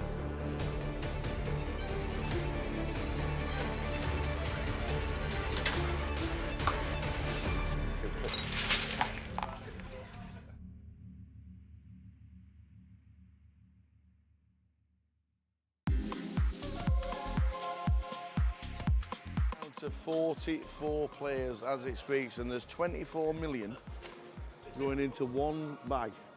Alex, what an unbelievable day you must have had. It was unreal. I started as a short stack and now I'm just leader. Yeah. I'll take it. Yeah. Jay said you were short. How short were you? I had 125k to start the day. Yeah. What did you do with the bubble? Did you just sit and wait, or did you just start? Yeah, I was short on the bubble, to be fair. Yeah. And you just sat and waited until the money went? Pretty much. I still took some spots, but yeah, after the money went, just couldn't lose a hand. Could you believe when we were on the bubble, 21 all in and calls in 2 hands? I can't believe it. Yeah. It's a huge amount of chips. What's the table been like in the last hour or so? Yeah, all right, to be fair. I had a lot of big hands, so that helps. So for me, it's been all right. Yeah. Sure. Well, we think you're chip leader. That'd be nice. We're pretty sure you are chip leader, but every credit for making day 3 of the biggest Goliath Thanks ever. a lot. Fingers crossed for tomorrow. Hopefully it goes well. Keep it going. Nice one. Alex Todd, a lot of chips. He has. I got an amount of chips that you want for day 3. We'll just have a quick word with Paul Murphy, Goliath. Day 3 tomorrow. Yep. We just bagged up how many? 19,025,000. Big stack. Nice stack. How's the day been? It's been good. Been getting nice cards. Yeah. Making good plays, so I've been happy. Yeah. Mixing it up. It's a lot of players. A lot of people just say recreational players. It's just you're just taking flips a lot of the time, and you're just playing totally different. How have you found your tables today? I've been on about 5 different tables. I've been moved around a lot. Yeah. Each has been completely different. But I think the key's been adjusting to the players. Can you instantly spot somebody who just wants to cash to somebody who's a tour reg or something like that? Yeah, I can, especially when they say at the table, I'm just folding the last 10 minutes. That's always what you need. You can manipulate that. But 19 mil coming back to tomorrow. Biggest Goliath we've ever had. Yep. We're down to 44, and then tomorrow we're going to crown a champion. We can dream, can't we? We can dream. We can dream. Hopefully final table. Paul, many congratulations. 19 million. That is just about it from the day's full chip counts up on the website very soon. But what an amazing day. We have had 1,125 runners. We got in the money instantly. 21 all in and calls for 2 in 2 hands to burst the bubble. We burst the bubble, and then they've gone down and down, and we're finished day 2 with 44 runners. Tomorrow, we are going to crown a champion of the biggest Goliath ever. But who is it going to be? Join us tomorrow.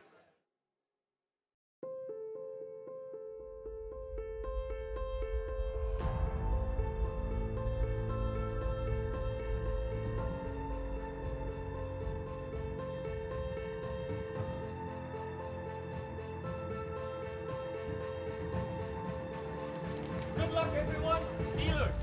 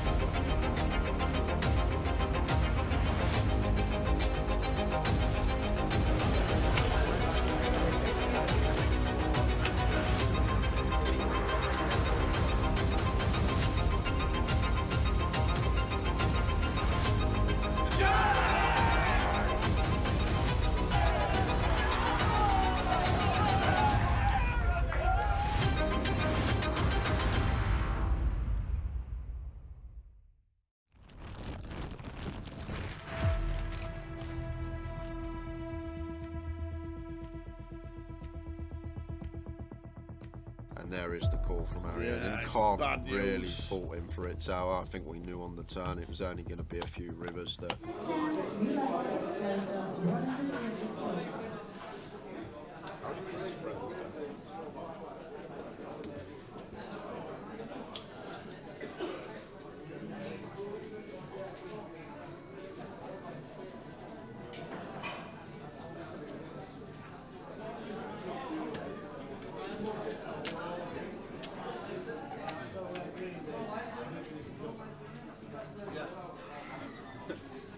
I was confused with the chips. This is still here.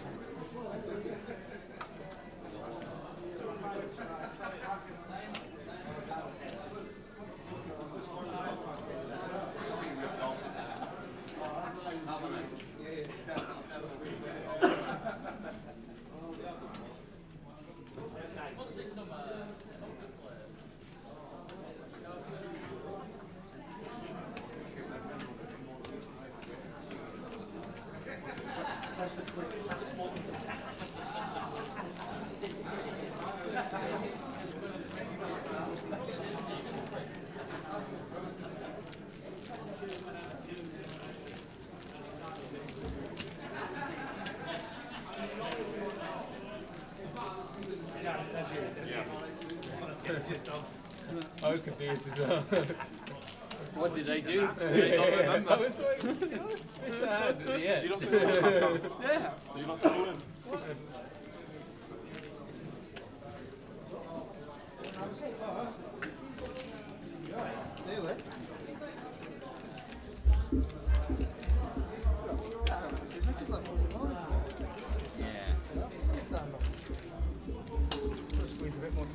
Ah, would you look at that? 3 of us, now it's just me. Back for another session. Tower should be with me shortly. Ludo might be jumping back in. Katie's heading home. I'm glad everyone enjoyed that stint last couple of hours. It was a nice mix to have Katie and Ludo both in here. It was good. He got me though, yeah, he did get me with that question when he went, what? I thought I had him, and then he just hit me with a counter attack and asked me what is time, and I was stumped. but Ludo might be coming back in. Katie's gone home, thanks to Katie, and Tower will be with me shortly, I hope. Maybe he's gone home himself, Tower. Thought he doesn't need to do it anymore. Taking an early night. So good evening all of you are just tuning in. We are six-handed here for the Manchester GUKPT main event title. We're playing for 6 figures up top, 100k. Here he is, here he comes. Oh, We just had a word with Ludo. you had a word with Ludo? Yeah, it's £50,000 every F-bomb. Every F-bomb. $50,000. The thing is, he obviously, it's just programmed in his brain, ain't it? Absolutely. Like, And when he just gets on one, sat over the back giggling away. What is the concept of time? So back to the game. He will be back with us. But he's having a chat with a few people. 6 players left. I'm looking forward to this session. Is this a session where we're going to get down to 2 or 3? and if you watched the back end of the stream yesterday, I tipped Tom Lags out 50 to 1. 50s. I know Robbie Bull's on him. I know Ludo's on him. Yeah, so I'm hoping a lot of you followed my tip. You all follow Towers treble every Saturday, so I'm hoping you followed my tip today. I said Lee Tatters. And we can win you some money. 33s was the value of the day. And I would have also backed Rob Duras, who bust out earlier today. So well done to him. So we're back. Is this the session? And we're going to get to 2 or 3 players. I think it will be. I know. Let everybody down again. Damn.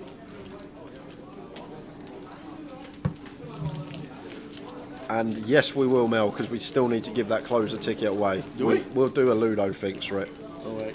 And if you're actually tuned in and you asked a question and you won a token yesterday, unfortunately, for some reason, nothing saved. Usually, as soon as I edit the spreadsheet, it just auto saves. But I don't know what happened. I come in this morning, it seemed like everything has crashed, and everyone that won a token yesterday wasn't on the spread. We've already had 4 or 5 people come in the chat letting us know that it was them. I've got a vague memory of the username, so you can't just come in the chat and say, oh, I won one, this is my username, I'll remember. It will click. Last man out was Dean Hutchinson. I think a Ludo thinks it's quite a good one. How many swear words will you say for the duration of the day? 15 left in the free roll, says Wild Joe and Cooler Fish at exactly the same time on Twitch. I'm guessing they're still in.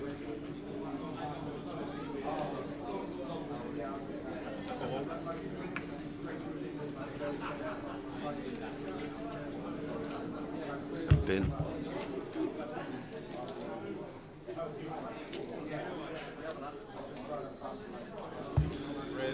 And I'm surprised. Bin's got away with one here, Tower. If I've got 10 bigs and it's folded around to me in the small blind and I'm the short stack, I'm all in. And now Vince just sets him in himself, and Bin may be saving his tournament by opting to complete here, but I'm just sending this Jack 10 suited for sure for 10 BBs. And Bin just gets out of there and potentially saves his tournament with an unorthodox complete.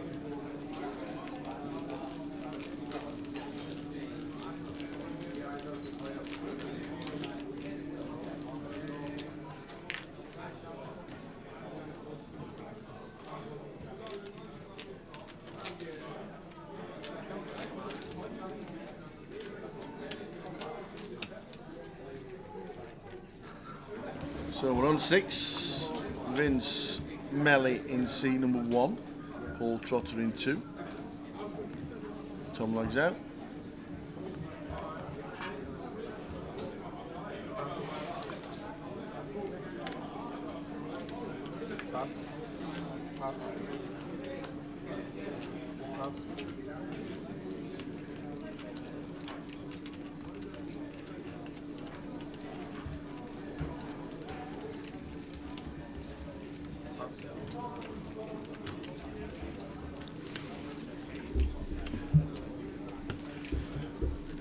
Yeah, and Tom trying to close out a GUKPT tower. He's made 2 final tables before. Edinburgh back in 2021, which funny enough, Ludo won, and he come 4th. And funny enough, Katie Swift come 3rd, who was also just in the booth.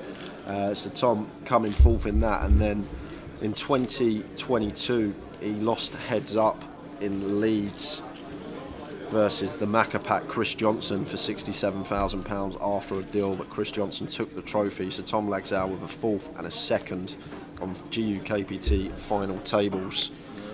Will this be the one that he finally closes out? At the moment, the man who's got a stop in seat one, Vince Melly, in the driver's seat, got the chips, playing some very nice stuff. Going to be a hard man to topple at this point.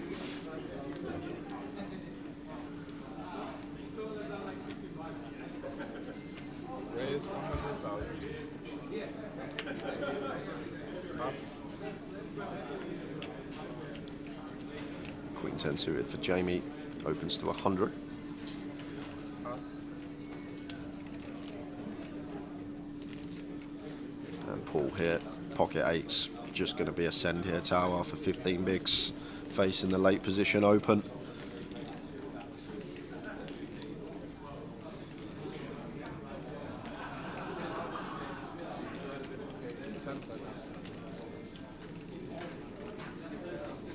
There's the triangle. Pass. And the eights for Paul Trotter. Up to a mil. 20 bigs with a million chips for the blinds at 50,000. Good evening, everybody. Welcome back to the play of the final table in Manchester. Thanks to Katie, thanks to Ludo. Ludo is going to be back because there's a drink positioned in his seat already. And it's not water. It's not tea. Not squash. It's not Pepsi. Not coffee. It's not milk. It's not mayonnaise. And it begins with an M. What could it be?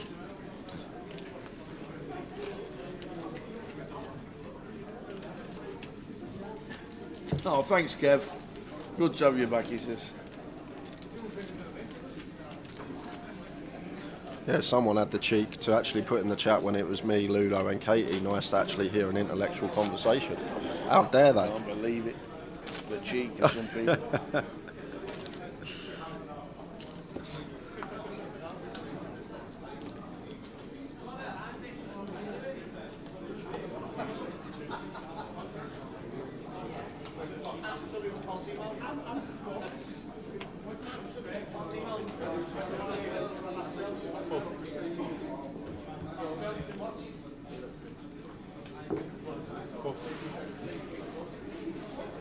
Begins with M. Is it martini? It's not martini.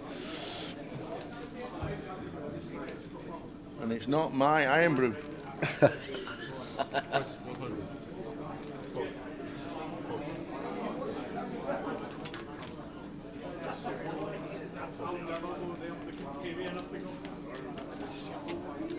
Vince, chip leader, Jamie hunted him down.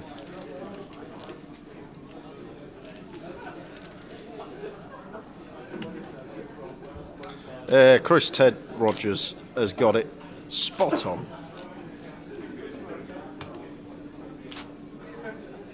Sean the 147's in on Twitch as well.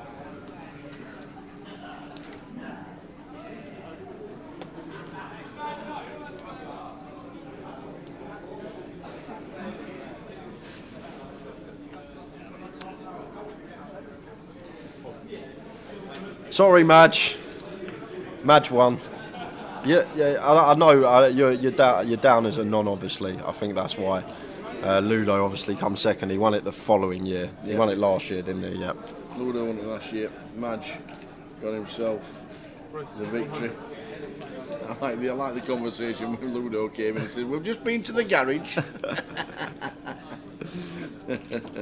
Yeah, Madge was the winner of Edinburgh when Tom come fourth.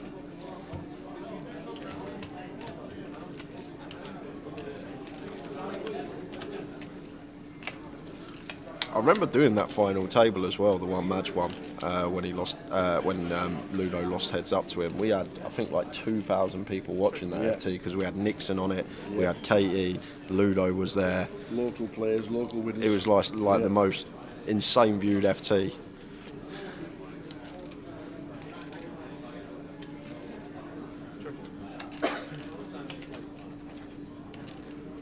8 of spades on the turn.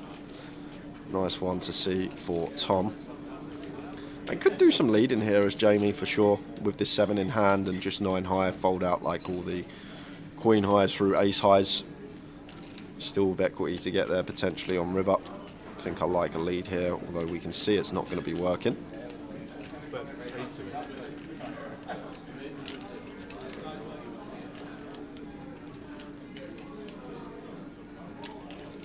And Tom with the queen 7 suited. Expect to just see call here. Board that is much more favourable for Jamie in the big, having us covered. He will defend 6-7 pure, so still got all 16 combos of that straight. 6-3 suited in there for a straight as well, and then obviously a lot more 2 pairs than ourselves as the defender. Oh, that's a naughty one. Baraka calling for the 6 of clubs. It's king of diamonds. Not the most attractive candidate to be barreling off on, but once Tom calls turn, probably going to take some King X out of his range. Do we think that Tom's going to be calling ones with ace high? Question we'd have to ask ourselves as Jamie. What are we targeting to fold out here? Will Tom fold it? We're actually talking about poker. Yeah, I'm guessing we're not going to be after this hand, but there is the bet from Jamie. Nicely done, sir. It goes small from the looks of things. Is that 110? Quarter pot on the end? It is.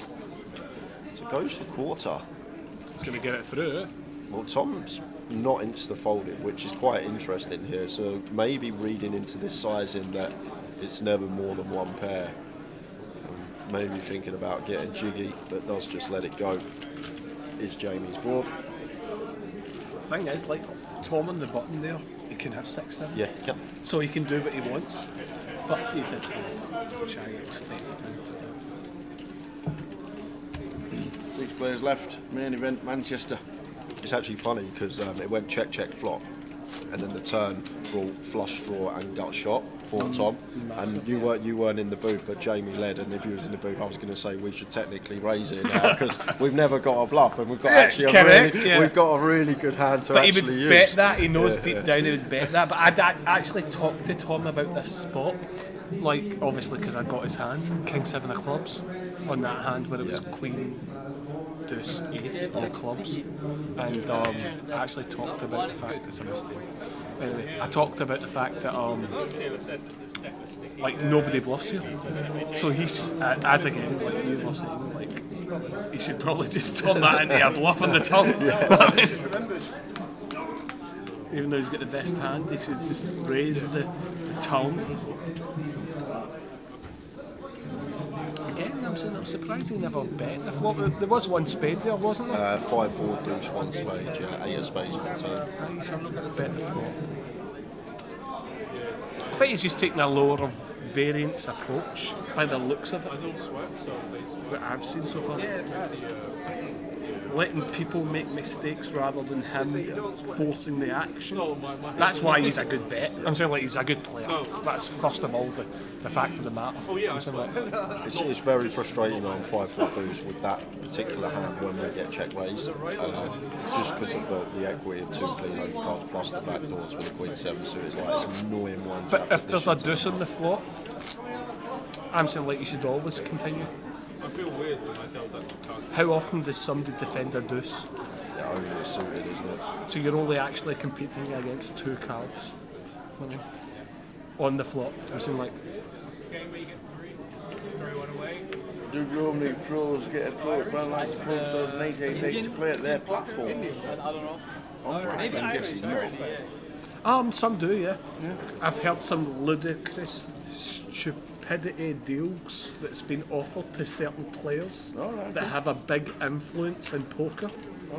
Like I'm talking about like some stupid deals. Like Tonka got offered a $50 ticket to like perform on one of their platforms. Did he And- accept? No, I'm saying like, I think the person that offered him that should have probably got sacked. I'm saying like, because I'm saying like he's got like 5,000 viewers and all that kind of stuff. I'm saying like, this is what I mean. I'm saying like management of the of a certain degree should only be enforced in the action that's actually involved with. I like watching Tonka. Tonka's funny. I He's like fantastic. Yeah, I think the best Tonka's fantastic. Yeah, but I think the best at this moment in time is Giraffe Guy. I honestly think it is. Yeah, I think he appeals to the modern day person. I'm saying like he's like working class. Yeah, that's what I mean. Hello, Vanessa. Hi, Vanessa. Watching the live stream this Sunday evening, coming up towards 8 p.m. 6 left in the main event. The final table of the cup is on. You're getting close to the final table and the money in the PLO. And the seniors is dwindling down because most of them have gone back to bed. 126 in the seniors. 126. I never knew that was. Again, I said this already. That was. I never knew that many was alive. I actually think that's one of the biggest fields we've had for the seniors. Yeah. 126 is massive. The cup final table. Riggy on the final table of the cup. Is he? Yeah. He's on the final table of the cup, and he gets off. He goes, Jake, I'm on the final table. He goes, but I don't really want the points because I don't fancy travelling to Luton. I don't want to chase the league. Again, obviously, I don't want to be that guy that's plenty of legs. I don't want to be to that pick guy. and choose. I don't want to be that guy that's sponsored by Grosvenor Poker and like disheartening like certain types of stops. It's going to be impossible to play every leg. Yeah, for sure. I think it's more the travel. The he best means, thing, the the best thing about it is that you can choose a leg. Of course that you can, yeah. play. That's Yeah. the best thing about it. It's like next week, if you're not in Edinburgh, there's 5 25 50s to play. I was more talking about Luton in general. I'm saying like I think they should remove that from the calendar. It's a long way though for the Northerners to travel. Like they're Yeah. like Riggy, It's for one of the example, busiest like, legs of the year. It is, it might be. I'm saying like it's irrelevant to me. I'm saying like my thought process. It's my opinion. I'm saying like everyone has their own opinion. I'm saying like, and I think Luton again. I can't swear, but I think you know what I'm talking about. I think it's just horrendous. Honestly, We won't see you in London, we'll see everywhere else. Yes. We'll see you in Edinburgh next week. Correct, yeah. Looking forward to that. I walked through Luton town once, right, and I know there's a high taking place here. Yeah, Vin's all in. Vince calls. We're off to the races. Vince Melly. A6 of diamonds. Bin with the Jack Queen is all in. Paul's out of the way. Where have you been? Well, is he in it? Or does he get a much needed double?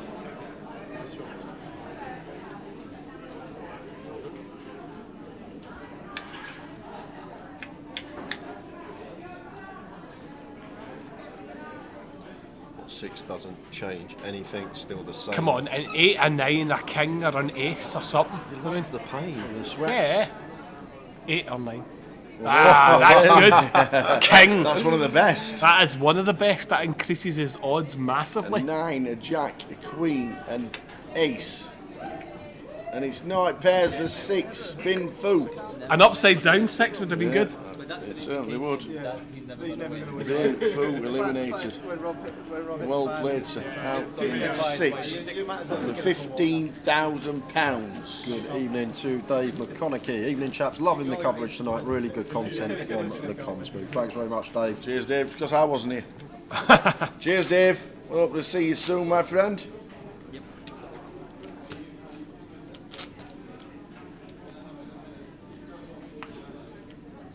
Yeah, I was saying like I walked through Luton town centre or whatever.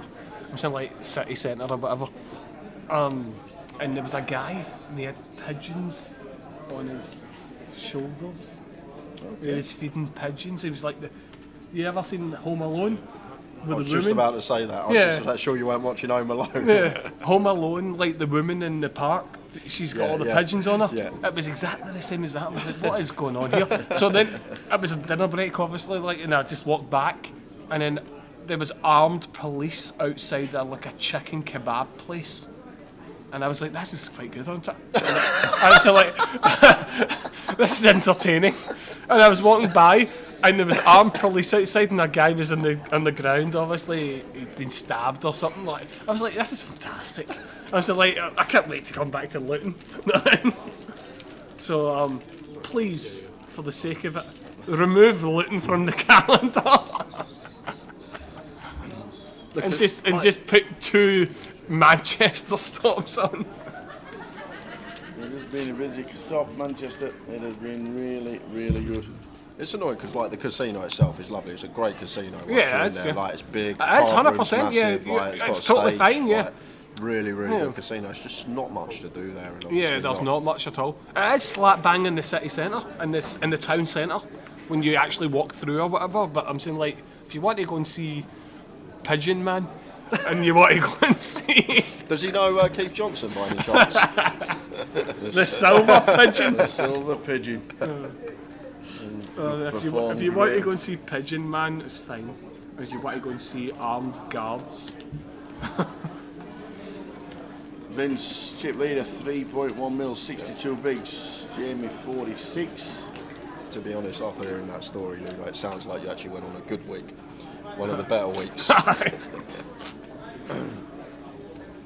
How many regs do we think are in these GUKPT main fields? Quite a lot. How do you define a reg? I guess that's the problem. I would say a working man is a reg. What do you mean? No, that's a rec. That's R-E-C. a reg. Or reg or reg.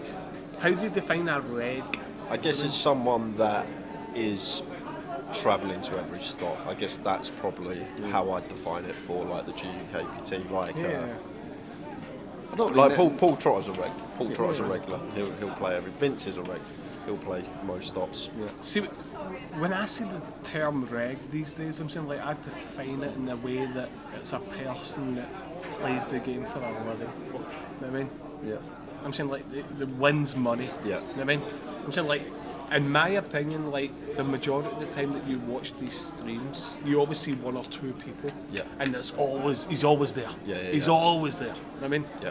Like a Dean. Matt Davenport. You know what I mean? Like a Matt Davenport. You know what I mean? Like a Tom Hall. You know what I mean? Like these kinds of guys are always there. That's a reg. You know what I mean? In my opinion, that's what you call a reg.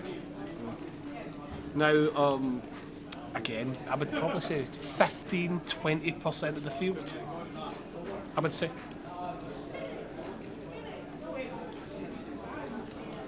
So, gut shot here for Jamie. Going to go with Cool here on the mono board, just facing 1 BB low, so price is very attractive. Going to take one off from the big.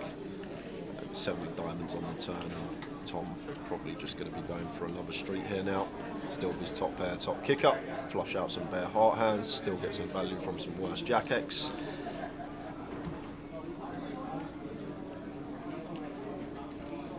I love these boards because you actually learn even from the booth. I'm saying like, so like Jack 3 deuce all hearts. I'm saying like these are the hardest boards to, as I was saying earlier on, I'm saying like to actually define what kind of value you can get from your actual hand.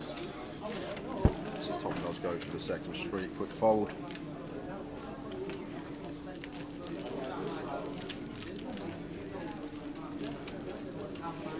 $100,000 to the winner, 71.9. He played the last hand and lose it.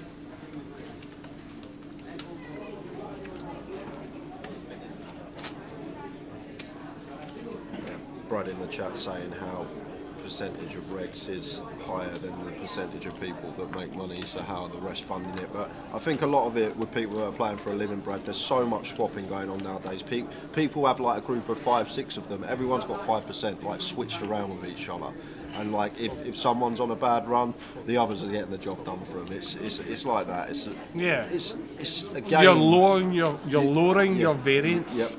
Yeah. It's a game where literally you can't be a lone wolf any days. There's not many poker players, I can't name one, that literally just play off their own back, never swap, just there by themselves, don't really chat with anyone. Yeah. You need to surround yourself with Yeah, I'm saying like so pretty soft. I would probably say, well, first of all, Grosvenor have the market for like the main events, and in general poker in the UK. Like they've had the market for years. I'm saying like when it comes to like a mixed, like kind of recreational reggae kind of field, 100% it's as soft as could ever be. 100%. Yeah. Really interesting spot here. So Jamie second in chips, blind on blind, completes the nines. Vince raises it up and Jamie just playing flat. And I'm guessing this is just the function of not wanting to play a big pot out of position, potentially bust and go home with fifth place money, as we just lost bin. That's what you're supposed to do. See, the way that Jamie's played this hand, is spot on. That's exactly the way he's supposed to play the hand. He's not supposed to limp raise or anything like that. Mm-hmm. Like he's played the hand perfect. Jamie's like risk premium at the moment. It's the highest at the table, so getting involved with pots and Vince out of position, just want to keep them as small as possible. Don't get the most appetising flop, but do still need to call once versus that size. Ace of Diamonds turn. I think Vince will shut it down. He's only going to try and target a 6 to get off. He's never going to get a king to fold in a million years, so he's going to shut it down.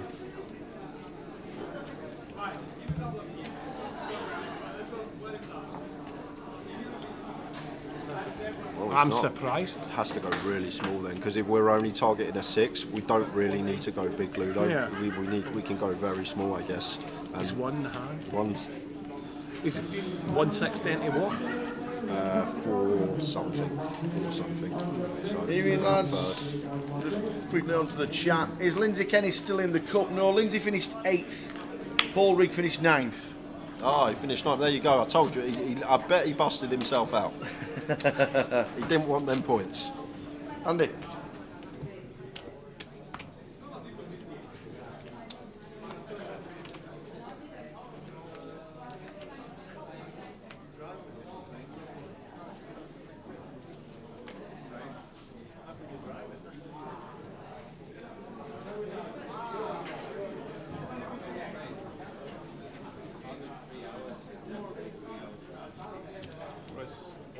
So Lindsay finished in 8th.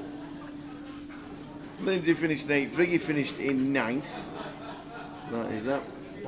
Carl Lakeland's back home. Leave says it's a Super Bowl tonight. It is indeed. £20 going on heads this year for the coin toss. I heard that earlier on. Did you hear that? Did you hear how well I run in the coin toss? Not for, I know, not for 10. Not for 10. PK. Have you seen the betting for tails now? Like since Tower and Chat, it's 1 to 33 now. Tails. And it's 50-50. It's literally 1 to 33 tails now. After Tower mentioned he'd backed heads. Yep. It's literally changed the market across the world for the Super Bowl. No. We're on heads. For days. And then it says, how do you find people who want to consistently swap with you? If most players are losing, it's very hard to prove your results live. I guess you just... You're in a group of people that all understand the game that well, that you all trust each other, so you all swap. Are more swaps done live when you're in the comp and started the comp and swap it to break, or not swap for a day too? Works everywhere. Yeah. Like if you're in like your set circles towel, like you'll have like an agreement before the comp starts on X bullet that we're swapping 5%, but then you'll have people outside your circle that you're also friendly with, and you're back for a day 2 and they'll have a similar stack to you and they might come up to you and be like, do you want to swap 5? Or you might go up to them, do you want to swap 5? So then you gain another swap there, and as Ludo said, just lowering the variance. And when you went deep in the 10k PLO, did you swap with anyone? No, I didn't swap with anyone. I didn't, to be honest with you, I didn't actually know anyone, and it was the back end of day 2, and the only person in the field I knew was Endrit, and I had like 1.5 million. Endrit had like 400k, so it's like it's one of those, isn't it? You can still do a swap to a certain degree. Yeah, like of course, you give them 3 and they give you 10 or something. I mean, something like that. But obviously, a lot of people won't agree to that when they're on the lower side of things. And that's the thing. I'm not even like I had Sam Sover on my table when like, I'm not going Right, to tough table. walk up to Sam and go, "Oh, you want to swap 5%?" He's like, "Who's this guy? Who's this Yeah. guy?" Dylan Wiseman as well. I played with. Like, He's a good yellow player. To be honest, with you, Ludo, that tournament I've never seen such a contrast in skill level between day 1, day 2, and then when we were on day 3. Yeah, because day 1 is super easy. I'm saying like you've got a lot of people that just buy in 10k, and they've got a lot of money and they don't give a. Like, I'm saying like literally like they've got too much money. See, for the amount of money that Americans get taxed, it's amazing how much money they actually have. I'm saying like honestly, we had this conversation, me and Feraldo. I'm saying like Americans get taxed the most in poker, right? Obviously, you can write off tax to a certain amount. You can put it from 40% to 20%, no problem at all. You can write it off, right? But I'm saying, like, how much money do they actually have? It's insane. They can keep buying into 10Ks and 25Ks and 50Ks and 100Ks. I mean, it's insane, honestly. Yeah, so once again, just a function of ICM here. Tom just flattened the 10s on the from the big, facing Vince's button open. Now going for some value here on the turn. 10 seconds.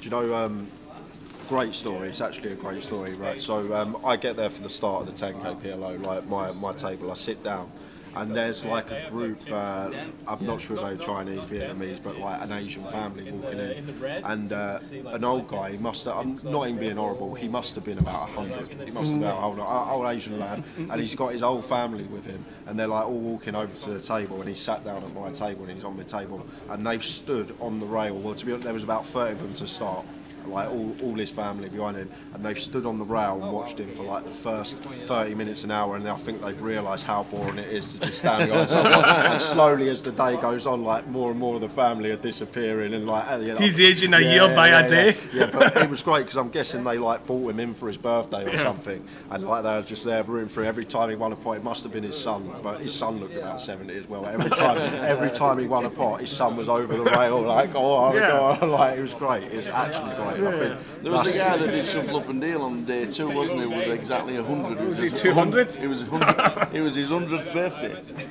Was it? And he did shuffle up and deal on day 1B or day 1C. Or whatever. Yeah, some of the shuffle up and deals have been fantastic, isn't it? I'm saying, like, you're like, what's going on here? Like that Vanderpump or whatever her name is. She done the shuffle up and deal, didn't she? You know, what's her name? Vanderpump? No? Never heard that? No.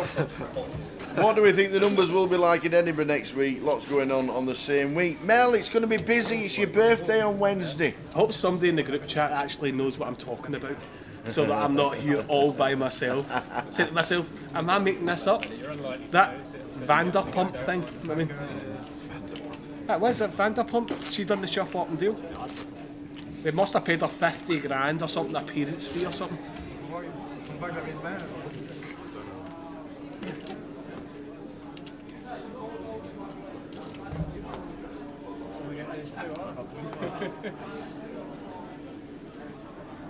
There we go. Lisa Vanderpump from Real Housewives of LA. That was her. She done this shuffle up and deal. 100% she did. So, whoever that is, a rip cheater. Nah, you're on your own there, Ludo. That's Michael Rosserman. Right, Michael, you're in the bin here. You rang. Nah, you're on your there. You're on your own there. She owns restaurants in Paris. Yeah. Very nice. Lisa Vanderpump from Real Housewives of LA. She was the one that done the shuffle up and deal. Where She did they did. pull her from? Aye, they did. They got her. She pulled. She done it. Here's 10 for Tom. All in triangle in the middle. And Lee Tatters says, I've got an ace. And Lee Tatters, his comp is in it. Ace 3 needs to hit, or Tats will be out. Played a great game as Lee. But Tom lags out. Ace 10 has him covered. How do we get out of this one, Lee? Any three about? Lenny's got him at 33s. There's a big smile on his face on a 6, 7, 8 flop. I've got Tom at 50s. Well, chop out. Any chop opportunities? Yeah. 6 and a 7. Come on. 6 and a 7. And a 3 to win it. Ace Norge, the Queen of Spades. Tom lags out. 2.7 mil takes out. Lee tatters. Well played, Lee. Super, super effort.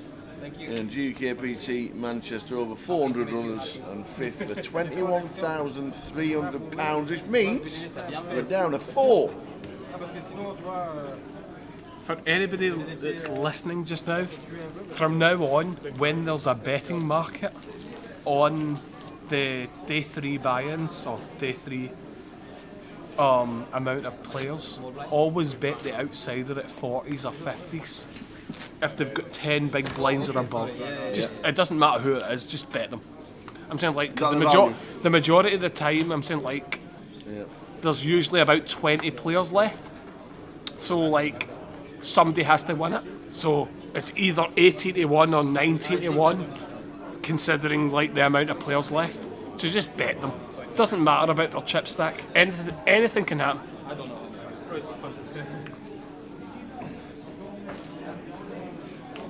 50s. What did you have? 14? 14. 14? Hey, no, that's 700. What's that? 700 back? Alright. If he wins it, he's got to lift the trophy. Look, we're 4 left now and he's sitting second out of 4.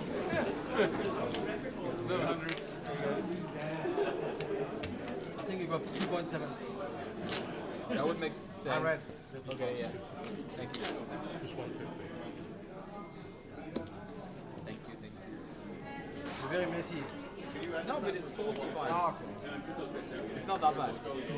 I just can't count, period.